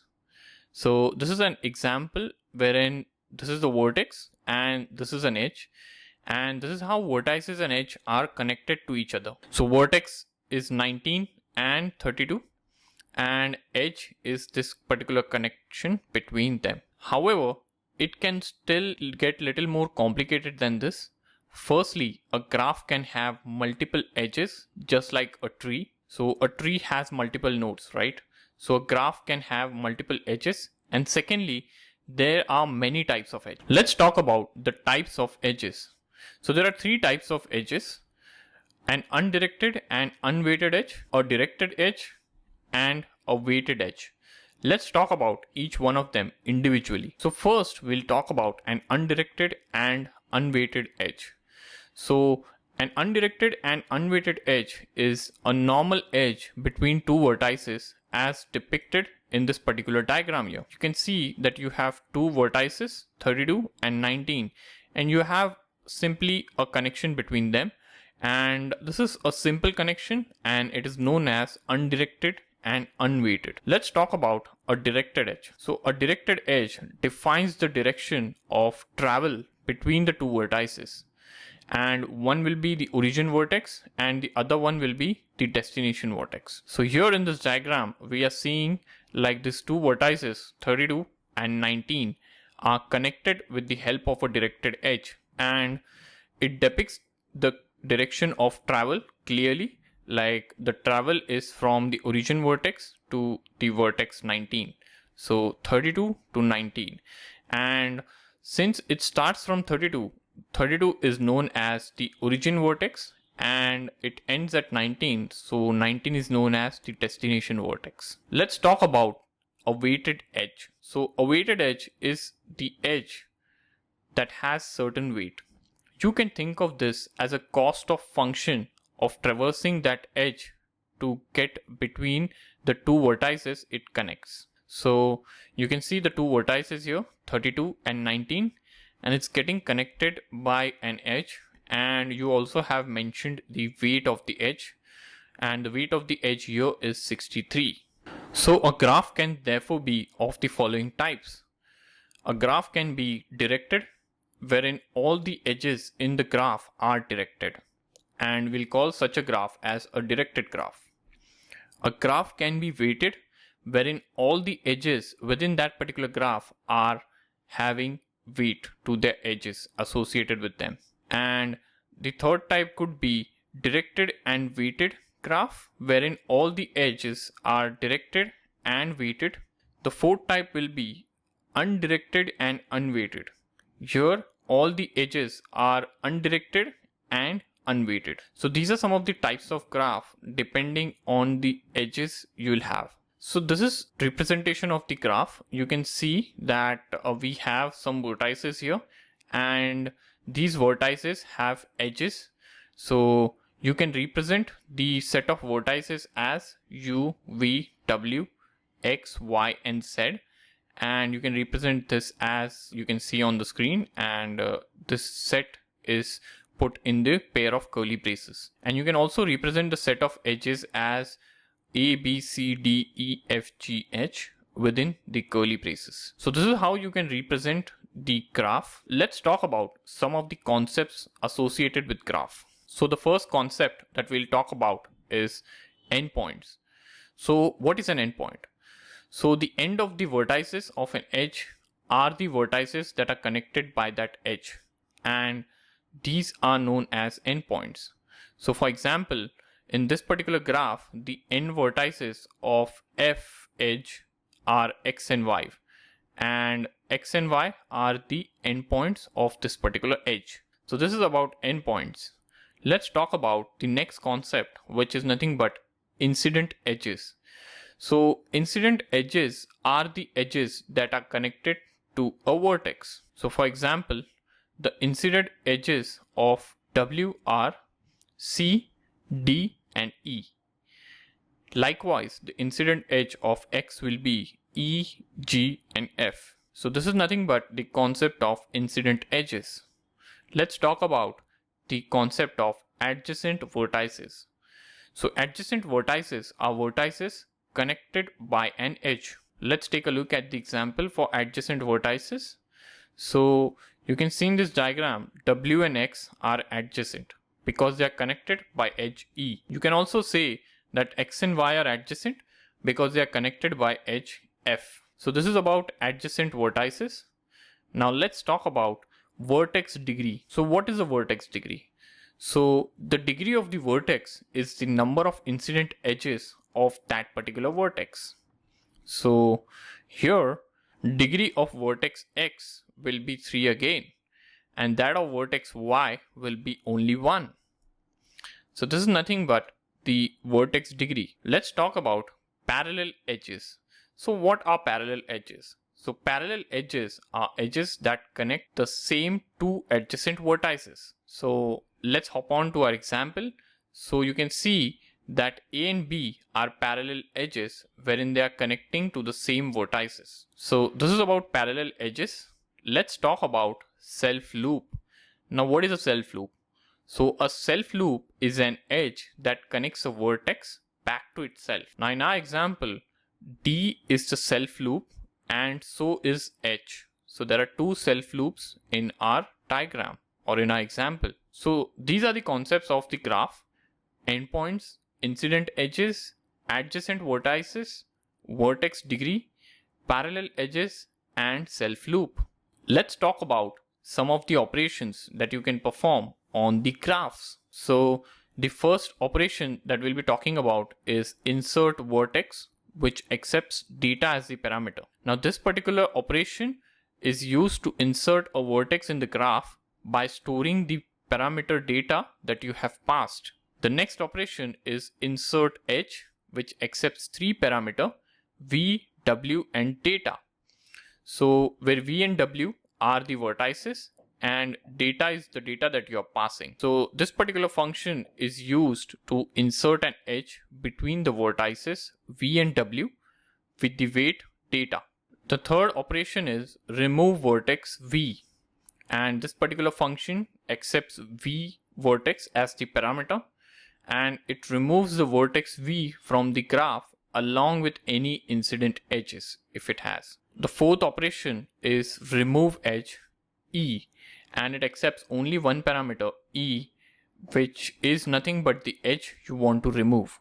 And this particular function does the job of removing that particular edge whichever you pass. The next operation is incidentEdges, and it takes v as the parameter. This particular function returns the collection of edges which are incident to the vertex that you have passed. Next operation is opposite, which accepts two parameters v and e. Now v is nothing but the vertex and e is the edge, and this particular function returns the vertex opposite to vertex v that you have passed along the edge e. Let's talk about the areAdjacent function, which accepts two parameters v and w. This particular function returns the Boolean judgment as to whether vertex v and w that you are passing are adjacent, and it returns true if they are adjacent, and it returns false if they are not. The next function replace v comma data accepts two parameters, and it replaces the data of the vertex v that you have passed with the data that you have passed again as the second parameter.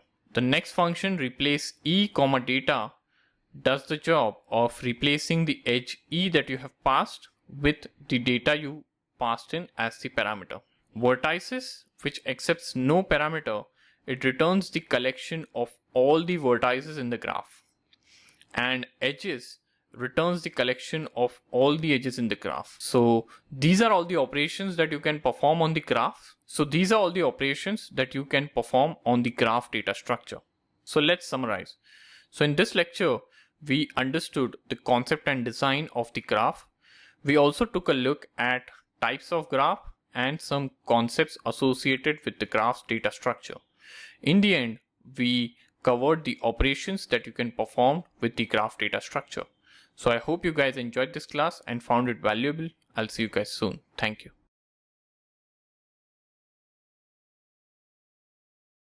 Hello guys, welcome back. So in this lecture, we are going to talk about edgeless implementation. And by the end of this lecture, you will have a clear understanding of what is edgeless implementation and what are some of the operations that you can perform on this. So let's get started. So edgeless implementation is a representation of a graph. And this is one of the simplest representation of graphs. It consists of collection of vertices and a collection of edges. When implementing this in Java, we will make use of ArrayList data structure. And this is just similar to the array that we have previously covered, and this is not fixed in size. So the difference between ArrayList and array is that arrays are fixed in size, but ArrayList can expand and contract on demand. So this is our graph representation, an example representation. So we have x, w, y, and z, which are nothing but the vertices, and we have edges connecting them, which is a, b, and c. And on the right hand side, you can see the edgeless implementation or edgeless representation of the graph. So this particular graph we are representing using this particular structure. So we have w, x, y, and z, which is nothing but the set of vertices, and then we have another array or array list, which is nothing but the set of edges. Now in edges, we'll need to store three properties, or you can say four properties will be associated with edges. So the first one is the value, which is nothing but the weight of the edge, which is a over here, and then the two connections of the edges, which is x and w over here, and the position of the edge. So we store all of that in one particular block. So we have the edge a, and it points to the two set of vertices to which it connects, w and x, and then we have its position, which is nothing but 0.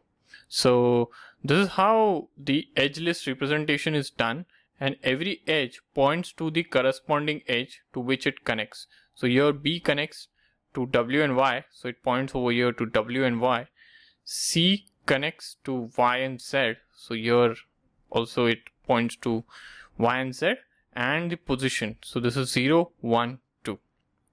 So this is nothing but the edgeless representation of graphs. Now let's talk about the operations that you can perform on the vertex.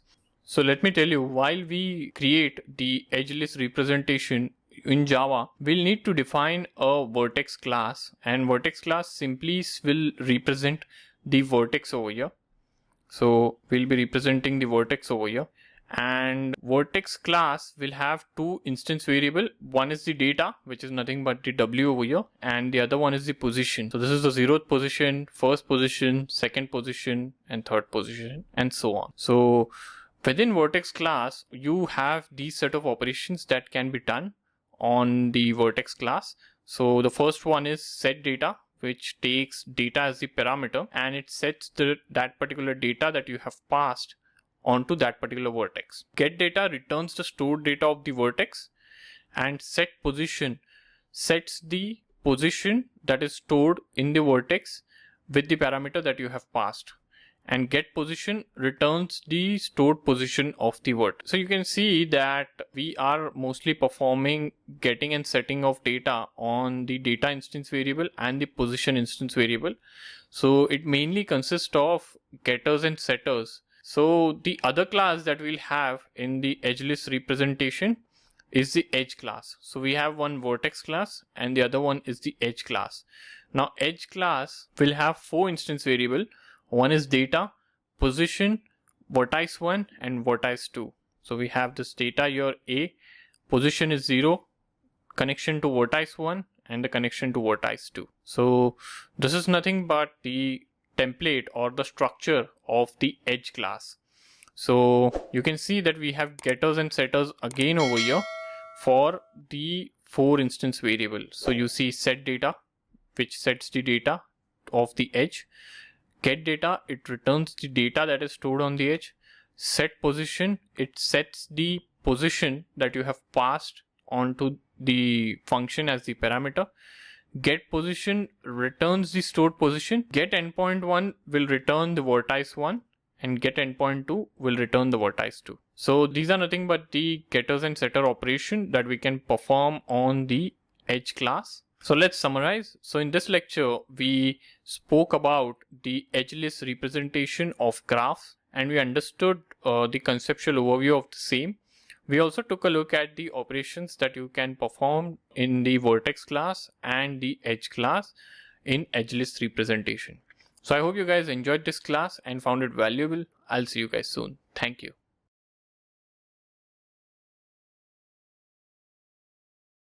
Hello guys, welcome back. So in this lecture, we are going to start implementing the edge list representation of graph. And to start with, I have already created a project called edge list graph.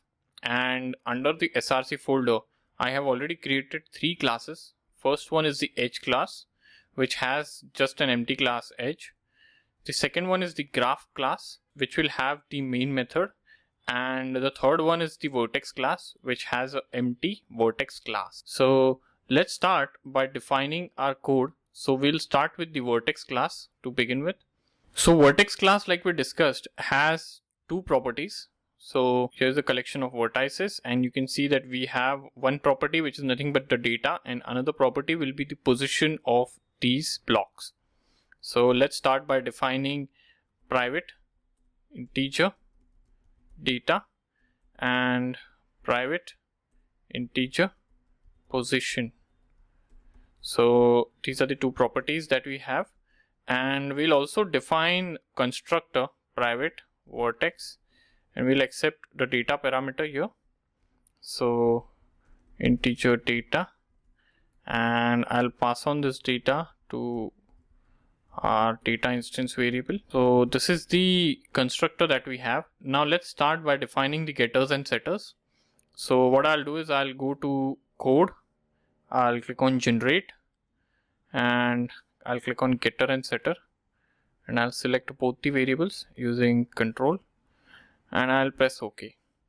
So we get the getters and setters. So get data, it will return the data, and set data will accept data and set this to the instance variable data. Then get position will return the position, and set position will set the position with the instance variable. So this is nothing but our vertex class that we have defined. Now let's define our edge class. So edge class will have 4 properties or 4 instance variable, you can say. One is the data itself, which is nothing but the area, the position that we are storing, and we'll also have the pointer to endpoint 1 and the pointer to endpoint 2. So let's go to our edge class and let's start defining private integer data, private integer position, and then we have private vertex v1 and v2. So this is the definition we have, and now let's define the constructor for these. So public edge, and then we'll accept vertex v1, vertex v2, and integer data, and then we'll also assign this to the instance variable. So this dot v1 is equal to v1, and then this dot v2 is equal to v2, and then we'll have this dot data that we'll assign to data. So we have done the initializations. Now let's arrange for the getters and setters. So what I'll do is I'll go in code, generate getter and setter, and I'll click all, select all, and then I'll press OK. So we have get data, we have set data, then we have get position, and then we have set position, then we have get endpoint 1 and we have get endpoint 2. But what we'll do is I'll just delete the set versions. We don't need the set versions, and I'll just rename these to get endpoint 1 and get endpoint 2. So we return v1 and we return v2. So this is nothing but the structure of our edge class. Now let's set up the graph class that we have, which consists of main method in it. So what I'll do is I'll go to the graph class. I'll have 2 instance variables here. So the first one is ArrayList, and it will be vertices or vertex, you can say, and then vertices, and then I'll have ArrayList, we'll have edges, and then let's have a constructor. So public graph, we'll have ArrayList vertex, and then vertices ArrayList edge, and we'll initialize this to this dot vertices and then this dot edges. So we have created our graph, which consists of set of vertices and a set of edges, and to represent the set of vertices and edges we have used ArrayList. Now let's hop on to our main method and let's try creating a graph here. So I'll be pasting some code over here which will be creating the graph for us. So this is the code that we have. So what we do is we create 4 vertices or 4 vertex. So we have created vertex W, X, Y, and Z. W, X, Y, and Z. And what we have done is we have created an array list of vertices and we have added all the vertices there. And then we have created edge. So edge A, B, C.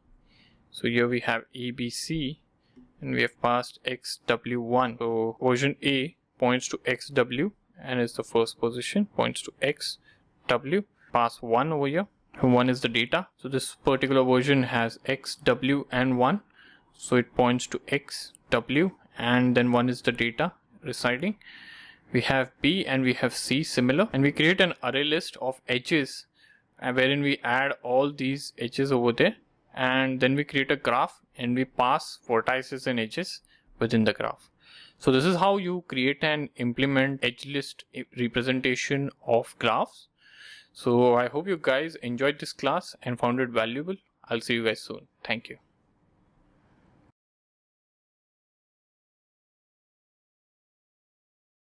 Hello guys, welcome back. So in this lecture we are going to talk about how can you insert a vertex in a graph, and we'll be taking a look at the algorithm and implementation for the same. So let's get started. So here is a pseudo algorithm for inserting a vertex into the graph. The input to this particular function will be the data that is to be stored in the newly inserted graph, and this argument is called data. Now the output will be the inserted vertex that is inserted into the given graph. So let's take a look at the algorithm step by step. So on line number 1, we create a new vertex which has the data parameter that we have accepted as with this function, and this particular data parameter is used to create a new vertex object, and then we add v, which is the newly created vertex, to the set of vertices that we have for the graph, and then we also set the position of v to the index of v in the set of vertices, and then we return the vertex v which is inserted. So this is nothing but the algorithm for inserting vertex into the given graph. It's a pretty simple algorithm. So we'll hop on to our IDE and we'll see this in action. So here I have the EdgeList graph project open, and it consists of 3 files.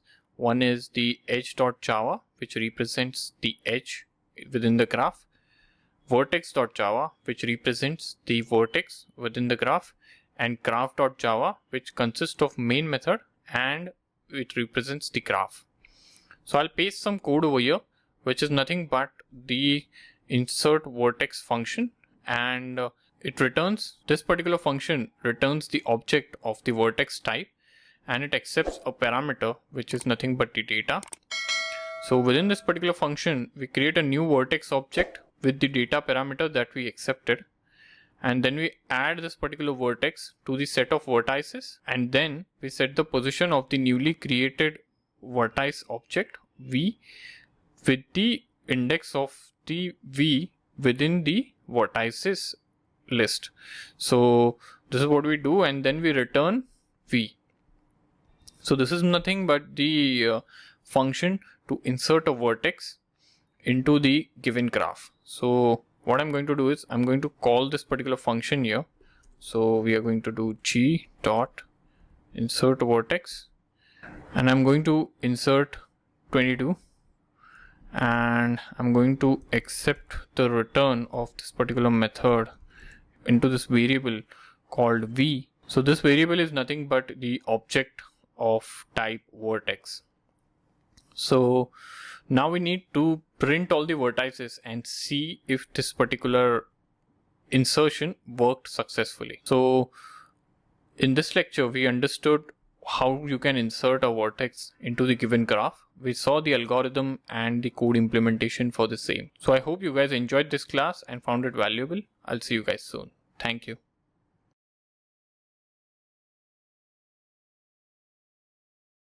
Hello guys, welcome back. So in this lecture, we are going to talk about vertices function, which is nothing but a function that is used to print all the vertices in the given graph. So let's get started. By the end of this lecture, you will have a better understanding of how the algorithm and the implementation for vertices function works. So let's take a look at the pseudo algorithm for the vertices function, and as an input, it takes no parameter, but as an output, it returns the collection of all the vertices within the given graph. And let's understand this algorithm. So there is only one line that you need to write, which is return vertices, where vertices is nothing but the collection of vertices that is stored in the given graph. So let's hop on to our IDE and let's see this particular function in action. So here is the IntelliJ idea. So I have already opened a project here called EdgeList graph, and we have 3 classes already, one representing the edge, one representing the vertex, and another one representing the graph. So under the one that represents the graph, I'm going to paste the code over here. So this is a function for vertices, and it returns the object which is of ArrayList type, which holds the vertex object, and we have only one line of code, which is nothing but return vertices.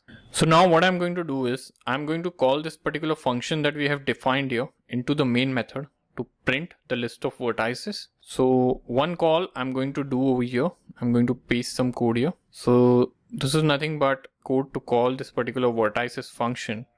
So we first print vertices start for us to make the console readable, and then we run a for loop which is an enhanced for loop, which iterates through the output that is given to us by the vertices function, and we iterate through the every vertex and we print the data on the console. And what we'll do is we'll run this program first. We'll see the output. So output should be ideally the list of all the vertices. So there you see 23, 24, 25, 26 getting printed.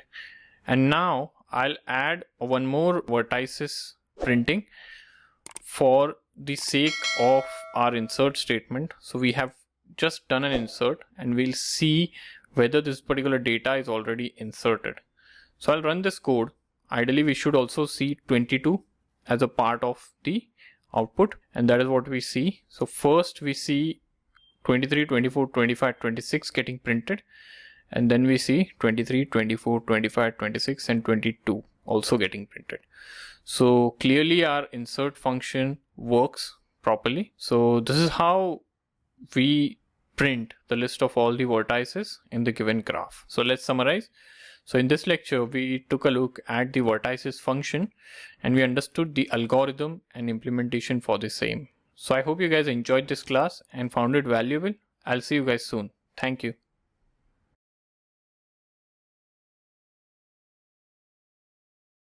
Hello guys, welcome back. So in this lecture, we are going to talk about inserting an edge into the given graph.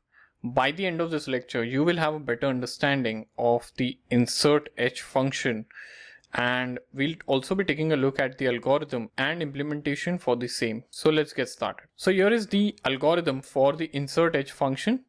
So insertEdge function takes two vertices for the edge for which an edge is to be placed between V and W. So two parameters already, and the third parameter is the data that we are supposed to store in the edge. So three parameters in total. First two parameters are nothing but the vertices for which an edge is to be created, and then we accept the data. Output is nothing but the inserted edge that we are going to insert. So let's take a look at the algorithm for the same. So on line number 1, we create a new edge object E, which is nothing but the edge that we are going to insert in the given graph, and this particular new edge has pointers to V and W, and it also has the data. And on line number 2, we add E to the set of edges, and then on line number 3, we set the position of this particular edge to the index of E in the vertices, and then we return the edge E. So this is nothing but the simple algorithm for inserting an edge into the given graph. So let's hop on to our IDE and let's see this in action.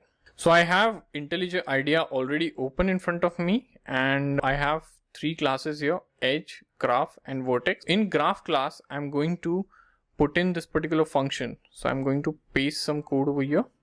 Just below insert vertex, I'll be putting in insert edge, and insert edge function takes three parameters: vertex 1, vertex 2 and the data. So V, W and data. So first we create an edge with V, W and data, the parameters that we have accepted, and then we add this particular edge E into the set of edges, and then we set the position of E, and then we return E.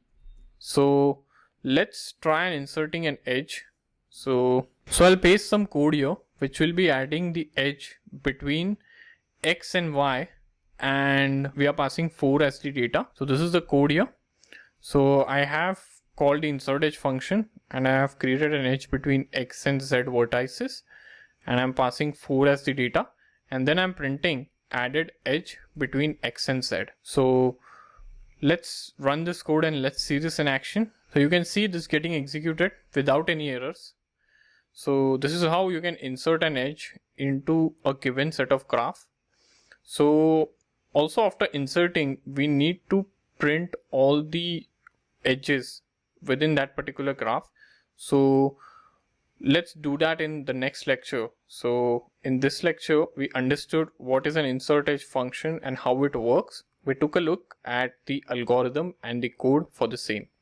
So I hope you guys enjoyed this class and found it valuable. I'll see you guys soon. Thank you.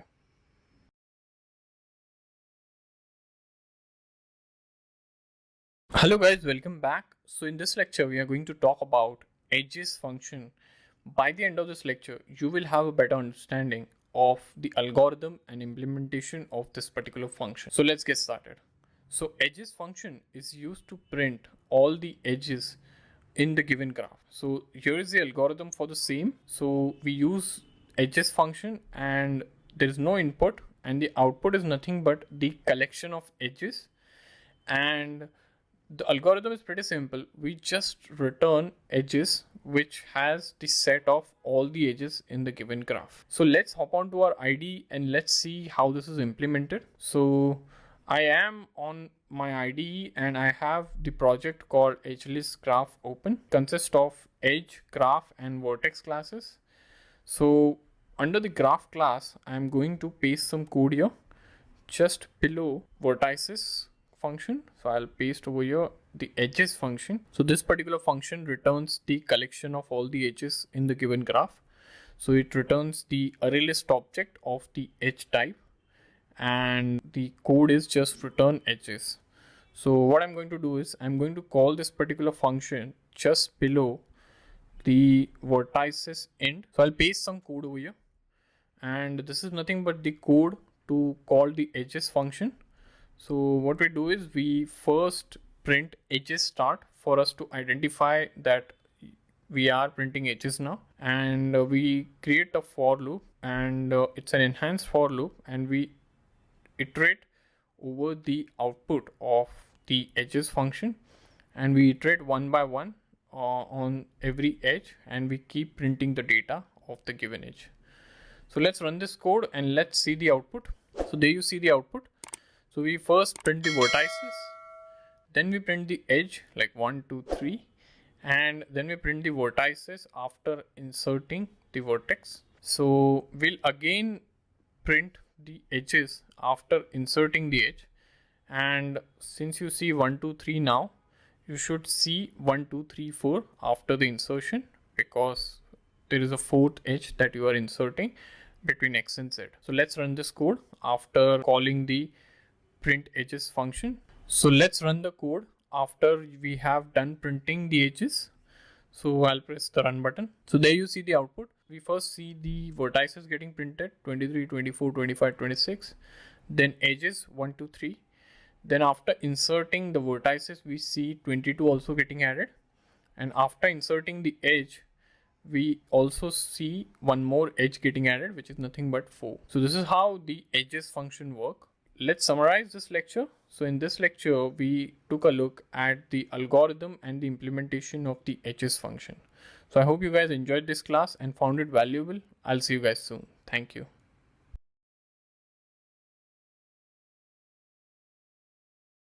Hello guys, welcome back. So in this lecture, we are going to talk about removing vertex. And by the end of this lecture, you will have a better understanding of the algorithm for removing vertex from the given graph, and also we'll take a look at the implementation for the same. So let's start with the algorithm first.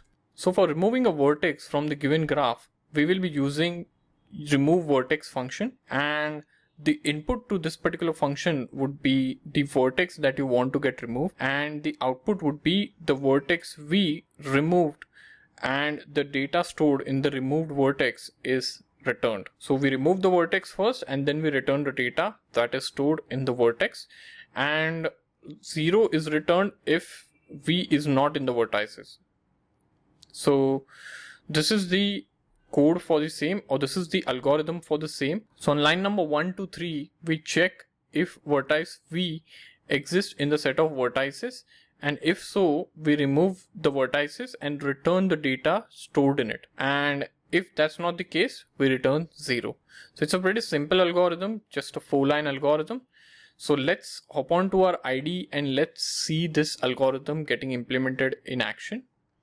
So I am on IntelliJ IDEA and I already have a project open called EdgeList graph with 3 classes: edge, graph and vertex. So in graph class, I'm going to paste some code over here, which will be removing the vertex. So I'll paste remove vertex function, which accepts the vertex that we want to get removed. And we check if this particular vertex exists in the given graph, and if it doesn't, we return 0, and if it does, we return the data after removing the vertex from that particular graph. So let's call this particular function and let's see this in action. So what I'll do is I'll just print n over here. I'll first copy this line, and before printing the vertices, I'll just delete a vertex. Let's delete w, vertex w, and what I'll do is I'll just print system.out.println vertex deleted, and I'll print in g.remove vertex, and I'll pass in w, and this will get deleted, and then we print the output. So vertex w has 23 in the place of data. So let's run this code and let's see this output. So we have 23 in the beginning, and then deleted vertex w. Okay, vertex deleted w. I see it's getting printed twice, and I think it got printed twice because we are also printing over here. 1 second. So yeah, we have printed twice. So I'll just remove this line of code. So vertex deleted, and we see 23 getting removed, and in the next line we print all the vertices in the given graph, and we see 23 is missing. So this is how you can remove vertex from the given graph. So let's summarize. So in this lecture we understood the remove vertex function, and we also took a look at the algorithm and the code implementation for the same. So I hope you guys enjoyed this class and found it valuable. I'll see you guys soon. Thank you.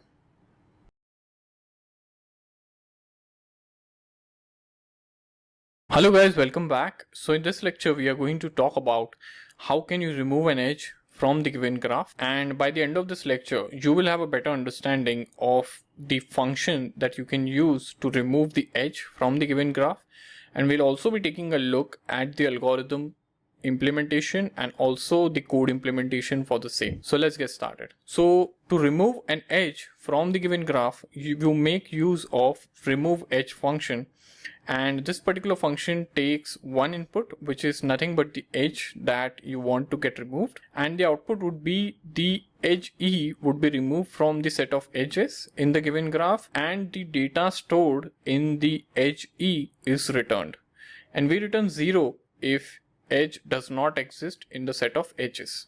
So let's take a look at the algorithm line by line. So from line number 1 to 3 we check if the edge E exists in the set of edges for the given graph G, and if it does, we remove the edge E from the set of edges and we return the data from the given edge, and if we don't find the given edge in the set of edges, we return 0 on line number 4. So this is nothing but the algorithm for the remove edge function. It's pretty similar to the remove vertex function. So let's hop on to our IDE and let's see this in action. So I am on our IntelliJ IDEA, and we have a project open, EdgeList graph, with 3 classes, edge, graph and vertex. So within graph class, I'll be pasting some code that will be the code of function to remove edge. So this is a remove edge function which accepts edge E as the parameter, and in the beginning we check if the edge E exists in the set of edges for graph G, and if it does, we remove the edge E and then we return the data contained in the edge E, and if we don't find a match, we return 0. So let's call this particular function from a main method. So here we have done the deletion for vertex. What I'm going to do is I'm going to do the deletion of edges here. So I'm doing it here because after this line we print the edge. So edge deleted, and I call remove edge function, and we'll delete the edge B. So what I'll do is I'll run this code. So ideally we should see over here the edge B getting printed, and then over here P getting deleted. So let's run this code and let's see it in our action. So there you see we have the edge 1, 2, 3 first, and then we delete one edge which is 2 and we insert 4. So we have deleted 2 and inserted 4. So it's pretty simple. So this is how this algorithm and code works. So in this lecture, we understood how can you remove an edge by using remove edge function from a given graph. And we also took a look at the Java implementation for the same. So I hope you guys enjoyed this class and found it valuable. I'll see you guys soon. Thank you.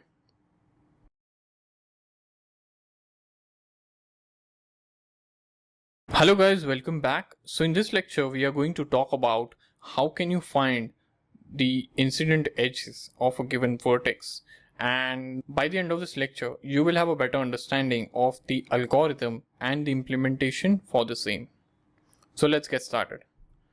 So what is an incident edge first? So incident edges is the edge that connects to a given vertex. So the incident edge of W are C, D and E, since they all three touch the vertex W.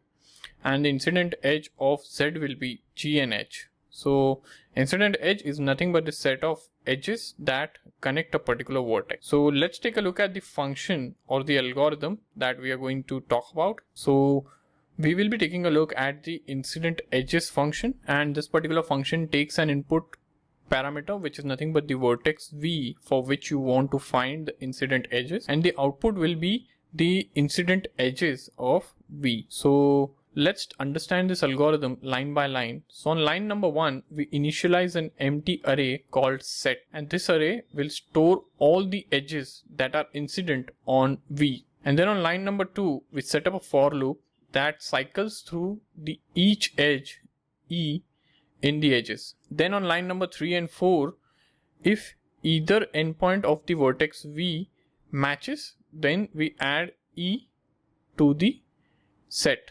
And on line number 5, we return set, which is nothing but the set of all the incident edges to the vertex V. So this is the algorithm.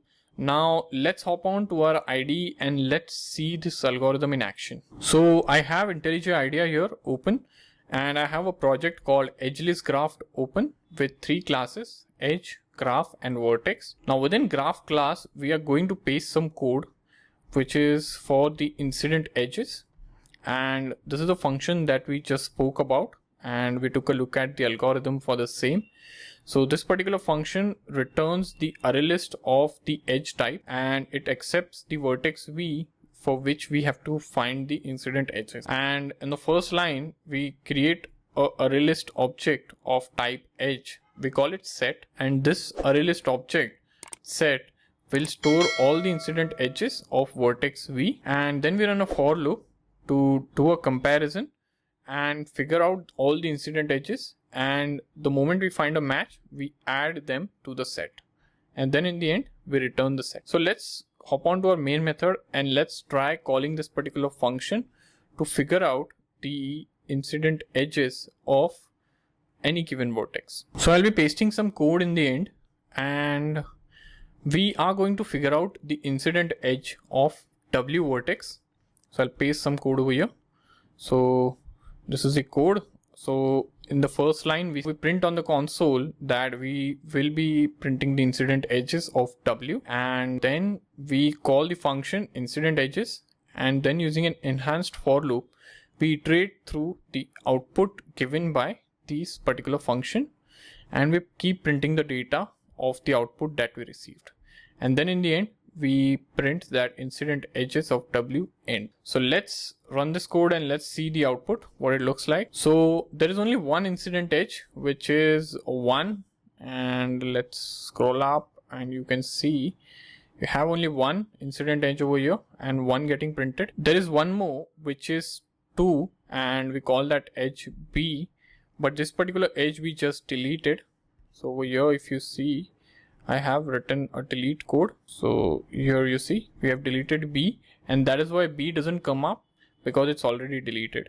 So this is why B doesn't come up. So we see only one edge. So let's summarize. So in this lecture, we took a look at the incident edge function, and we saw the algorithm and the code implementation for the same. So I hope you guys enjoyed this class and found it valuable. I'll see you guys soon. Thank you.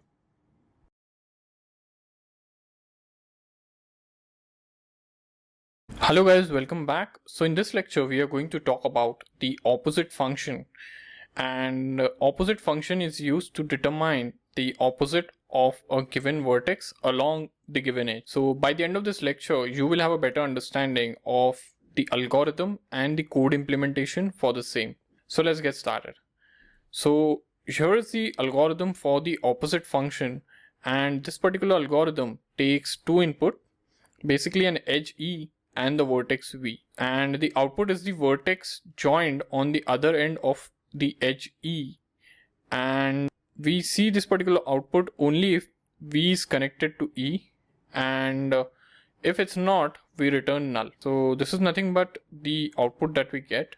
So let's talk about the algorithm line by line. So on line number 1 and 2, we check if V is the endpoint 1 of the edge E, and if it is, then we return the endpoint 2 of the edge E. And on line number 3 and 4, we check if vertex V is the endpoint 2 of the edge E, and if that's the case, we return the endpoint 1.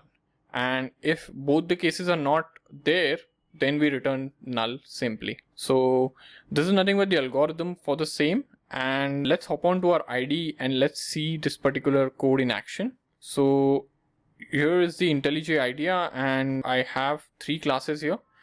We'll hop on to the graph class and I'll paste some code over here in the end for the opposites function, and this particular function takes edge E and vertex V as the parameter. And on line number 1, we check if V is equal to the endpoint 1 of the edge, and if that's the case, we return the endpoint 2 of that particular edge. And in the next if condition, we check if V is the endpoint 2 of the given edge, and if that's the case, we return the endpoint 1. And if both the cases are not matched, then we return null. So this is nothing but the function opposite and Java implementation for the same. So now let's hop on to our main method, and now I'll print some code over here. So this code will help us determine couple of opposites.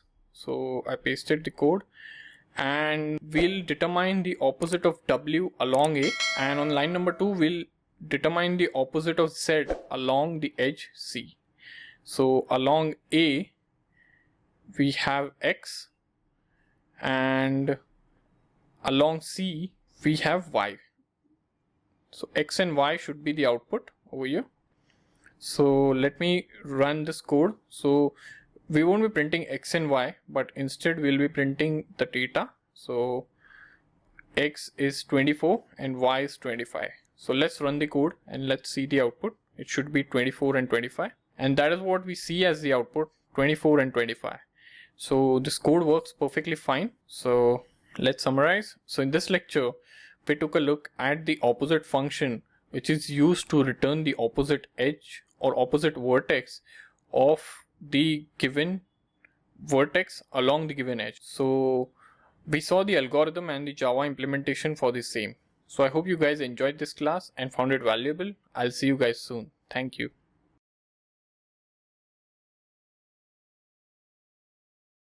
Hello guys, welcome back. So in this lecture, we are going to talk about areAdjacent function, which is nothing but a function which helps us judge if two vertices are adjacent to each other.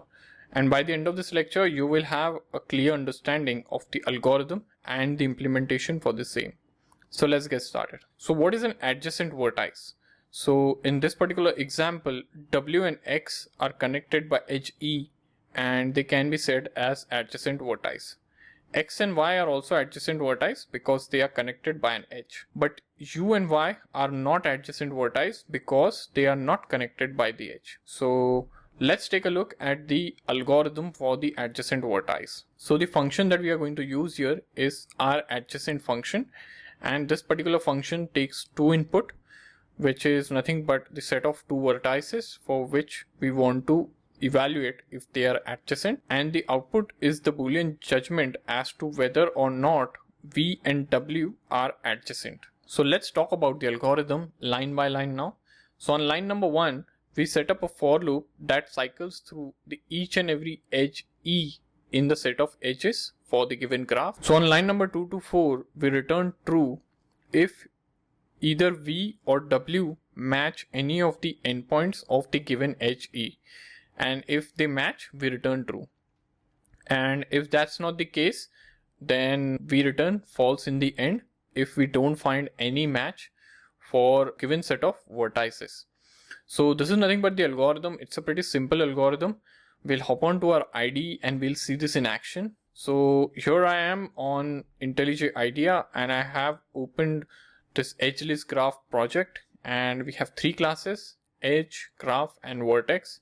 So we'll be pasting some code over here in the graph.java file. So this is the function areAdjacent, which returns the Boolean judgment as to whether the vertices are adjacent. And we accept two vertices for whom we want to get evaluated. Now on line number 1, we create a for loop that iterates through the edges E and in the given graph. And then within this if statement, we check if V or W match any of the endpoints. And if that's the case, we return true. So this is the code for evaluating whether the two vertices are adjacent or not. So let's hop on to our main method and let's try calling these functions. So I'll paste some code here that will help us understand this even better. So we pasted two lines over here to evaluate if the edge or if the vertex V, W and Y are adjacent, and the second line will tell us if the vertex X and Z are adjacent. So W and Y, let's hop on over here. So W and Y are adjacent with the edge B, but I think we delete the edge B over here. Somewhere over here we have written the code to remove edge B. So I'll just comment this code for a while. So we should get true for the first line, and then the second line says X and Z.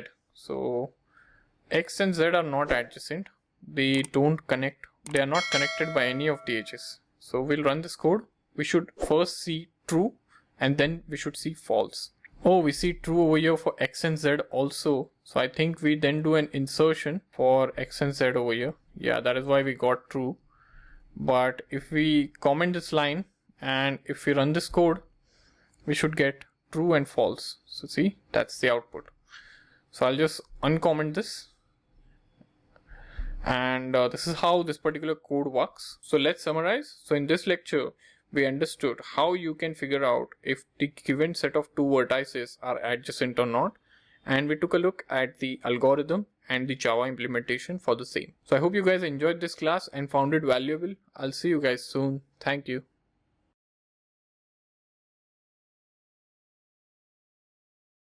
Hello guys, welcome back. So in this lecture, we are going to talk about replace function for a vertex and an edge.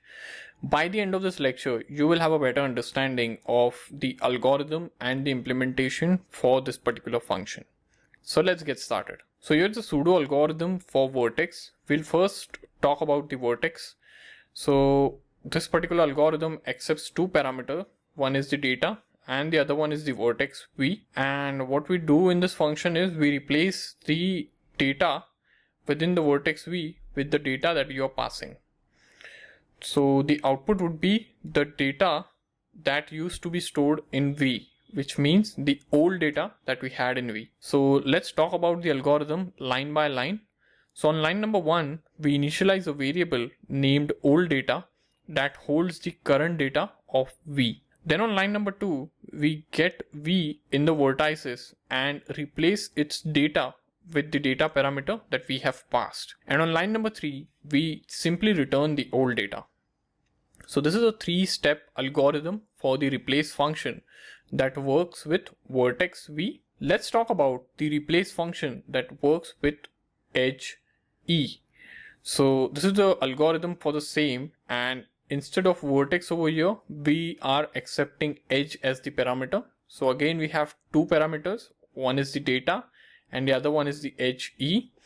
And we would be replacing the currently stored data in the edge E with the newly passed data. And the output is the old data that used to exist in the edge E. So let's talk about the algorithm again step by step. So on line number 1, we initialize a variable called old data that holds the current data of E, and then on line number 2 we get the edges and replace its data with the data that you have passed or the newly set parameter.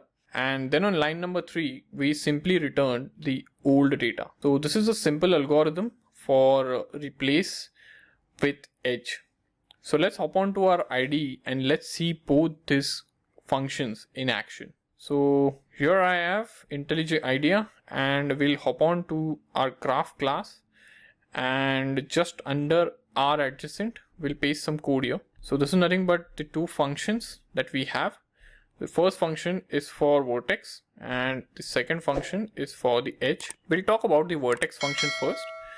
So we accept two parameter, vertex v and integer data, and the output we give is of the integer format because we are returning the old data, or we are using integer to store data in any of the vertex.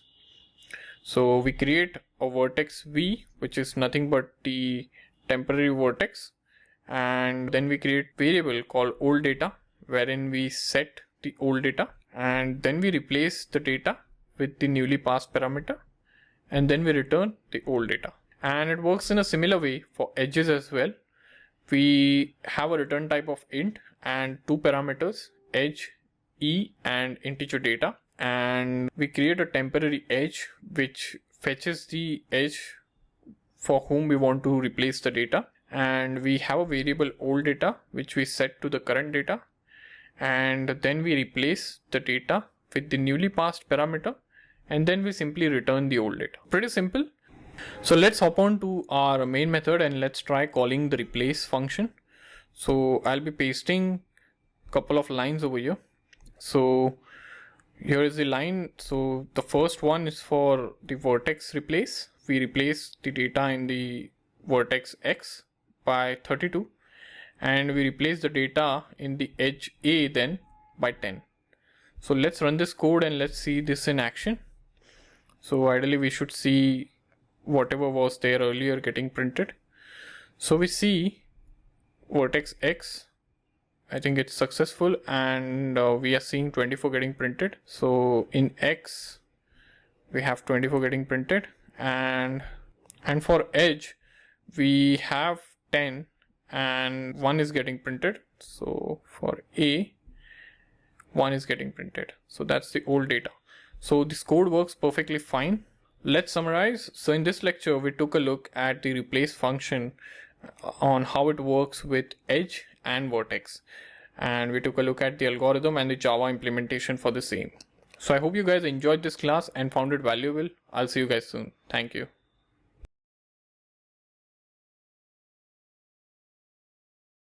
Hello guys, welcome back. So in this lecture we are going to talk about adjacency-matrix representation for graphs. By the end of this lecture, you will have a clear understanding of the conceptual overview of this representation type, and we'll be also talking about some of the advantages and disadvantages of adjacency-matrix representation. So let's get started. So here is an example graph that we'll be using to understand about this representation, and for a graph with vertices v, the adjacency matrix representation makes use of v by v matrix. So we have 4 vertices here, so we will be making use of 4 by 4 matrix to represent this particular graph, and this is what the representation will look like. We'll make use of the matrix which will have zeros and 1. So a 1 in the matrix indicates an edge between the two vertices, and conversely 0 indicates no edges. So you can see that w and w we have no edge, w and x we have 1 edge, w and y we have 1 edge, w and z we have no edge. Similarly, x and w we have 1 edge, x and x we have no edge, x and y we have 0 edge, and x and z we have 0 edge, and so on. So this is how adjacency matrix representation works, and you can see W and X are adjacent, so are W and Y and Z.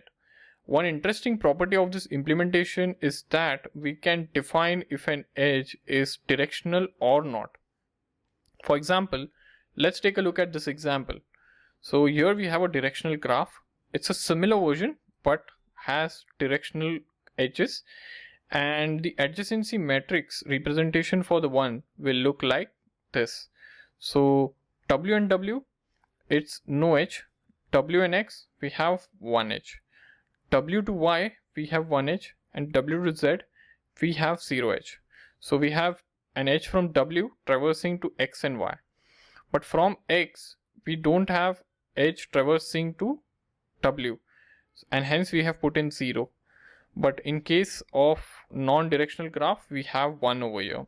So this indicates that the graph is directional because X does not point to anything, which means that there is no edge that goes from X to any other edge. So this is how the adjacency matrix representation for a directional graph will be. So let's talk about the advantages for this particular type of representation. So for example, if we have to find if there is an edge between Y and Z, Y has position 2 and Z has position 3. So indexing this matrix at 2, 3 returns 1. So if we do Y and Z, so it's 2, 3 over here, and it returns 1, and thus an edge exists. So this is what one of the advantages of this particular representation. So it's pretty easy to find if an edge exists between two vertices, and it can be done in constant time, theta of 1. So this is one of the advantages. Let's talk about the disadvantages of this particular implementation. So the first disadvantage is its space complexity. So for a graph with n vertices, we require n by 2 space to store the matrix. So a lot of data getting stored in matrix is not important either. For example, a matrix will encode that there is no edge between Z and Z, or there is no edge between X and Z. But we really want to know only about the edges that do exist and not about the one that don't. So there is a lot of unimportant data that is getting stored in this type of representation. So this is one of the disadvantages, it's space complexity. And the other disadvantage would be that if you want to find vertices adjacent to a given vertex, we have to look at each and every vertex in that row of the matrix. So let's take a look at the example. So if we want to find what vertices are adjacent to W, we'll have to perform a traversal like this. So we'll have to check W by W, then X by W, then Y by W, and then Z by W. So we found an edge at X by W and Y by W. And then we have to do again traversal. We have to traverse from W by X, then W by Y, and W by Z. So to find all the adjacent edges, we have to look at each and every vertex in that row of the matrix. And this is another disadvantage of this particular representation. So let's summarize. So in this lecture, we understood what is adjacency matrix representation of graphs, and we also understood the advantages and disadvantages clearly with the help of an example. So I hope you guys enjoyed this class and found it valuable. I'll see you guys soon. Thank you.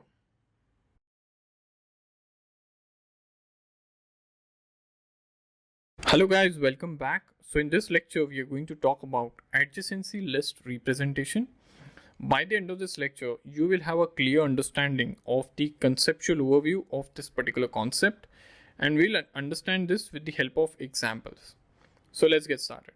So this implementation is a crossover of edge list and the adjacency matrix implementation. This structure involves storing a list of lists.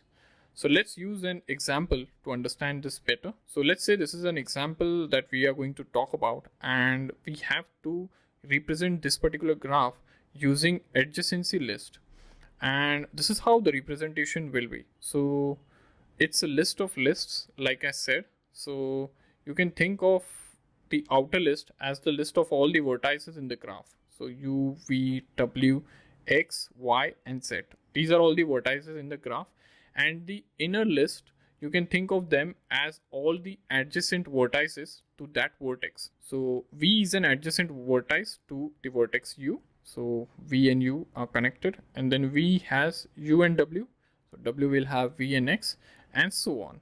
So this is how the adjacency list representation works. We can find out if an edge exists between the two vertices V and U by indexing into the outer list at the position of V and then searching the inner list for U. So if you want to figure out if there is an edge between the two vertices, let's say the example is U and X. So what you will do is you will first index at U because the first vertex is U, and then you will search for X in the inner list. So if X does not exist, you will say that these two edges are not adjacent. So this is how figuring out the adjacent vertices works in this particular case. So let's summarize. So in this lecture, we understood what is adjacency list representation of graphs. And I hope you guys enjoyed this class and found it valuable. I'll see you guys soon. Thank you.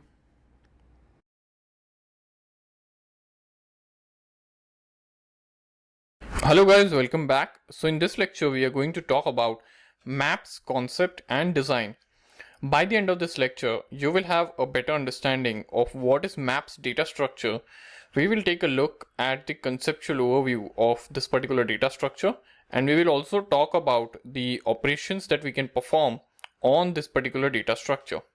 So let's get started. So map models a searchable collection of key value entries. We can insert, delete, search for data using a map. You can think of map as a filing cabinet. We file data in an organized way based on labels. So a map consists of key value pairs of entries that are grouped together to form a map. So one way of implementing a map is by using an arrays, and this involves storing values as elements of the fixed size array.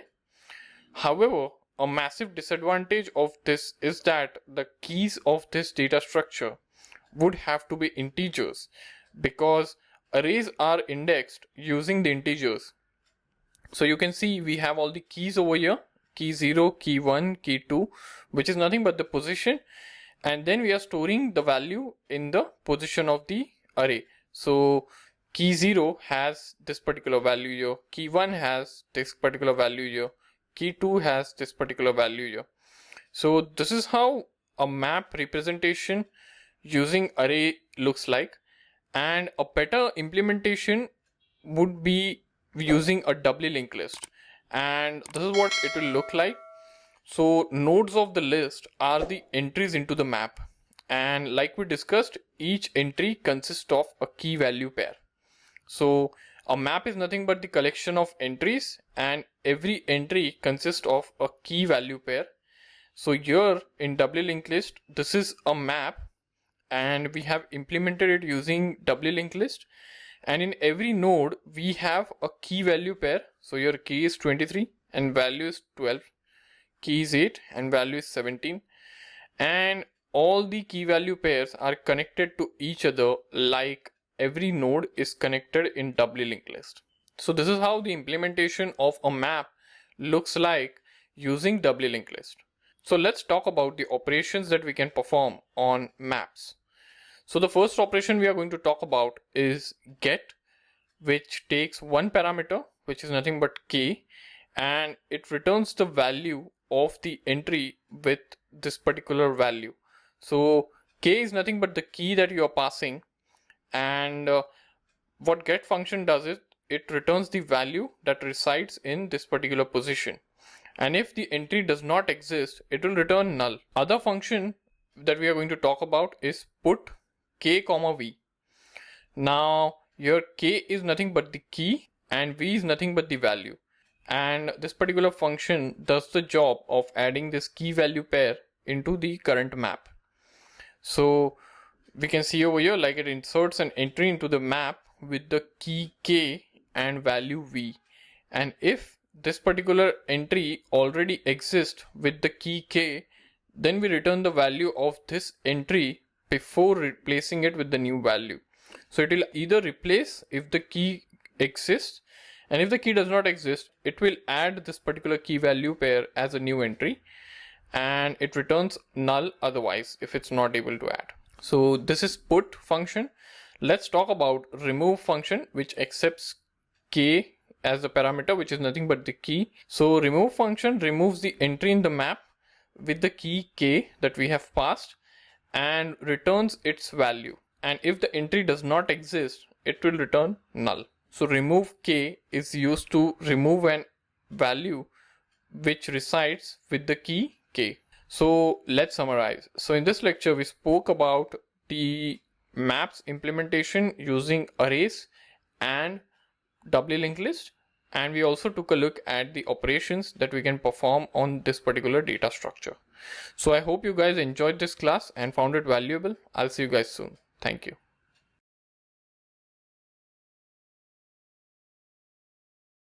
Hello guys, welcome back. So in this lecture, we are going to implement map using Java and IntelliJ. So let's get started. So we have already created a project here called maps, and I have already defined two classes under maps. One is the entry class and one is the map class. I'll tell you the importance of both these classes.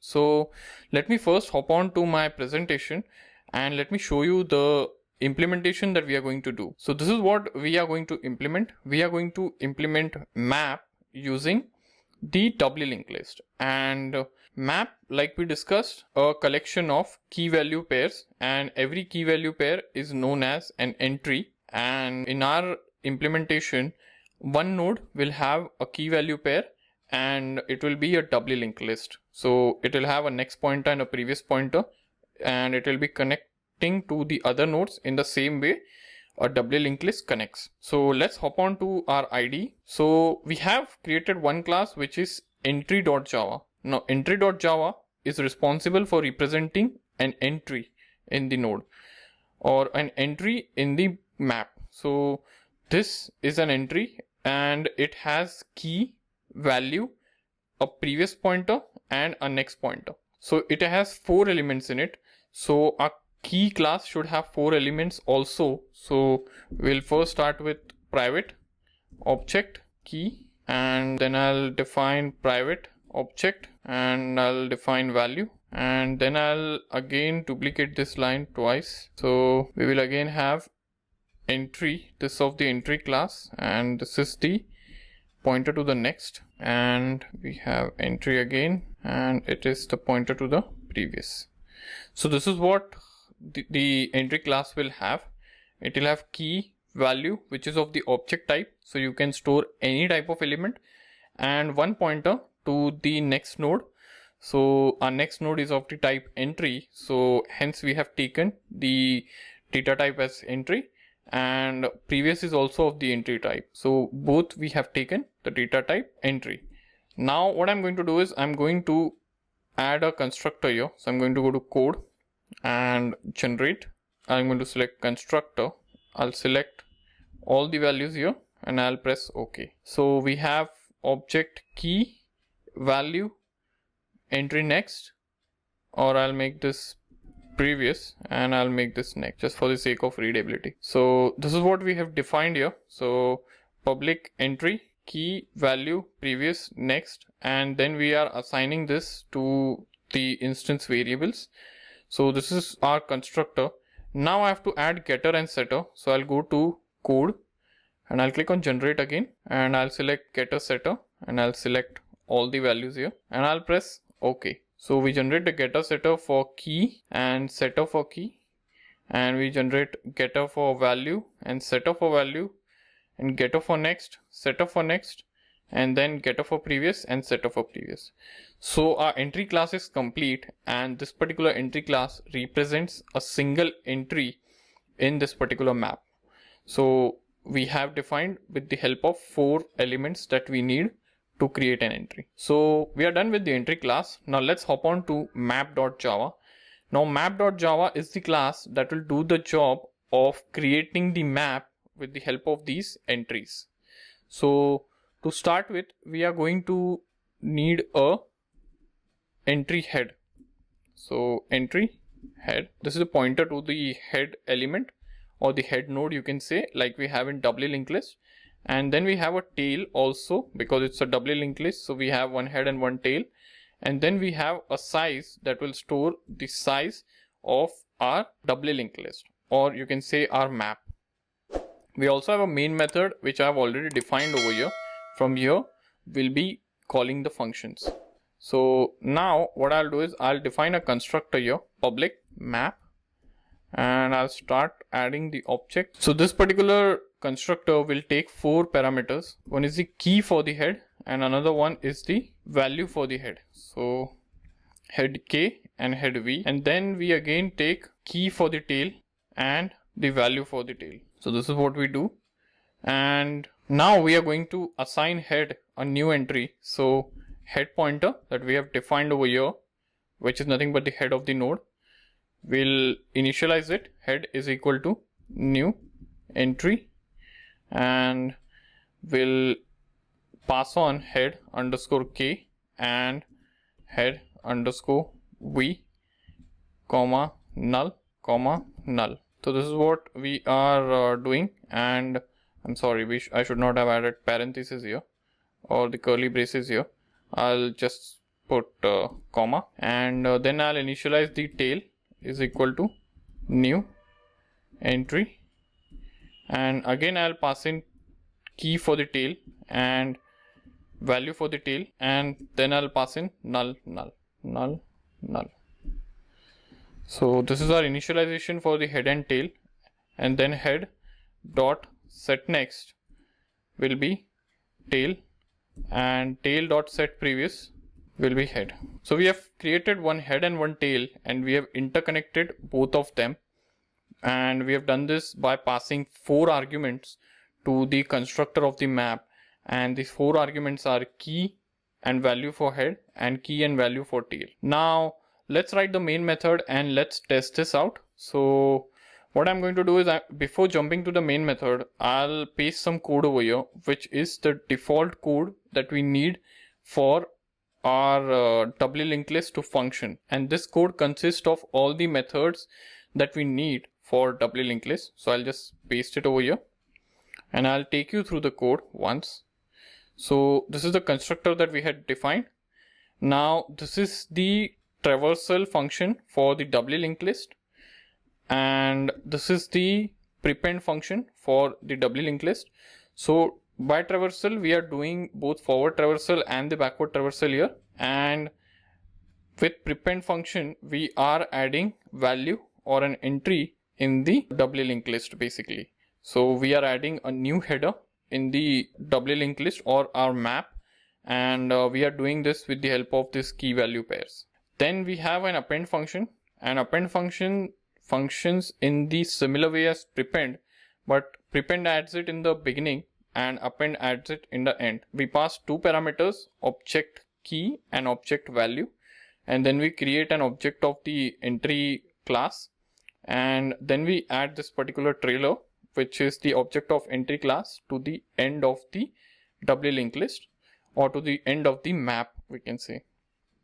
And then we have an insert add function which does the job of inserting a particular key value pair at the given position index. And then we have pop first, which does the job of removing the first entry of the map, and pop last does the job of removing the last entry in the map, and pop add does the job of removing the entry at the given position, and size function just returns the size. So these are all the functionalities of the doubly linked list that I have pasted over here. And now what we'll do is we'll go to our main method and we'll create a map. So map mp is equal to new map, and I'm going to pass in 1, 100, 2, 200. I'm going to press in semicolon, and then I'm going to type in system.out.println, and I'm going to type in initial traversal and then map.traverse. So after doing this, this is just a traversal function. Basically, we are calling to print our map that we have created, and our map consists of two entries. One is the head entry, which is the key value pair that we have passed 1, 100, and the other key value pair that we have passed is for the tail. So it consists of just two nodes currently, head and tail. Let me run this code and let me show you the output. So there you see, we print in the two keys, 1 and 2, and in backward traversal we print the two keys. Here we are only printing the keys. So if you go to the traversal function, we are only printing the key over here, and we are not printing the value, which is fine. So this is how you create a map and implement it using Doubly linked list and Java. So I hope you guys enjoyed this lecture and found it valuable. I'll see you guys soon. Thank you.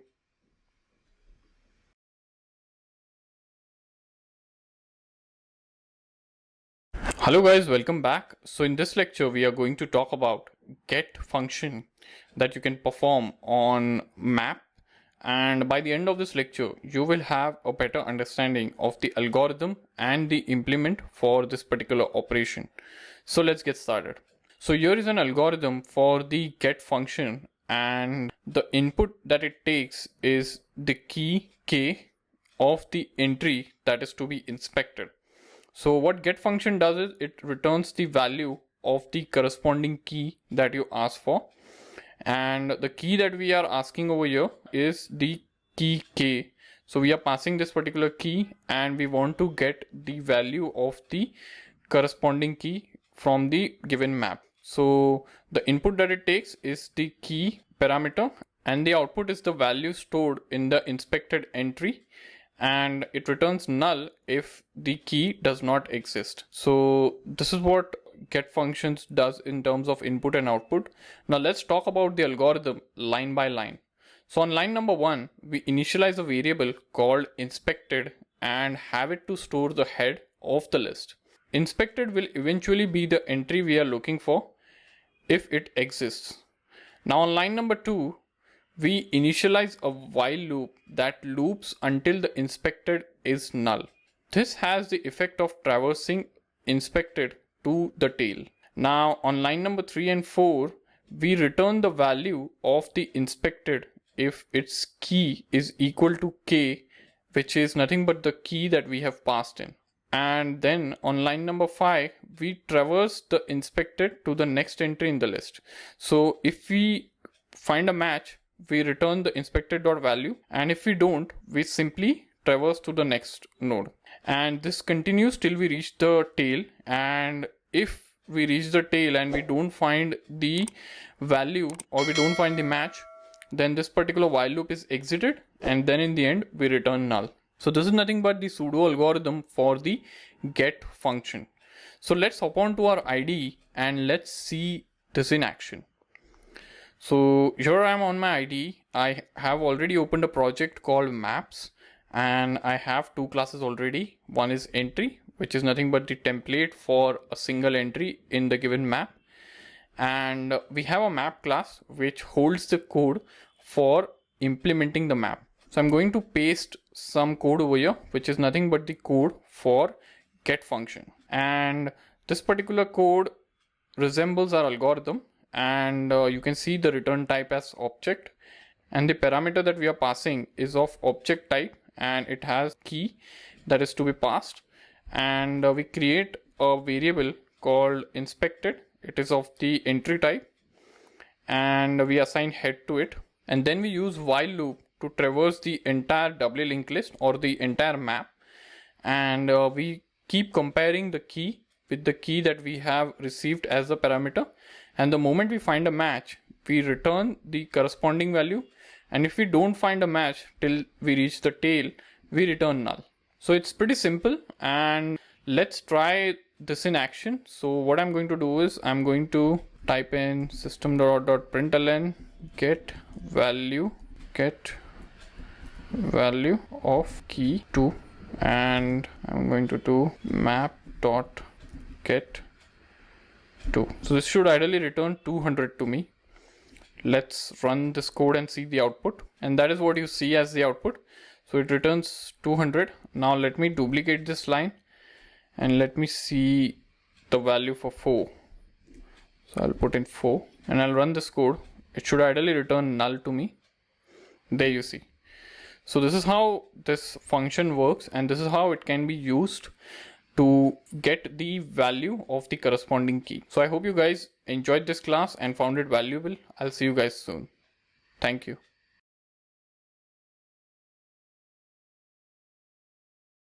Hello guys, welcome back. So in this lecture, we are going to talk about put operations that we can perform on the given map. By the end of this lecture, you will have a better understanding of this particular function and its algorithm. We will also be taking a look at the Java implementation for the same. So let's get started. So here is the algorithm for this particular function, and this particular function is used to put value against the corresponding key. If the key already exists in the given map, then we will replace the existing value that is there against the corresponding key, and we will return the value of this entry before replacing it. So basically the return is nothing but the value of the old entry. If the value does not exist, then we add the value at the end of the map and we return null. So this is the functioning of this particular put function. So the input we give to this particular function is nothing but the key k and the value v of the entry that is to be added in the map. And the output will be, if the entry already exists with the key k, then we return the value of this entry before replacing it. And if this entry with the key k does not exist, then we append this particular key value pair and return null otherwise. So let's take a look at the algorithm. So on line number 1, we initialize a variable called inspected and have it stored the head of the list. And inspected will eventually be the entry that we are looking for if it exists. On line number 2, we initialize a while loop, and this while loop will traverse the entire doubly linked list until the inspected is null. On line number 3 and 6, we take the value of the inspected and store it in a temporary variable old val, and we then write over the value of the inspected with v and return old val if the key of the inspected is equal to k. So if the key of the inspected is equal to k, then we just save the old val in a temporary variable and we set the value of the inspected to new value and we return the old val, and the function terminates here. But if it's not equal to key, then on line number 7, we traverse to the next node. And if we reach the tail and if we don't find a match for this particular key, then we simply append the new k and v at the end of the list, and we increment the size of this particular doubly linked list by 1 and we return null. So this is how this function works, and this is the algorithm for the same. Now let's hop on to our IDE and let's see the code implementation for the same. So I have IntelliJ IDEA already open, and I have 2 classes here and a project maps. So one class represents the entry in this particular map and map class represents the map. So what I'm going to do is, just below get here, I'm going to paste in some code here, and this code is for put. So this particular function returns the value of object type, and it accepts 2 key value pair or 1 pair of key and value. And to begin with, we create an object inspected of the type entry and we initialize it to head, and then we create a for loop and traverse through the entire list, and while traversing we match every key with the key that we want to insert. And the moment we find the match, we save the old value and we replace it with the new value and we return the old value and the function terminates. And if we don't find a match, we simply append the new key value pair in the end and then increment the size by 1 and then we return null. So we'll write in, so what we'll do is we'll now try to call this put function from our main method, and we will try to simulate 2 scenarios here. One scenario would be that if the key exists, and other scenario would be the key does not exist. So what I'll do is I'll write system.out.println and I'll put in put key, we'll put in, let's say 3 and value 300 plus map put, so 3 300, and then we are going to duplicate this particular line and put key 2 we'll do 2000 and we'll make 2 2000. Now this particular first line, this key value pair, does not exist, so this will be appended, and this particular key value pair exists, so this will be replaced. So here we should see the output as null, and here we should see the output as 200 because our function put will return the old value and it will replace it with new value. So let's run this code and let's see the output. So that is what the output we see, and we see null getting printed here and we see 200 getting printed here. I can also run a traverse here to see how the addition has been. So let me do a traverse. We should ideally see 1 2 3 and 3 2 1, and that is what we see. And the value of key 2 is 2000 now. 200 is gone. So this is how put function works. So in this lecture, we understood the algorithm and the Java implementation for the put function with maps. So I hope you guys enjoyed this class and found it valuable. I'll see you guys soon. Thank you.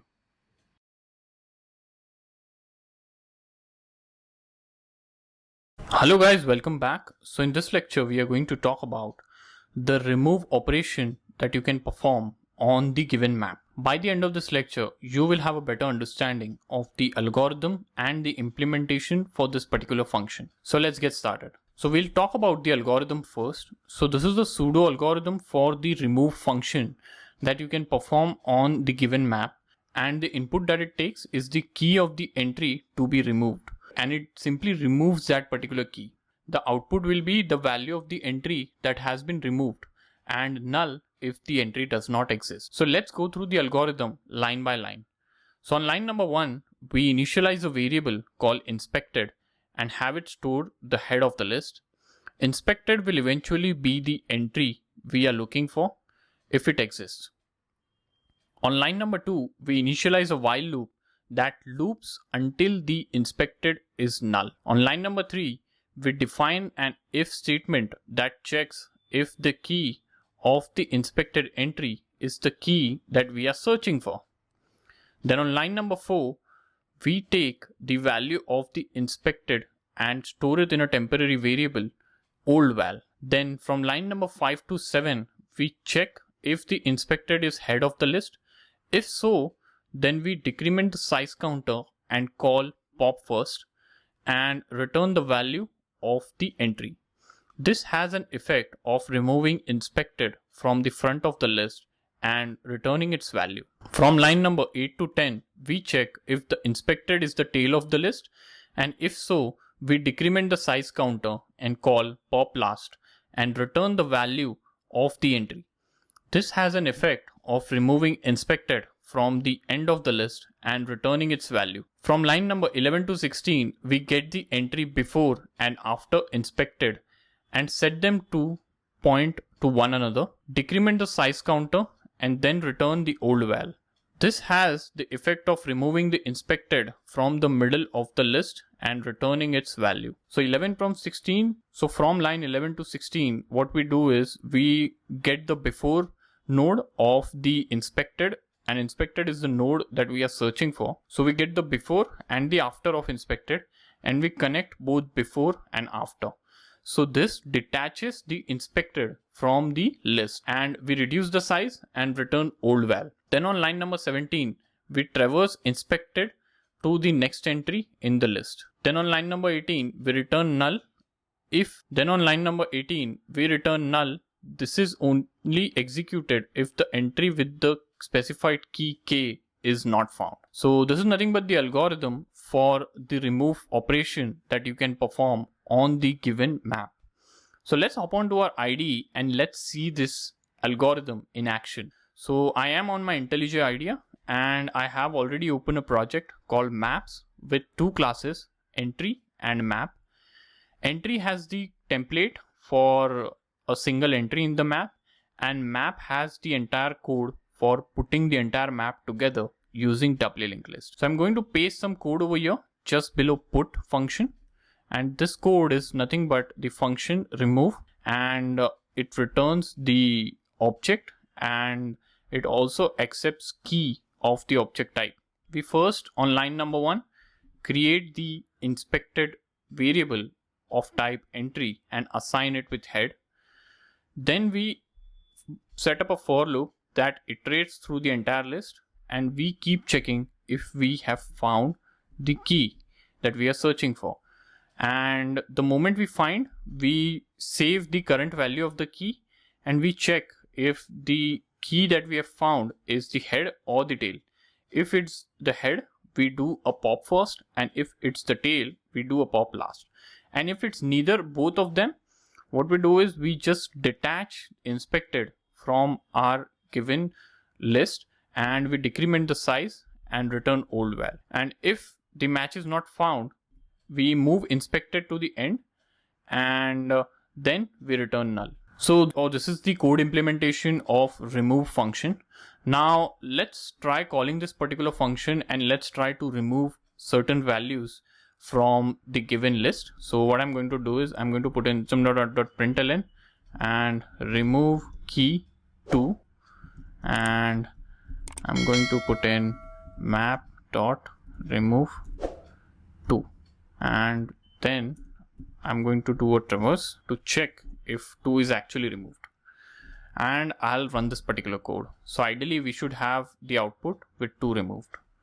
So there you see 1, 2, 3 getting printed earlier with this traverse function, and then we have only 1 and 2 getting printed. So we have removed this key with value 2000, and then only 1 and 3 is getting printed. So this is how the remove function works with maps. So I hope you got a good grasp of this particular function and how it works with graph. So in this lecture, we understood the remove function algorithm and the code implementation. I hope you guys enjoyed this class and found it valuable. I'll see you guys soon. Thank you.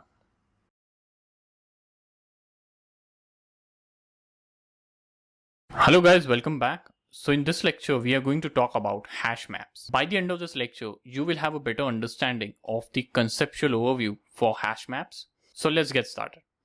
So what are hash maps? So hash maps build upon the structure of map and offers a favorable search, insertion, and deletion complexities. The hash map uses a hash function to take an arbitrary string key and convert it into an integer that is used to index into a bucket array. So let's try to understand this thing with the help of an diagram. So here is a diagram that we are referring to, and we have two main components, the hash function and the bucket array. The bucket array is simply an array of capacity n, and each cell or element of the array is called a bucket. A bucket is simply collection of key value pairs. Then we have another component which is nothing but the hash function here. So what is a hash function? A hash function takes an arbitrary key and maps it to a unique integer I.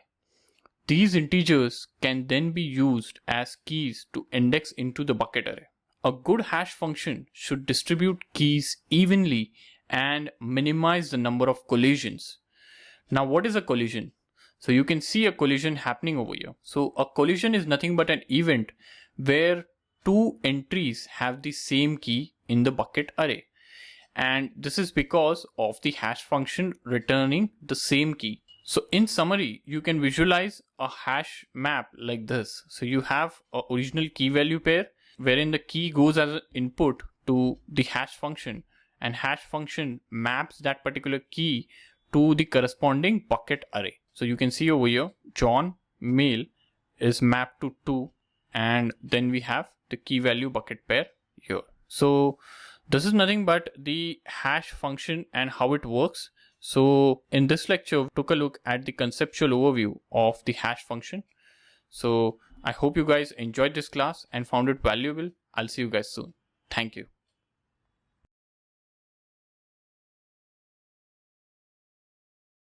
Hello guys, welcome back. In this lecture, we are going to talk about BubbleSort. And by the end of this lecture, you will have a better understanding of what is BubbleSort, why is it used, and how it works. We will also be taking a look at the algorithm of BubbleSort that will help us understand this even better. So let's get started. So a good place to start when understanding what a BubbleSort is asking why it is called BubbleSort. Let's say we have an array of 10 randomly assorted integers, and this is the array that we are considering for the sake of our example. It has 10 randomly assorted integers, and let's say we want to organize them from smallest to largest.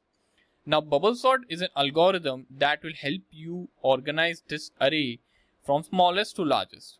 But how? The general idea behind BubbleSort is that the larger numbers bubble up to the end of the array, just like bubbles rise in the Coke can. And this is the analogy, and this is why it's called BubbleSort, because the larger number bubble up to the end of the array. But how? Now this happens because we repeatedly iterate through the array and compare adjacent numbers and perform swaps when needed. So comparisons are fundamental building blocks of the sorting algorithm. We iterate through the array comparing two numbers at a time. Seeing as we want to sort the array in the ascending order, we must swap the numbers in such a way that the larger number is on the left hand side and the smaller number is on the right hand side of the array. So in our example, the first two numbers that will be compared are 32 and 8. So in BubbleSort, we pick up the first two numbers, we compare them, and since 32 is greater than 8, we swap them. And the swapping happens, and now 8 is in the front. Now the next two numbers that are to be compared are 32 and 152. And since 32 is smaller than 152, they are left alone and we don't swap them. So this continues until we compare the last two numbers in the array, after which the process repeats. And in our case, 8 more times this process repeats. And we call these repeats as passovers. So we pass over the array once for every item for array minus 1. And this is because by the penultimate passover, the array will be sorted. So we have 10 numbers and therefore we'll be doing 9 pass. So with each passover, we can reduce the section of the array considered for comparison. Well, how come? So after the first passover, you must have figured out that the largest number ends up in the end of the array, because we keep comparing the numbers and keep swapping by the largest number, and hence since we go till the end, we have the largest number post up first passover. And this means that we don't need to consider the last number in the next passover. And this means we don't need to consider the last number because it will always be the largest. And hence in next passover, we go till the second last element. And after the next passover, we have the largest element in the second last position over here. And hence in the third passover, we will go only till the third last position. And in this way, with every passover, the length or the size till which we have to go and iterate and compare elements keeps on reducing. So let's take a look at an algorithm. It is important to note here that sorting algorithms are not limited to integer data. We can sort any kind of data that supports comparison in descending or ascending order. Now, since we have understood the theory behind BubbleSort, let's take a look at an algorithm on how BubbleSort works. So here is a pseudo algorithm for BubbleSort, and the input that this particular function receives is an array 0 to n. It consists of 0 to n values, and it consists of comparable data, the data that which can be compared. So this particular function receives an array with n set of values, and it consists of comparable data, and the output you get is the array again with n values, and this output is now in this ascending order, sorted in the ascending order.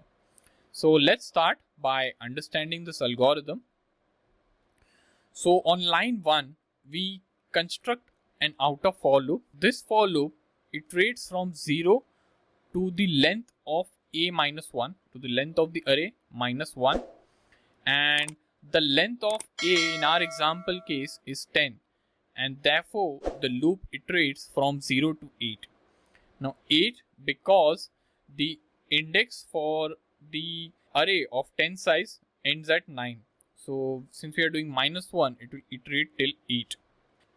We can consider this loops as counting the number of passovers, and hence it is called n passover.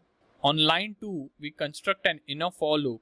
This for loop iterates from 0 to length of a minus 1 minus nth passover. We are subtracting -1 so that we don't run an indexing out of bound error, and we are subtracting the value of n passover so that we reduce the amount of data that is considered with each passover, and we have discussed the reason for the same, because with every passover you will have the largest element at the end of the array, and hence you don't need to take that last part of the array or the end of the array into consideration for the next passover, and that is why we are subtracting passover from this particular value here. And now on line 3 we are making a comparison between two elements in the array, and if the data in the A of index is greater than the data in A of index plus 1, we swap them, and this is done between line 4 to 5. So line number 4, 5, 6 is nothing but this swapping logic, wherein we take the data that is stored in A of index and we assign it to temp, and then we take the data which is stored in A of index plus 1 and assign it to index, and then we again take the temp data and assign it to A of index plus 1. So this is how the swapping happens, and after this algorithm is executed, we get the output in the form of sorted array. So this is nothing but the logic for ascending bubble sort, wherein we are sorting the array which consists of comparable data into ascending order. So let's summarize. So in this lecture, we understood what is bubble sort and how it works. And we also took a look at bubble sort with the help of an example, and we understood the algorithm for bubble sort. So I hope you guys enjoyed this class and found it valuable. I'll see you guys soon. Thank you.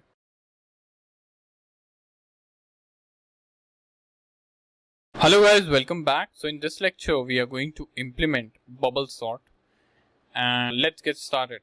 So here I have already created a demo project called BubbleSort demo, and I have already created a class within our src folder called BubbleSort, and this particular class has a main method already defined in it. So what I'm going to do is I'm going to start defining the function that we have to write to sort the arrays basically. So the function will be called ascending bubble sort, and I'll just start typing the code. So this is the method, and if you look at our algorithm, this is the method name. Now this particular method accepts the array as an input, and that is what we are passing to this particular method over here, and it also returns the array which is the sorted array. So what I'm going to do is I'm going to return a over here.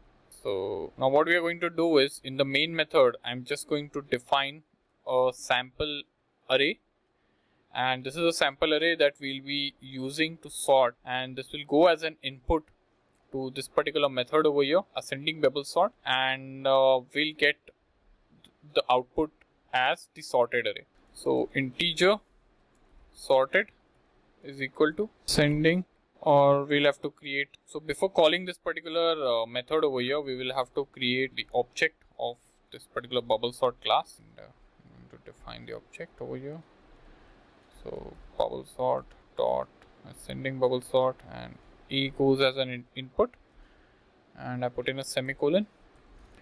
So what we have done is we are passing the array, sample array that we have taken over here, integer a, to the ascending bubble sort function, and whatever output we are getting or the return statement of whatever this method is returning over here, we are assigning it to the sorted array variable, okay, and then we are using for loop to print the items of the sorted array. Now let's hop on to this particular function and start defining the code to sort the array. So basically what we'll be doing as per our algorithm, we have to define two for loop. One for loop is for the passover and another for loop is to iterate through the array with the decreasing value of the passover. So we'll go over here. I start writing in a for loop. So we have defined the two for loops, one for iterating over the passover and keeping the track of the passover here, and the another one is to iterate through the array, and the range in which the inner for loop will iterate keeps on reducing with each passover because we are subtracting the value of passover here, and value of passover keeps on increasing with every for loop. Now we have to write the logic as per the algorithm to swap the items if the item at the a of index is greater than the item at the a of index plus 1.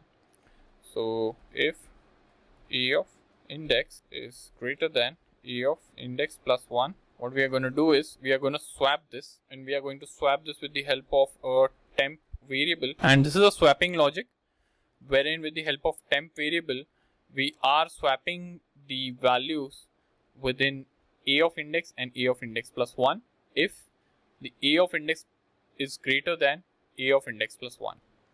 So let's run this particular piece of code and let's see what the output looks like. So I'll just click on right click and run BubbleSort. Ideally the output should be the sorted version of this input, and that is what we see over here. We see the sorted version over here of the input that we have given to this particular program. And that's how BubbleSort works, and I hope you guys enjoyed this class and found it valuable. I'll see you guys soon. Thank you.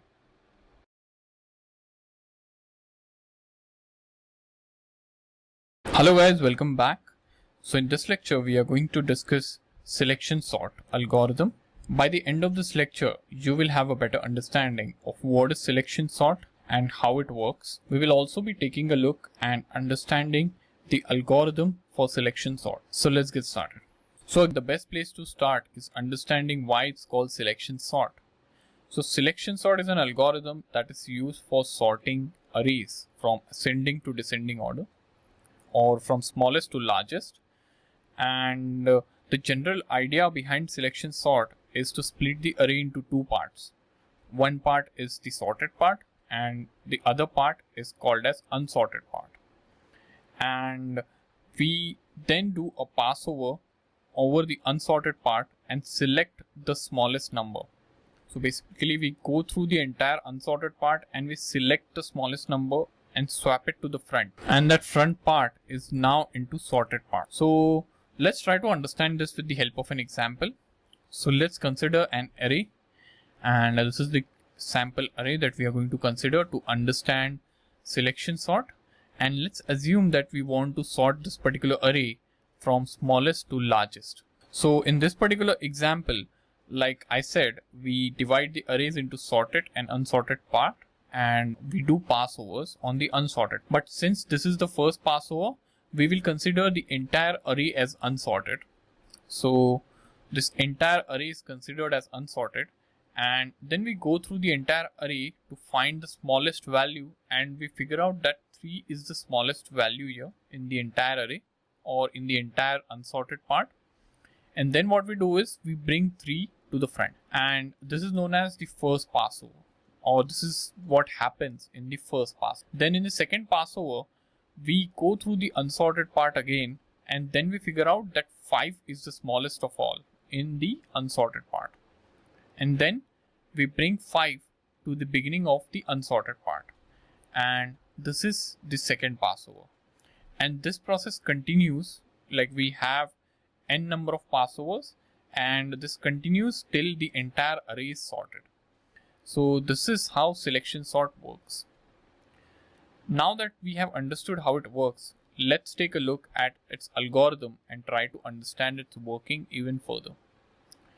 So this is a sample algorithm of selection sort which takes array as an input, which consists of 0 to n values, and it consists of comparable data. A comparable data is nothing but data set which can be compared to each other, and the output that we get of this particular algorithm is we get an array which consists of n values, and we get this in sorted manner. It's sorted in ascending order. Now let's go through our algorithm line by line. So on line 1, we construct an outer loop, and this loop iterates from 0 to the length of a minus 1 basically. So what we do is we take the length of array and we subtract 1 from it, and the length of a in our example is 10, and therefore the loop will iterate from 0 to 9. So 0 to 9 because we have to adhere to Java's zero indexing syntax. Then we can say that this particular outer loop is counting the number of passovers, and that is why we have called that variable as n passover. Let's go to line 2. So on line 2, we assign the passover number to the variable min index. So if we are on the 0th passover, what we do is we take 0 and we assign it to min index variable, and min index holds the index of the smallest data in the unsorted part of the array, and this is initialized to be the first data in the unsorted part to reduce the data considered with each passover. So if you are doing passover number 1, min index will be assigned or initialized with 1 because 1 is the first element of the unsorted part. Then on line number 3, we construct an inner for loop basically. So inner for loop is nothing but a loop within a for loop within a for loop, and this for loop iterates from the value of n passover plus 1 to the length of a. So if the passover number is 1, this particular loop will go from 2 to the length of your array, and we count from n passover plus 1 to compare the data, the rest of the data in the unsorted part. On line number 4, we make a comparison between the two elements in the unsorted part. So we had saved the min index here. We had initialized the min index to the passover value. Now what we do is for each value in the array or in the unsorted part, we just do a comparison with the min index, and if the comparison holds true, then what we do is we save the index of that particular place and we save it in min index. And if the comparison holds true, what we do is we save the index that is smaller than min index and we assign it to min index variable over here. And then on line number 6, we assign the data residing at n passover to the temporary variable called temp, and then we take the value of a min index and assign it to a of n passover, and we then take the value of temp and we assign it to a of min index. And this is nothing but the swapping process we do basically, wherein we are using temp as the temporary variable to help us with the swap. So this is the algorithm for selection sort. Now let's try to understand this algorithm even better with the help of an example. So this was the example that we took earlier, and we are going to do a run through of this particular example. So in the first passover, the passover value will be 0, and our index, which is nothing but the inner for loop that we just discussed, will go from 1 to 9. So passover value is 0, so we save 32 here in the min index, or we save 0 here in the min index, and then our index value goes from 1 to 9 and it starts comparing every value with 32, and we find the smallest one, and what we do is we bring the smallest one to the front with the help of the swapping steps we just discussed. So at the end of first passover, this is the output that we are going to get, wherein 3, which is nothing but the smallest value in the array, will come to the front. And then we go to the second passover, which is nothing but 1, and index value will be from 2 to 9, and this is the output we get then, wherein 5 comes to the front.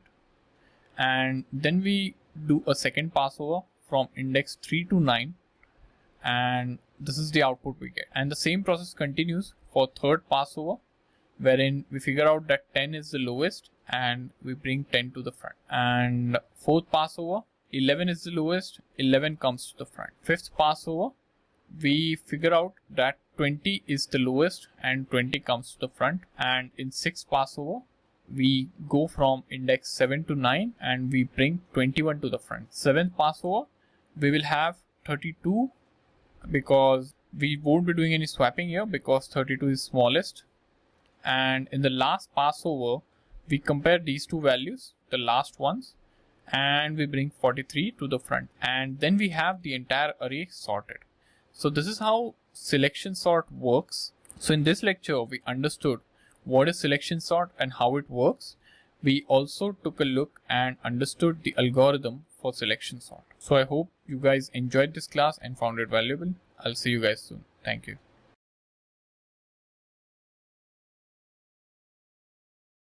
Hello guys, welcome back. So in this lecture, we are going to implement selection sort using Java and IntelliJ.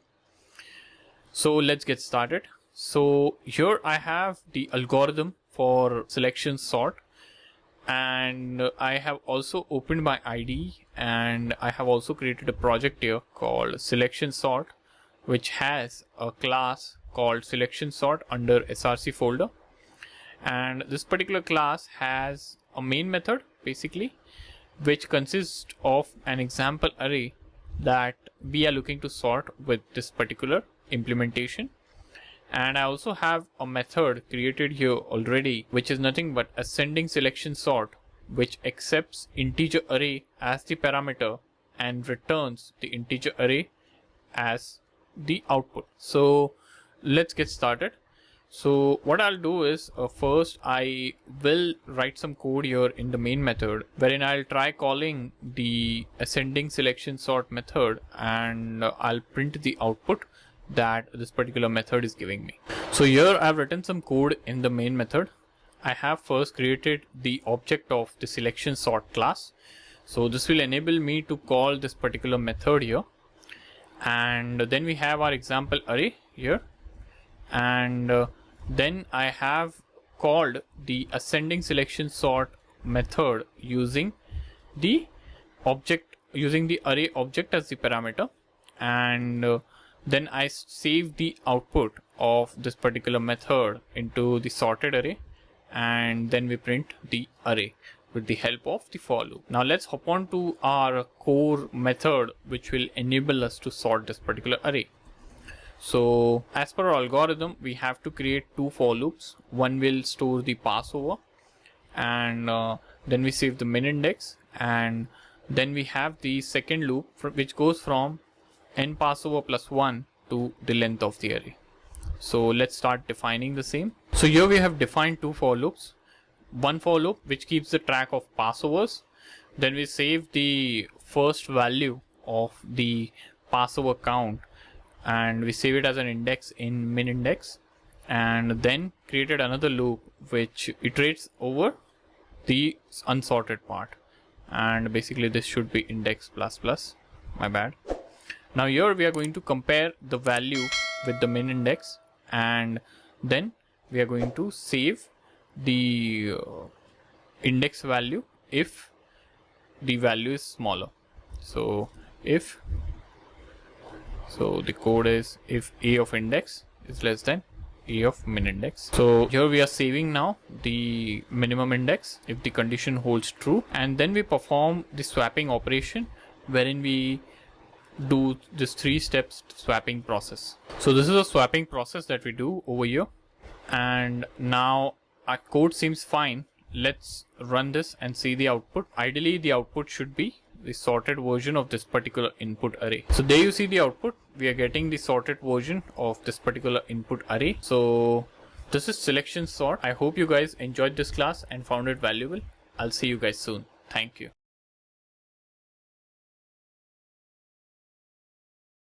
Hello guys, welcome back. So in this lecture, we are going to talk about insertion sort, and by the end of this lecture, we will have a better understanding of what is insertion sort and how it is used, and we will also be taking a look at the algorithm for insertion sort. So let's get started. So insertion sort is pretty much similar to selection sort. It is yet again a simple sorting algorithm, and it is used to sort an array from smallest to largest. So let us consider an array over here. So this is the array that we are going to talk about here. And let's say we want to sort this particular array from smallest number to the largest number. Now how insertion sort works is it involves a marker to split the array into two parts. One is the sorted part and the other one is the unsorted. And then we pass over the array, inspect the first unsorted number after the marker, and then insert it to the correct position in the sorted part, which means that we reshuffle the elements in the sorted part to make way for the new element there. And marker that we use is always in the beginning of the unsorted. So let me explain this to you with the help of some diagrams. So in our example, marker will start initially with the position of 8. And you can see, like in the diagram, the array is divided into two parts. One is the unsorted part and the other one is the sorted part. So to begin with the sorting process or the insertion sort process, what we do is we take the first element of the array and we call it sorted, and then we use the marker over here in the second element, and the array from the second element to the last element we call it unsorted. So what we do is we inspect the second element here now, which is the first element of the unsorted part, and it is also the position of marker, and we observe that it is less than 32, and therefore we reshuffle this. So we inspect 8 and we reshuffle it over here to make way for 8, and then we swap it. And after swapping, this is how the array will look like. And then we increase the count of marker, and marker now points to number 10. And then we inspect number 10 over here, and we observe that it is smaller than 32, but it's greater than 8. So we reshuffle the sorted part in such a way that 10 is inserted at the correct position. So the correct position for 10 will be between 8 and 32, and after reshuffling, 10 will be inserted in the right, and then we increment the marker by 1. So marker now points to 152, and then we inspect 152 again, and since 152 is larger than all the numbers in the sorted part, we don't need to reshuffle the sorted part, and what we do is we then only increment the marker by 1. And next element that will be inspected is 43, and this continues. So how insertion sort works is we divide the array into two parts. One is the sorted part, other part is the unsorted, and we use a marker to separate them, and marker is the pointer to the element that we are going to inspect next.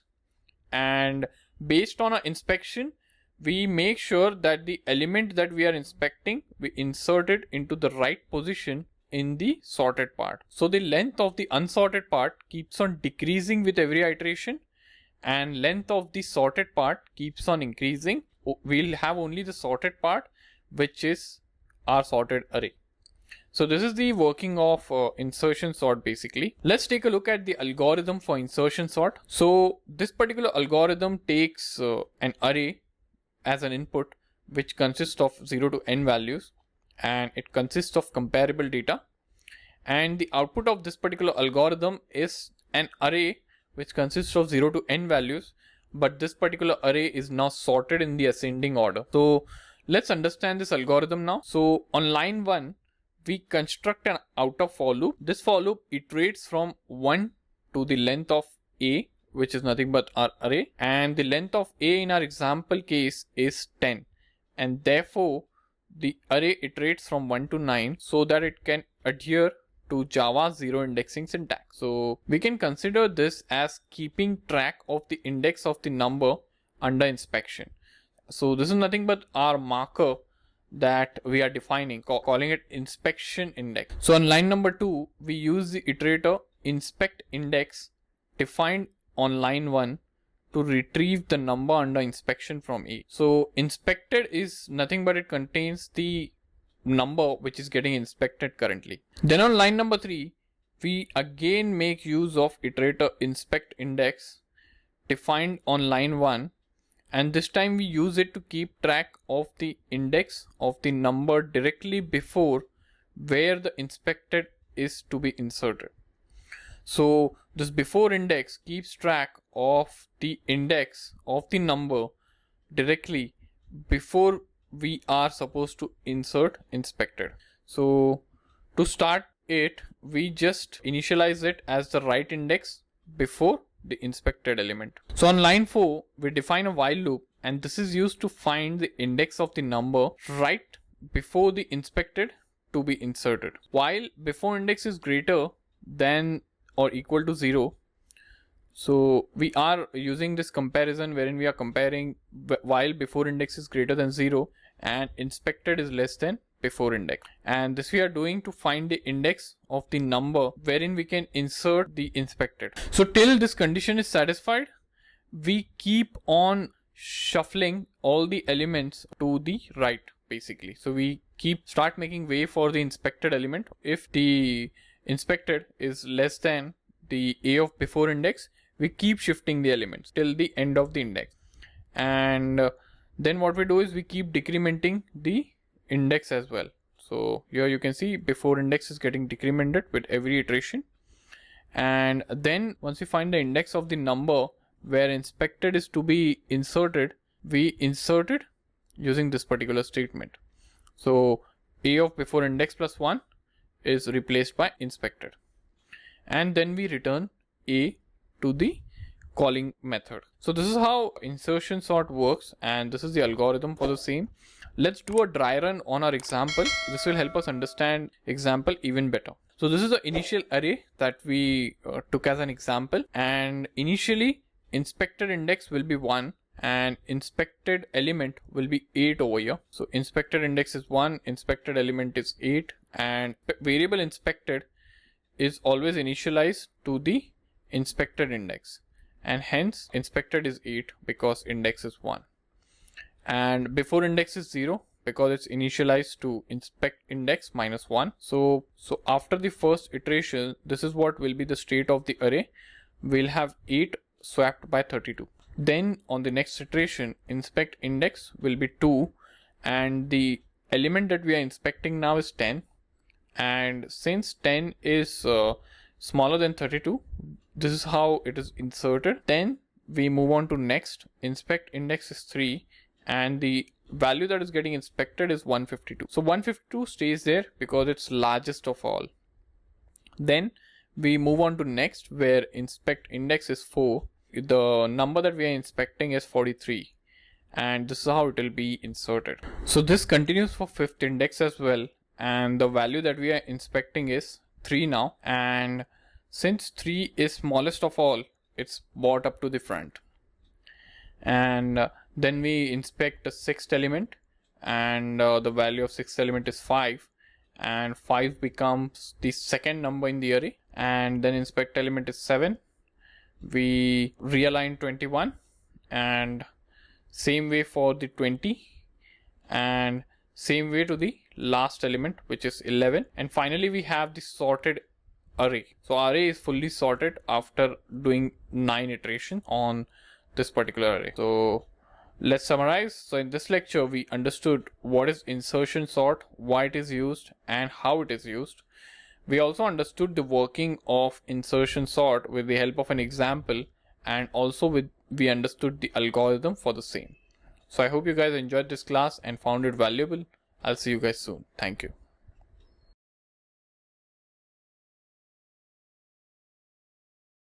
Hello guys, welcome back. So in this lecture, we are going to implement insertion sort. So let's get started. So I have already created a project over here called insertion sort, and I have already created a class called insertion sort on the src folder, and I've already defined 2 methods here within the class.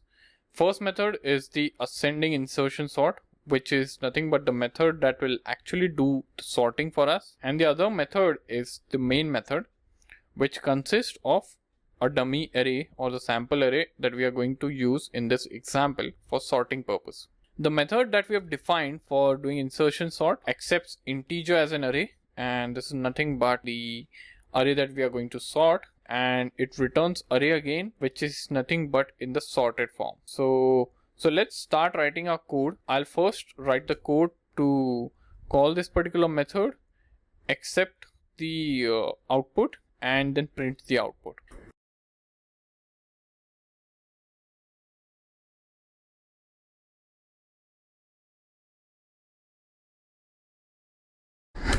So we have written the code to create the object of insertion sort class. Then we initialize the array which we are going to sort, and then we pass that particular array to the ascending insertion sort, and we accept the output in the sorted array, and then we print the value of sorted array using a variable and a for loop, and we just print it. So let's now write the method which will actually do the sorting for us. So here we have the algorithm for insertion sort, and what I'm going to do first is I'm going to first write the for loop, which is the outer for loop for inspect, which runs inspect index from 1 to the length of array.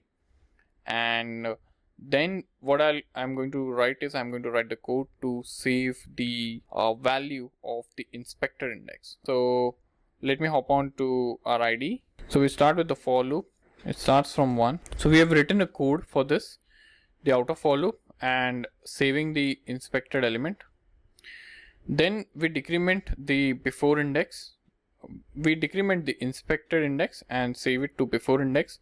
And then we start running this while loop, which compares before index with 0 and inspect index with the value in before index. And we do this repeatedly till before index is decremented with each step. So here is the code that I've written. I've written the code to initialize before index, and then we run the while loop to shift the values in the sorted part, and then we swap the value, or we insert the value in the space that we make in the sorted part for the inspected element.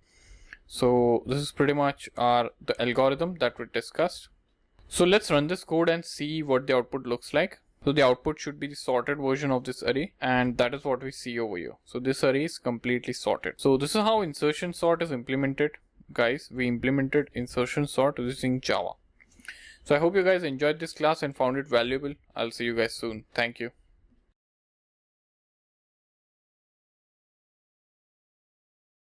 Hello guys, welcome back. So in this lecture, we are going to talk about merge sort algorithm, and by the end of this lecture, you will have a better understanding of this algorithm, and this will help us understand this even better. So let's get started.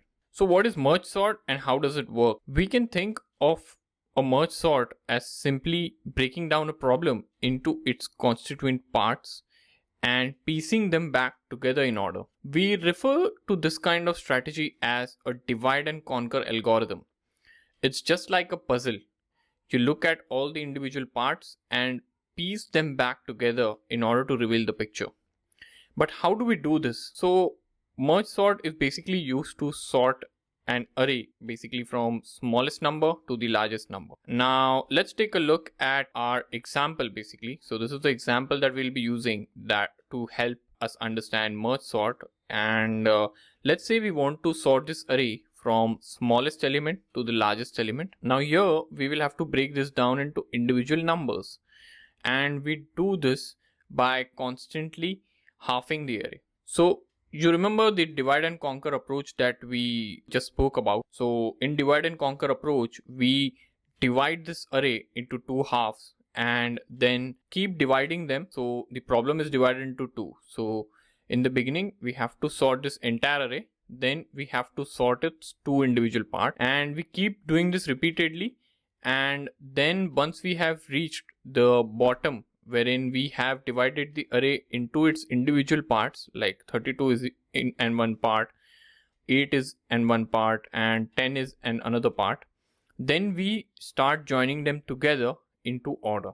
And this is what merge sort is. And we do this dividing using a technique in computer science called as recursion. And recursion is an idea of making a call to a method within that method itself. So this builds an almost like a tree sort of layer, and at each layer the array is halved, and therefore, as you can imagine, on the bottom of the layer the array is broken down into individual numbers. and then we can take these individual numbers and stitch them back together in order. So let's take a look at some diagrams which will help us understand this better. So we have this array which we want to sort. What we do is we start dividing this array into two parts. So the first half, we have the first half, and then we have the last half. Then we divide this even further. So the individual two parts that we had at the first layer, we divide them again, and this is the first half now, this is the last half, and for this particular piece, this is the first half and this is the last half. And then we divide this again. So here now we have reached the bottom, it's 32. Then this is again the another bottom, 8, and this is another bottom, 10. But on this side we have two elements here. So then we go even deeper and we make sure that we reach to the bottom for each and every element, and this bottom is nothing but the bottom level of recursion. So this process of dividing the array into two halves is done by recursion. So we do one recursive method call and then we do another recursive method call, and we just keep doing until we have reached the bottom. So this is nothing but the divide technique, wherein we keep dividing the array into its individual elements, and the next step would be to stitch them back, and that is called as conquer. So in conquer we then start going reverse. So in the last iteration we were in the bottom, like you can see the red circles, and then we start going back. So over here we have now stitched 152 and 43 in order. So earlier it was 152 and 43, now it's 43 and 152. So if you take a look at the previous diagram, it's 152, 43, then it's 43 and 152, and then we start stitching back together. So this goes back and forms another block, and then we again stitch them back into a larger block. So these elements like 10, 43 and 152 are again merged with this block 8 and 32 in order, and then we have two elements, or I should say two blocks over here, and then we merge them both into one final block, and that final block is the sorted block. So we have these two blocks then, and then we merge these two blocks into one final block, which is nothing but a sorted block. So this is nothing but the merge sort algorithm and how it works basically. So merge sort algorithm uses divide and conquer technique. Using divide technique, we keep on dividing the array into its individual elements, and then we start stitching them back in order.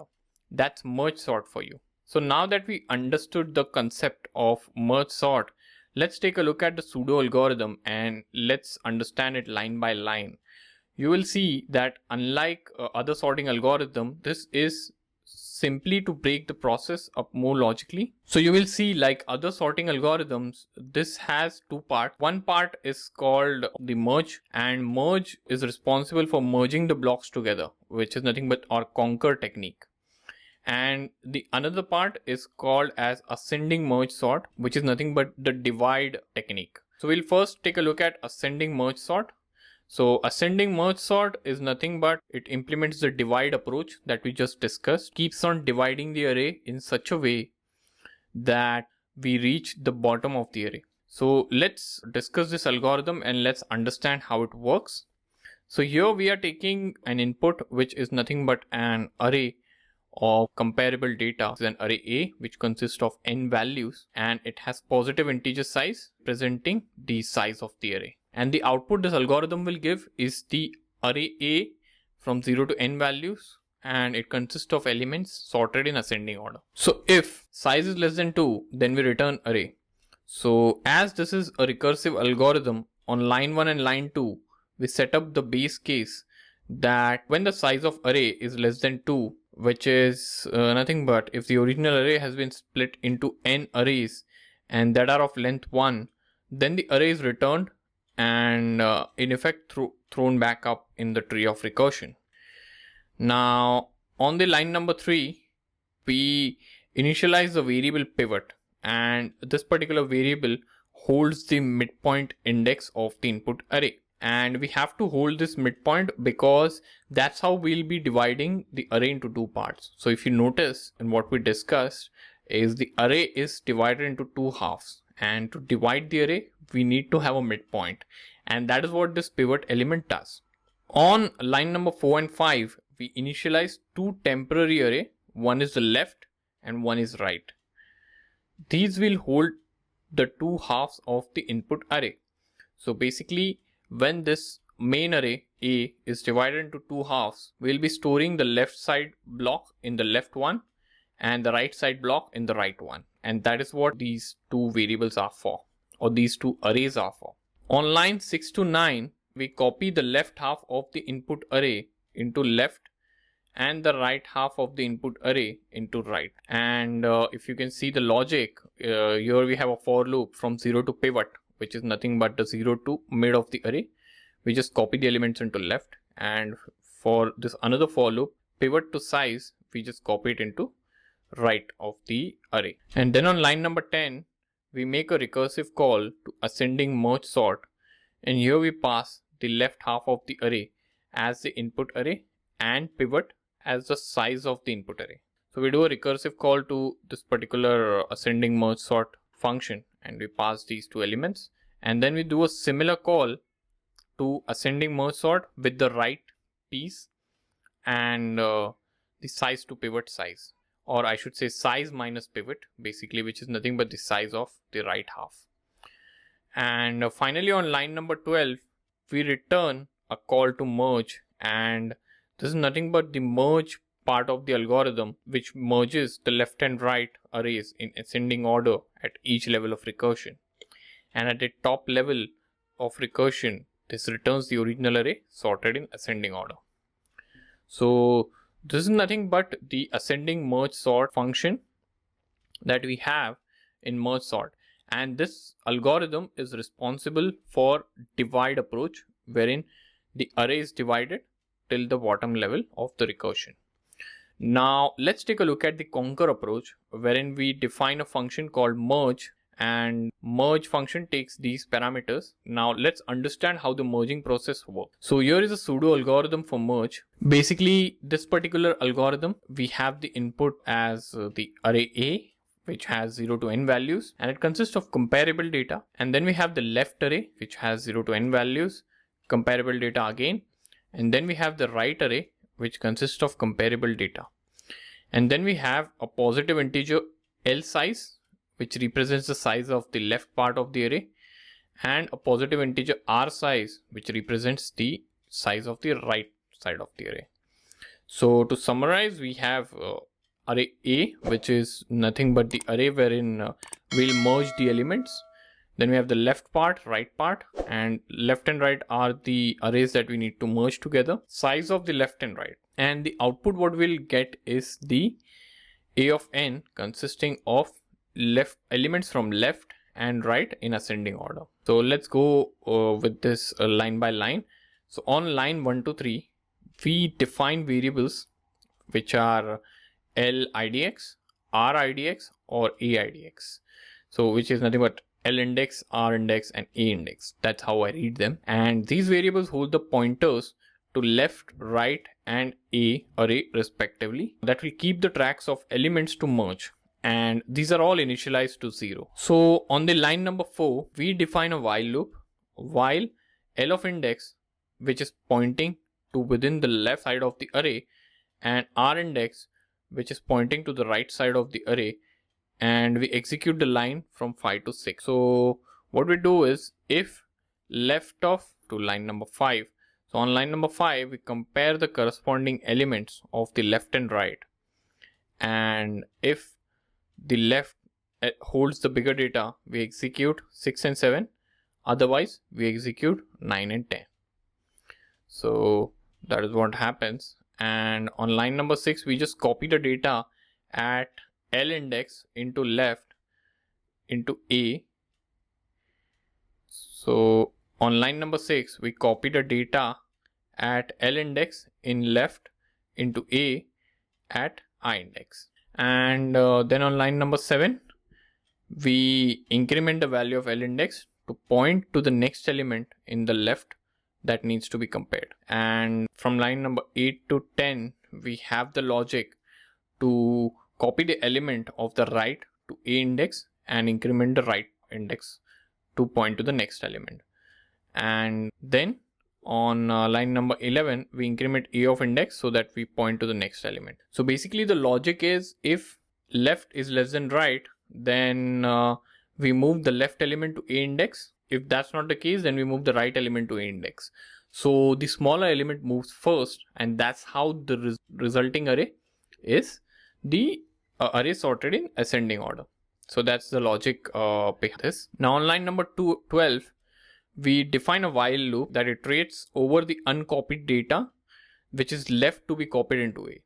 So basically, while doing these comparisons that we just spoke about from 4 to 11, if any data is missed and remaining to be compared, we just make sure that we run another while loop on L index, and what we do is we just copy the data into A index and we just keep incrementing the values here. And we do the same with the right side array.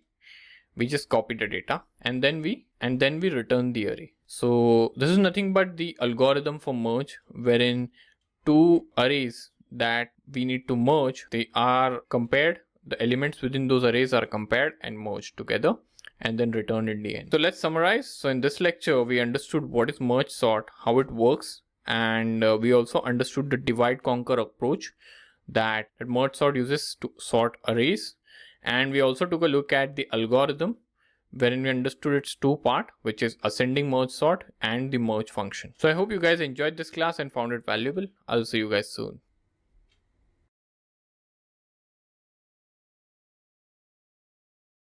Hello guys, welcome back. So in this lecture, we are going to talk about merge sort, and we are going to implement it using Java and IntelliJ. So I have already created a project over here called merge sort, and under merge sort src folder, I have a class called merge sort again. And here I have the code already written, and I'll be explaining this code to you guys. So I have my main method over here, and then I have two functions here. One is the merge, which I'll just collapse, and then I have the ascending merge sort, which is written over here. And we'll first talk about the main method over here, and then we'll go to ascending merge sort and we'll discuss ascending merge sort, and then post that we'll talk about merge. So this is the main method that we have written, and within that we have first created the object of the merge sort class, and then we have initialized the dummy array which we'll be sorting as a sample in this particular lecture. And then what we have done is we have passed this particular array to ascending merge sort, and we have passed two parameters here. One is the array A and the other one is the size of the array, and then we store the output in the sorted array variable, and then we use for loop to print the values of the sorted array. So we do a call to ascending merge sort here.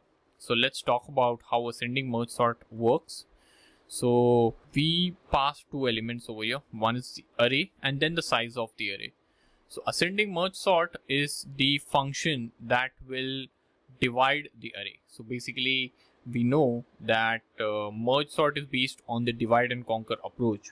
So divide as in we have an array as an input which we want to sort, and we just keep dividing that array to a level that we have an individual element of the array. We just go till the bottom, wherein no further division is possible. And then using the merge function, we start merging them back in the reverse order from the bottom, and we start merging them in the ascending order, and while merging we keep sorting. So the final array that we get is an sorted array. So let's talk about ascending merge sort. So in ascending merge sort, we first check the size of the array, and if the size is less than 2, it means that we have reached the bottom and we need to return, and then we return the array that was initially passed as the parameter. And then we create a pivot variable which just stores the middle element of the array. And this is because while using the divide technique, we keep dividing the array into two parts from the center. And to divide the array from the center, we need to find the center of the array.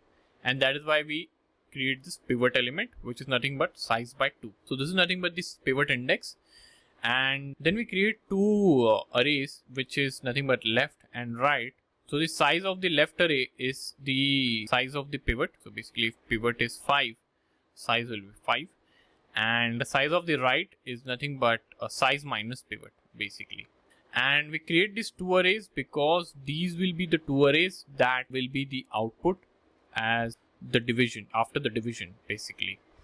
So this is the input A, then the output will be left and right. So then what we do is we copy the left half of the array using a for loop into the left part, and we copy the right part into the right array using a for loop again. And then we again do a recursive call to ascending merge sort with the left part and the pivot. Pivot is nothing but the size.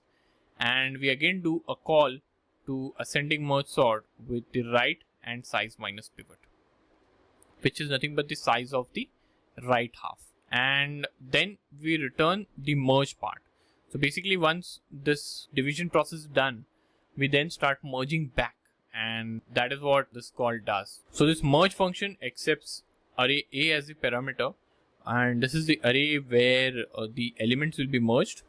And then we have the left and right, and then the pivot, which is nothing but the size of left, and size minus pivot, which is nothing but the size of right. Now let's take a look at the merge process, which is nothing but going to the bottom. So we have already gone to the bottom using ascending merge sort, and now we need to start merging the divided pieces together. So I'll just expand this code. So here we first create 3 variables, and these are nothing but the pointers to keep the track of A index, right index and left index. And then we do a comparison of left index. We run a while loop. We compare left index to the left array size and right index to the right array size, and we keep incrementing them. So here we are incrementing left index and our right index, and also we keep incrementing the A index. Here we have one if else. So here we compare the element at the L index in the left part with the R index in the right part, and if the element in the left array is smaller, we just assign the element in the left array to the A index or to the A array, and we just increment the left index. And we do the same for right. So if this condition fails, it means the right part side is bigger, and then we do the same process with the right one, and we just increment the right index. And finally, after this comparison, we just increment the A index, because either of these assignments might have occurred and we need to increment this value.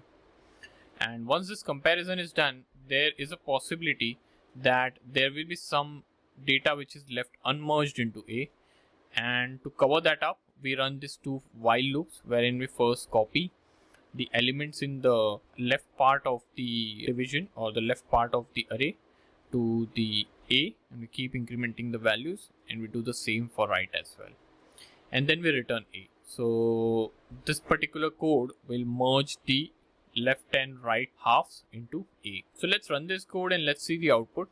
Ideally the output will be the sorted version of this particular array. So I'll just right click and I'll run merge sort. Let's wait for the output, and there you see the output that's printed on the console is the sorted version of this particular sample array that we took. So that's about implementing merge sort, guys. I hope you guys enjoyed this class and found it valuable. I'll see you guys soon. Thank you.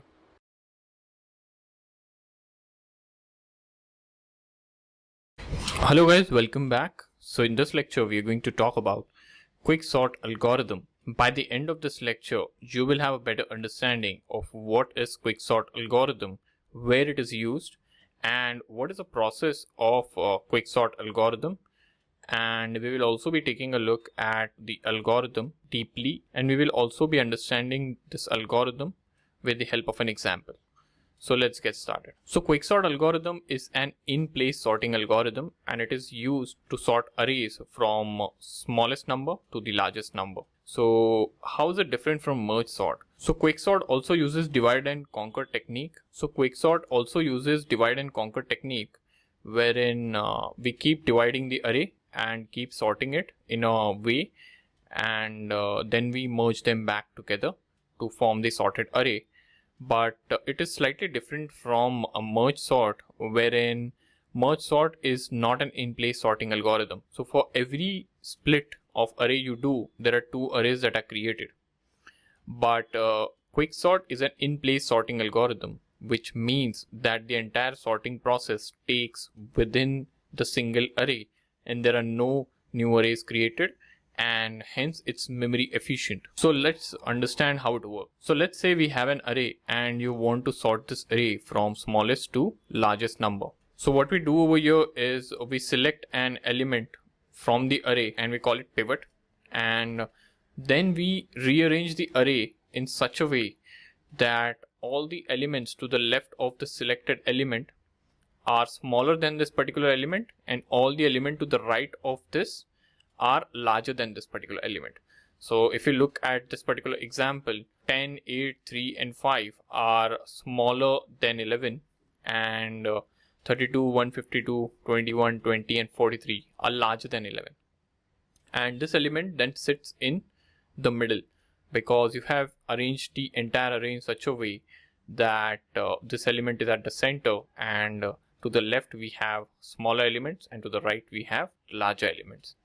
And this is how the rearranging process works in QuickSort, and we call this process of rearranging as partitioning. And partitioning is done using partition function, and we'll talk about partition function shortly. But this entire process of selecting the element, calling it pivot and then rearranging it basically is known as partitioning.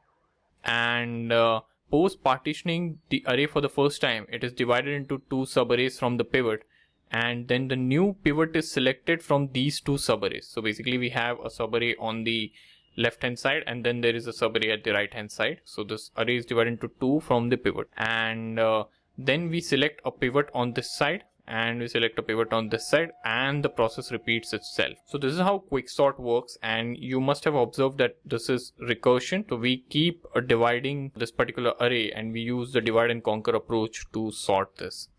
So post partitioning, for the first time we see that the 11 is the pivot, and we have rearranged it in this particular way wherein we have the smaller numbers on the left and larger numbers on the right. And then in the second iteration we select the pivots for the two subarrays, which is 5 and 43, and we rearrange them in such a way again that to the right of 5 we have larger elements, and to the left of 5 we have all the smaller elements in that particular subarray.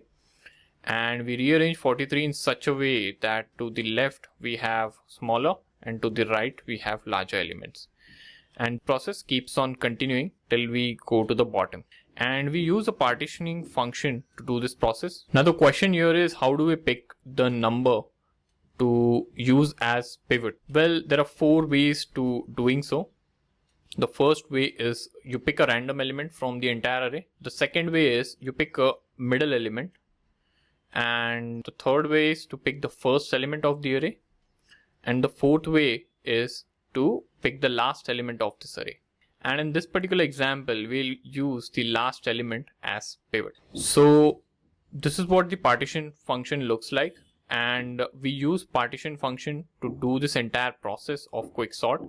And partition function takes 3 arguments: the array A, the integer low that represents the index of where the sorting should commence, okay, and then it takes the value high, which represents the index of A where the sorting should conclude. So that's about the partition function, and this is a pseudo algorithm for the ascending QuickSort. So let us discuss this algorithm line by line. So basically this particular algorithm takes an input of the array which consists of 0 to n values, and it consists of comparable data, and it also takes a positive low and a positive high representing the start and end index of the A which is to be sorted, and it returns the array A in the sorted ascending order. So on the line number 1 we check if the starting index of to be sorted part of the array is equal to the ending.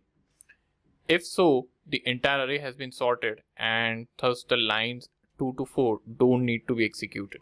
But if the condition holds true, then on line number 2, we make a call to the partition function and assign the returning value to the variable pivot index, and this holds the index of the number in the array to be pivoted on. And on lines 3 to 4, we make two recursive calls to ascending QuickSort.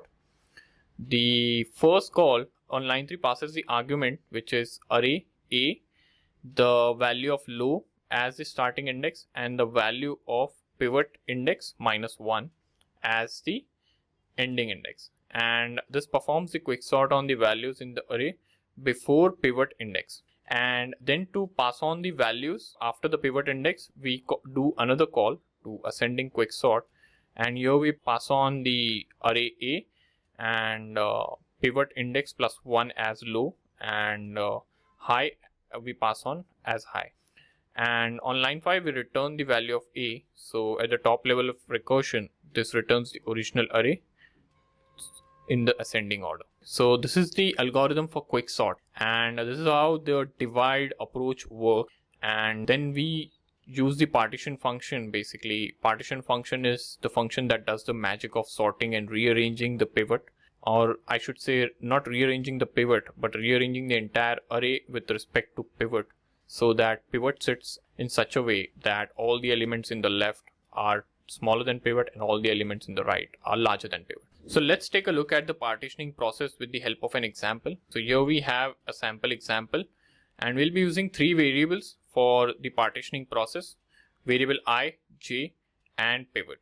So I and j are initialized to the beginning of the array, and pivot is the pivot that we have chosen. So this algorithm passes over the array in a very interesting way. We have a pointer j that passes over the array from low to high, so which means from 32 to the high value, which is 11 over here. And while passing over the array, we look for numbers that are smaller than p, and p means pivot over here.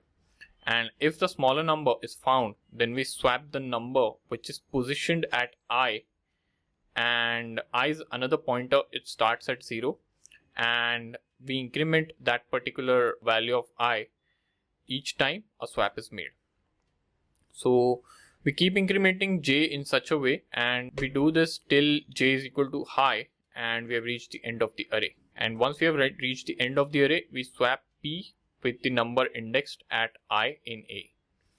And this has an overall effect of placing all the numbers smaller than pivot before pivot and all the numbers greater than pivot after pivot. So let's understand on how I, j, and pivot pass over this array. So this is the initial state of array after the first call to the partition. It can be visualized like this. Like pivot is initialized to the last element over here, and we have I and j, which is initialized to the beginning of the array. So since 32 is not smaller than 11, therefore we have incremented the value of j without performing a swap. And since 8 is smaller than 11, previous slide, 8 was smaller than 11 after incrementing. So what we did is we performed a swap, and this involved swapping the number at j, basically, which was 8, with the number indexed at I. So basically swapping the number at j with the number indexed at I. Since 8 is less than 11, we swap these two values, and that's what you see in the next slide. And then we increment the value of j and I because we have performed a swap here. And then we compare 10 with 11. Now here 10 is smaller than 11, and therefore we need to perform another swap. So 10 was less than 11. So what we do is we then swap I and j. So 10 goes here, 32 here, and we increment both the values I and j. And then 152 isn't smaller than 11, and neither is 43. So we just keep incrementing j here, and there is no swap at all because these two numbers are greater than 11. And then we compare 3 over here with 11. Now 3 is smaller, so what we will do, we will swap I and j, and that's what we do. We swap I and j, so 3 comes over here, and we increment the value of I and j. And 5 is also smaller, so we did one more swap and we incremented again. And then 21 is not smaller than 11, and neither is 20. So what we'll do is we'll just increment the value. So we just incremented j, and j has reached the end of the array. And now if you observe the array, I is in such a position wherein all the numbers to the left of I are smaller than 11, and all the numbers to the right are greater than 11. So what we will do is we'll just swap pivot with I. So 11 will come over here and 43 will go here, and this is what you will see. So now 11 was the pivot. So you see that all the elements to the right of the 11 are greater than 11 and to the left are smaller than 11. So this is the entire partitioning process, and this process repeats recursively. In the next iteration, we will divide the array into two parts. One is from 8 to 5 and another one is 32 to 43. And in the next iteration, your 5 will be the pivot and your 43 will be the pivot. And it continues doing this till the final array is sorted. So let's take a look at the pseudo algorithm for the partition function. So here on line 1, we assign the last number that is indexed at high to the variable pivot. And on line number 2, we assign low to I. This represents the index of the smaller element. And then what we do is we construct a for loop on line number 3. It iterates using the iterator j from low to high. And then what we do is on line number 4, we compare the value at a of j with the pivot. If a of j is lesser than pivot, then we swap the value of a of I with a of j. And we keep incrementing I in the process. And then in the end, from line 9 to line 11, okay, we swap the numbers indexed at I in A with the number indexed at high in A. Again, this is done using a temporary variable named temp. And on line number 12, we return I, and this represents the index of the number in the array to be used as partitioning pivot. So in the end, this I will be the center of the array, and we'll be using this as the pivot or as the partitioning pivot. And all the numbers before I are smaller than the pivot, and all the numbers after I are greater than the pivot. So this is what QuickSort algorithm looks like, and this was the partition function that we discussed. So let's summarize. So in this lecture, we understood what is QuickSort and how it works. And we also took a look at the partitioning process and the partitioning algorithm for the same. So I hope you guys enjoyed this class and found it valuable. I'll see you guys soon. Thank you.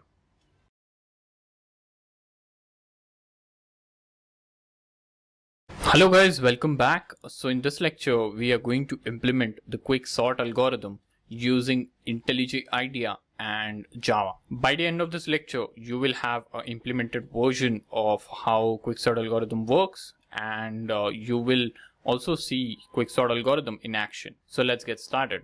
So I've already created a project called QuickSort, and under QuickSort project, under src folder, I have already created a class. I have again called it QuickSort, and within this particular class, I have defined certain methods.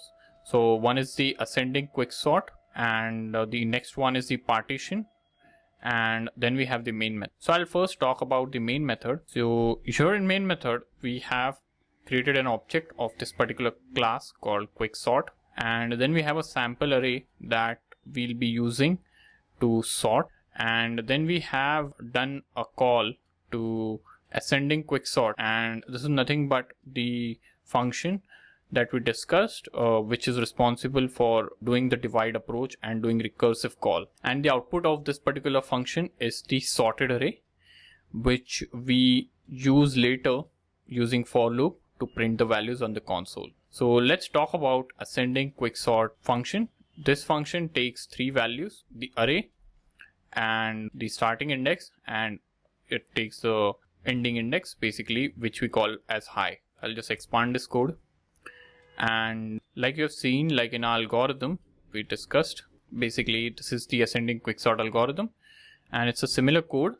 So we check whether low is less than high, and if it is, we do a call to partition, and we take the pivot, and then we do two recursive calls to ascending QuickSort function. And in the first call, we pass the variable, or we pass the array A, and then we pass low, and the high is passed as pivot index that we received over here, -1.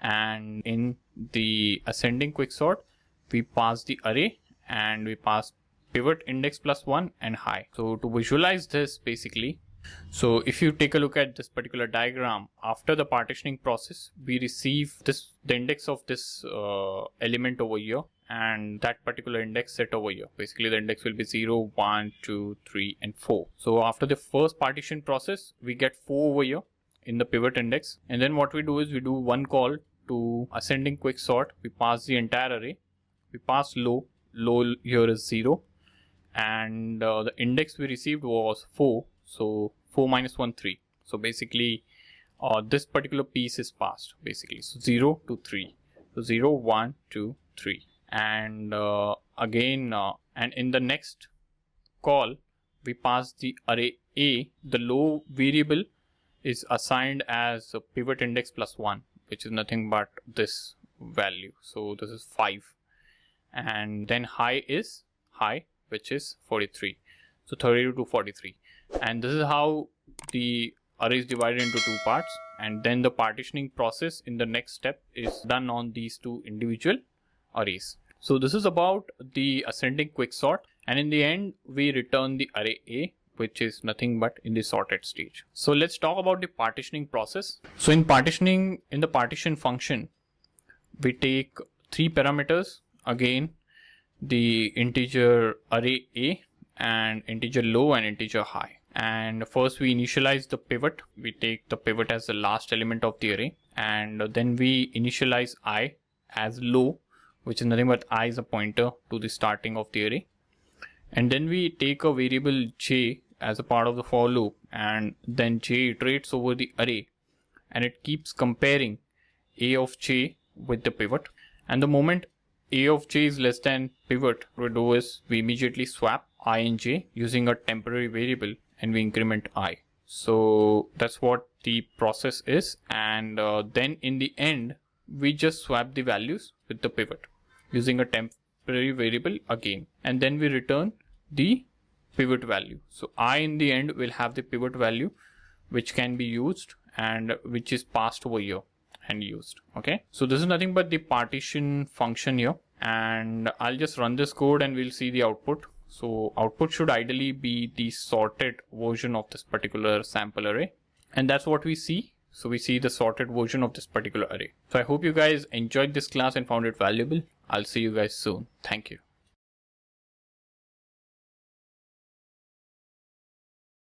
Hello guys, welcome back. In this lecture, we are going to talk about linear search. By the end of this lecture, you will have a better understanding of what is linear search, how it works, and we'll also be taking a look at the algorithm for performing linear search. So let's get started. So the two biggest fundamental areas of computer science are searching and sorting. Searching algorithms pop up all over the place, whether it be searching for a word in the document, a picture in a photo album, or a friend in Facebook. You have done search many a times on different softwares like Facebook, Gmail, etc. In this lecture, we will be using array to understand and learn about linear search. So let's say you have an array of 10 random integers that you are seeing on my screen, and say you want to search the array for the number 3. Well, we humans can determine that 3 is indeed in the array without much effort. It sits right between 43 and 55 at the 5th index, correct? But how does a computer do this? And how would it do this efficiently? So bear in mind, we need a solution that can be used at scale if we had 1 million random integers. We don't want our computer taking hours to figure out if 3 is in the array or not. Efficiency is the key. Linear search is the most simple yet least efficient search algorithm out there. In fact, it's rarely used in practice because there are better algorithms and more efficient solutions. Nevertheless, it's a good place to start. So the general idea of the linear search is to visit each number in the array sequentially, check if it's the number we are searching for, and if it's not, move on to the next. Pretty simple, right? So we start from here and we keep checking if this is the number 3, this is the number 3, this is the number 3, and we finally find the number 3 and we say, yes, we have found number 3. And if we don't find number 3 in the entire array, we say that number 3 does not exist in this particular array. That's how linear search works. It's pretty simple. So let's take an example. Let's say we are searching for number 3. We inspect the first element, and since 32 is not 3, we go to the next element. We compare 8 with 3 and we figure out that 8 is not 3, and then we move on to next 10, 152, 43 and so on until we find 3. And once we have found 3, we say that 3 exists in this particular array. So let's talk about the algorithm now for performing linear search. So this particular algorithm or the function takes an array from 0 to n size, and it consists of comparable data and a bit of data target to be searched for in the array A. So basically 2 parameters essentially. One is the array A, which consists of comparable data, and a data target, which is nothing but the key you want to search for. And output would be the index of the target in A, and it will return -1 if it does not exist. So let's understand the algorithm step by step. So on line number 1, we construct an for loop, and this for loop passes over each and every bit of data in the array A. Like we traverse from 0 to length of A. And on line number 2, we compare the data indexed at I with the target that we have taken. And if they both are equal, we found a target data, and thus we execute line number 3, which is nothing but the return statement of the index. So we just return the index of the match that we have found. Then on line number 4, we execute, and this is executed only if match is not found. And if this particular line is executed, we just return -1, which indicates that we have iterated through the entire array and we did not find this particular target. So this is how linear search works. It's pretty simple and it's very easy to understand as well. It's the most simplest and the least efficient searching algorithm out there. So let's summarize. So in this lecture, we understood the conceptual overview of linear search. We understood how it works, and we also took a look at the algorithm for linear search. So I hope you guys enjoyed this class and found it valuable. I'll see you guys soon. Thank you.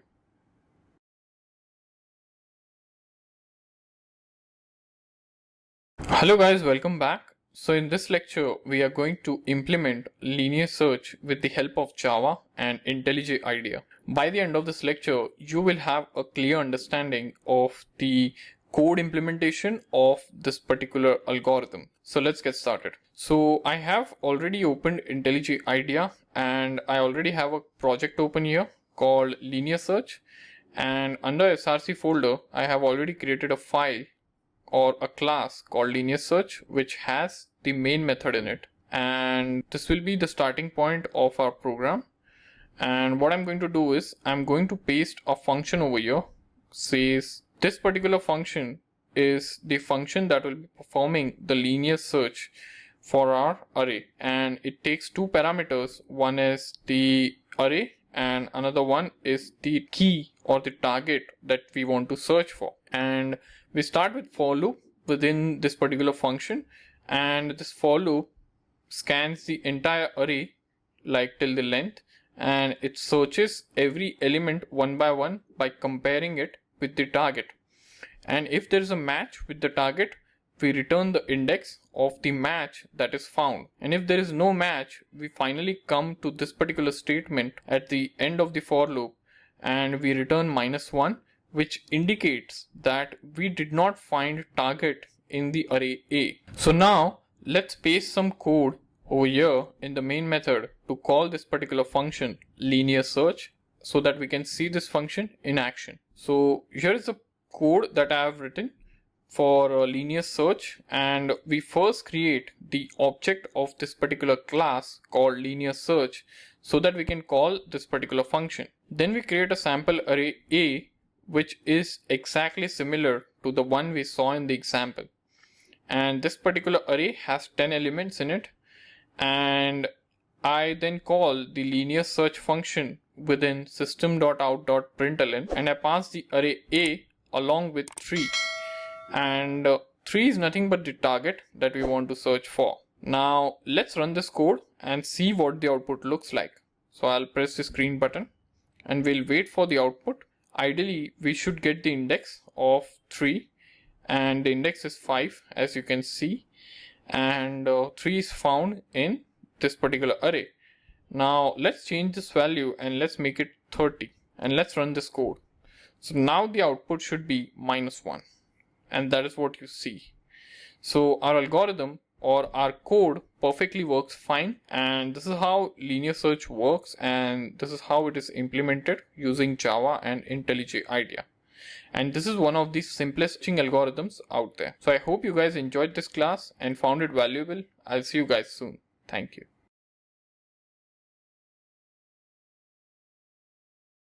Hello guys, welcome back. So in this lecture, we are going to talk about binary search. And by the end of this lecture, you will have a better understanding of what is binary search, how it works. We'll be taking a look at example to understand binary search even better. And we'll be understanding the algorithm behind binary search. So let's get started. So binary search is a step up from linear search in every way. Not only it is more complicated, but it's also more efficient. However, for binary search to work, the array on which the search is being performed must be sorted. Otherwise, there is no more efficient search algorithm than the linear search. Again, we'll be implementing binary search using the array and we'll be understanding it. So let's say you have an array with the 10 random integers, and let's say you want to search for number 3.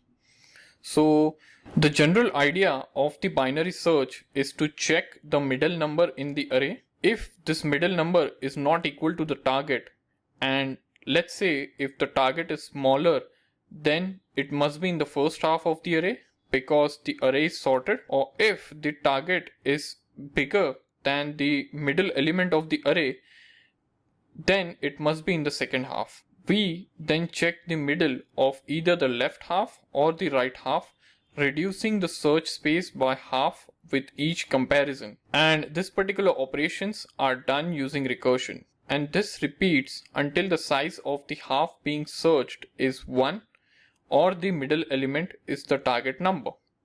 So this is binary search. So let's go through this particular searching process of the number 3 step by step. So we first inspect the middle element of this particular array, which is nothing but 20. And we compare 20 with 3. Now 20 is not equal to 3. So we check if 20 is greater than 3 or smaller than 3. Now 20 is greater than 3. And therefore we inspect the middle index of the first half, which is nothing but this particular part over here on the left hand side. Because the array is sorted, it is possible that the target, which is smaller than the middle number, resides on the left part. So what we do is we inspect the middle index of the first half, which is nothing but 8, and we compare 8 with 3, and we figure out that 8 is greater than 3. So again we'll inspect the middle index of the first half, which is this part, and as this array or the subarray is of size 2, we inspect the first index, which is 5. Now 5 is also greater than 3. And finally we inspect the middle index of the first half, which is of size 1, and it's the only number here, 3, and we compare it with our target and we figure out that it's equal to target. And now we have found 3. This was a worst case scenario as 3 was at the front of the array. So these are the steps that we perform to search a target within the given array. And this is how binary search works. So this is much more efficient than linear search, wherein you have to do a comparison with each and every element within the array. But with binary search, there is only one condition, that the array should be sorted. And if it's sorted, you find the element, or you figure out whether the element exists in an array or not by doing very few comparisons as compared to the linear search. So let's take a look at the algorithm of binary search. So we make use of binary search function here, and it takes two parameters. One is the array consisting of n comparable data, a positive integer low representing the start index of the search, a positive index high representing the end index of the search, and the target which is to be searched in A. But binary search takes 4 parameters, and 4 parameters are nothing but the array, the positive integer low representing the starting index of the search, positive integer high representing the end index of the search, and data which is nothing but the target to search in array A. The output would be the index of the target in A if it exists, and if it doesn't exist, we will return -1. So let's understand the algorithm step by step. So on line 1, we construct an if statement and we check that the condition high is greater than or equal to 0 is true, and this effectively checks for the best case that the array contains only one element, and if it doesn't, we execute line 2 to 9. So on line number 2, we assign the middle index of the array to the variable mid, and on line 3 and 4, we return mid if the data indexed at mid in A is equal to the target. Now on line number 5, we have the else statement for the if statement defined on line 3.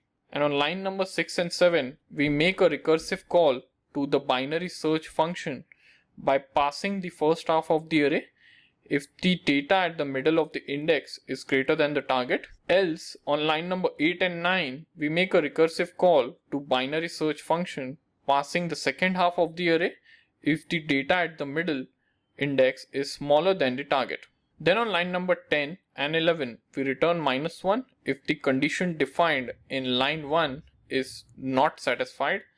This is only executed if the target does not exist in A. So this is how binary search works, and this is the algorithm. It's pretty simple. Figure out the mid and we compare mid with target, and if there is a match, we return. If it's not, then we start comparing in a recursive way.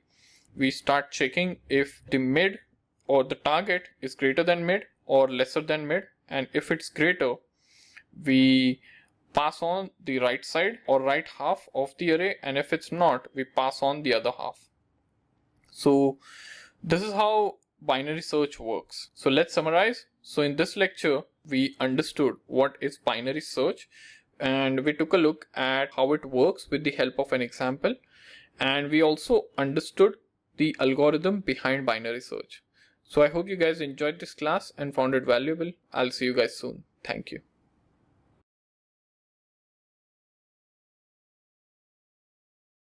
Hello guys, welcome back. So in this lecture, we are going to implement binary search algorithm using Java and IntelliJ. By the end of this lecture, you will have a better understanding of how the implementation for binary search works using Java. So let's get started. So I have IntelliJ IDEA already open, and I have already created a project here called binary search, and it also has a class created under src folder. This particular class has the main method in it, and what I'm going to do over here is I'm going to paste the function for binary search. This is the function that we'll be calling from our main method to perform binary search on the given array. So this particular function takes array integer or array as the parameter, integer low, integer high, and integer target, which is nothing but the target we want to search for. So we first check if high is greater than or equal to 0, and if it is, then we initialize the mid variable to the middle of the array and we compare it with the target. And if the target is found, we return mid. If it's not, we go and check if the target is greater than mid or if it's less than mid. If it's greater than mid, then we perform the search on the first half of the array. And if the target is greater than mid, then we perform the search on the second half of the array. And this is done using recursion. And if the match is not found, then we return -1 in the end. Now let's try calling this particular function from our main method. So I'll be pasting some code here for calling this particular function, and we first create the object of the binary search class, and then we create an array which is nothing but the sorted array as per our requirement to perform binary search, and then we create an array which is nothing but an array to perform binary search, and this particular array is sorted as per our requirement, and then we call the binary search function with the arguments which is nothing but the array 0 to 9. 0 goes in the position of low and 9 goes in the position of high, and the target that we are looking for is 20, and we print the output using system.out.println. So this particular function call is done within println function, and then we click on run over here. So let's see the output. So the output is 5 because we found 20 at index 5. Now if I make this 200, the output would be -1. So this is how binary search works, and this is the Java implementation for binary search. So I hope you guys enjoyed this class and found it valuable. I'll see you guys soon. Thank you.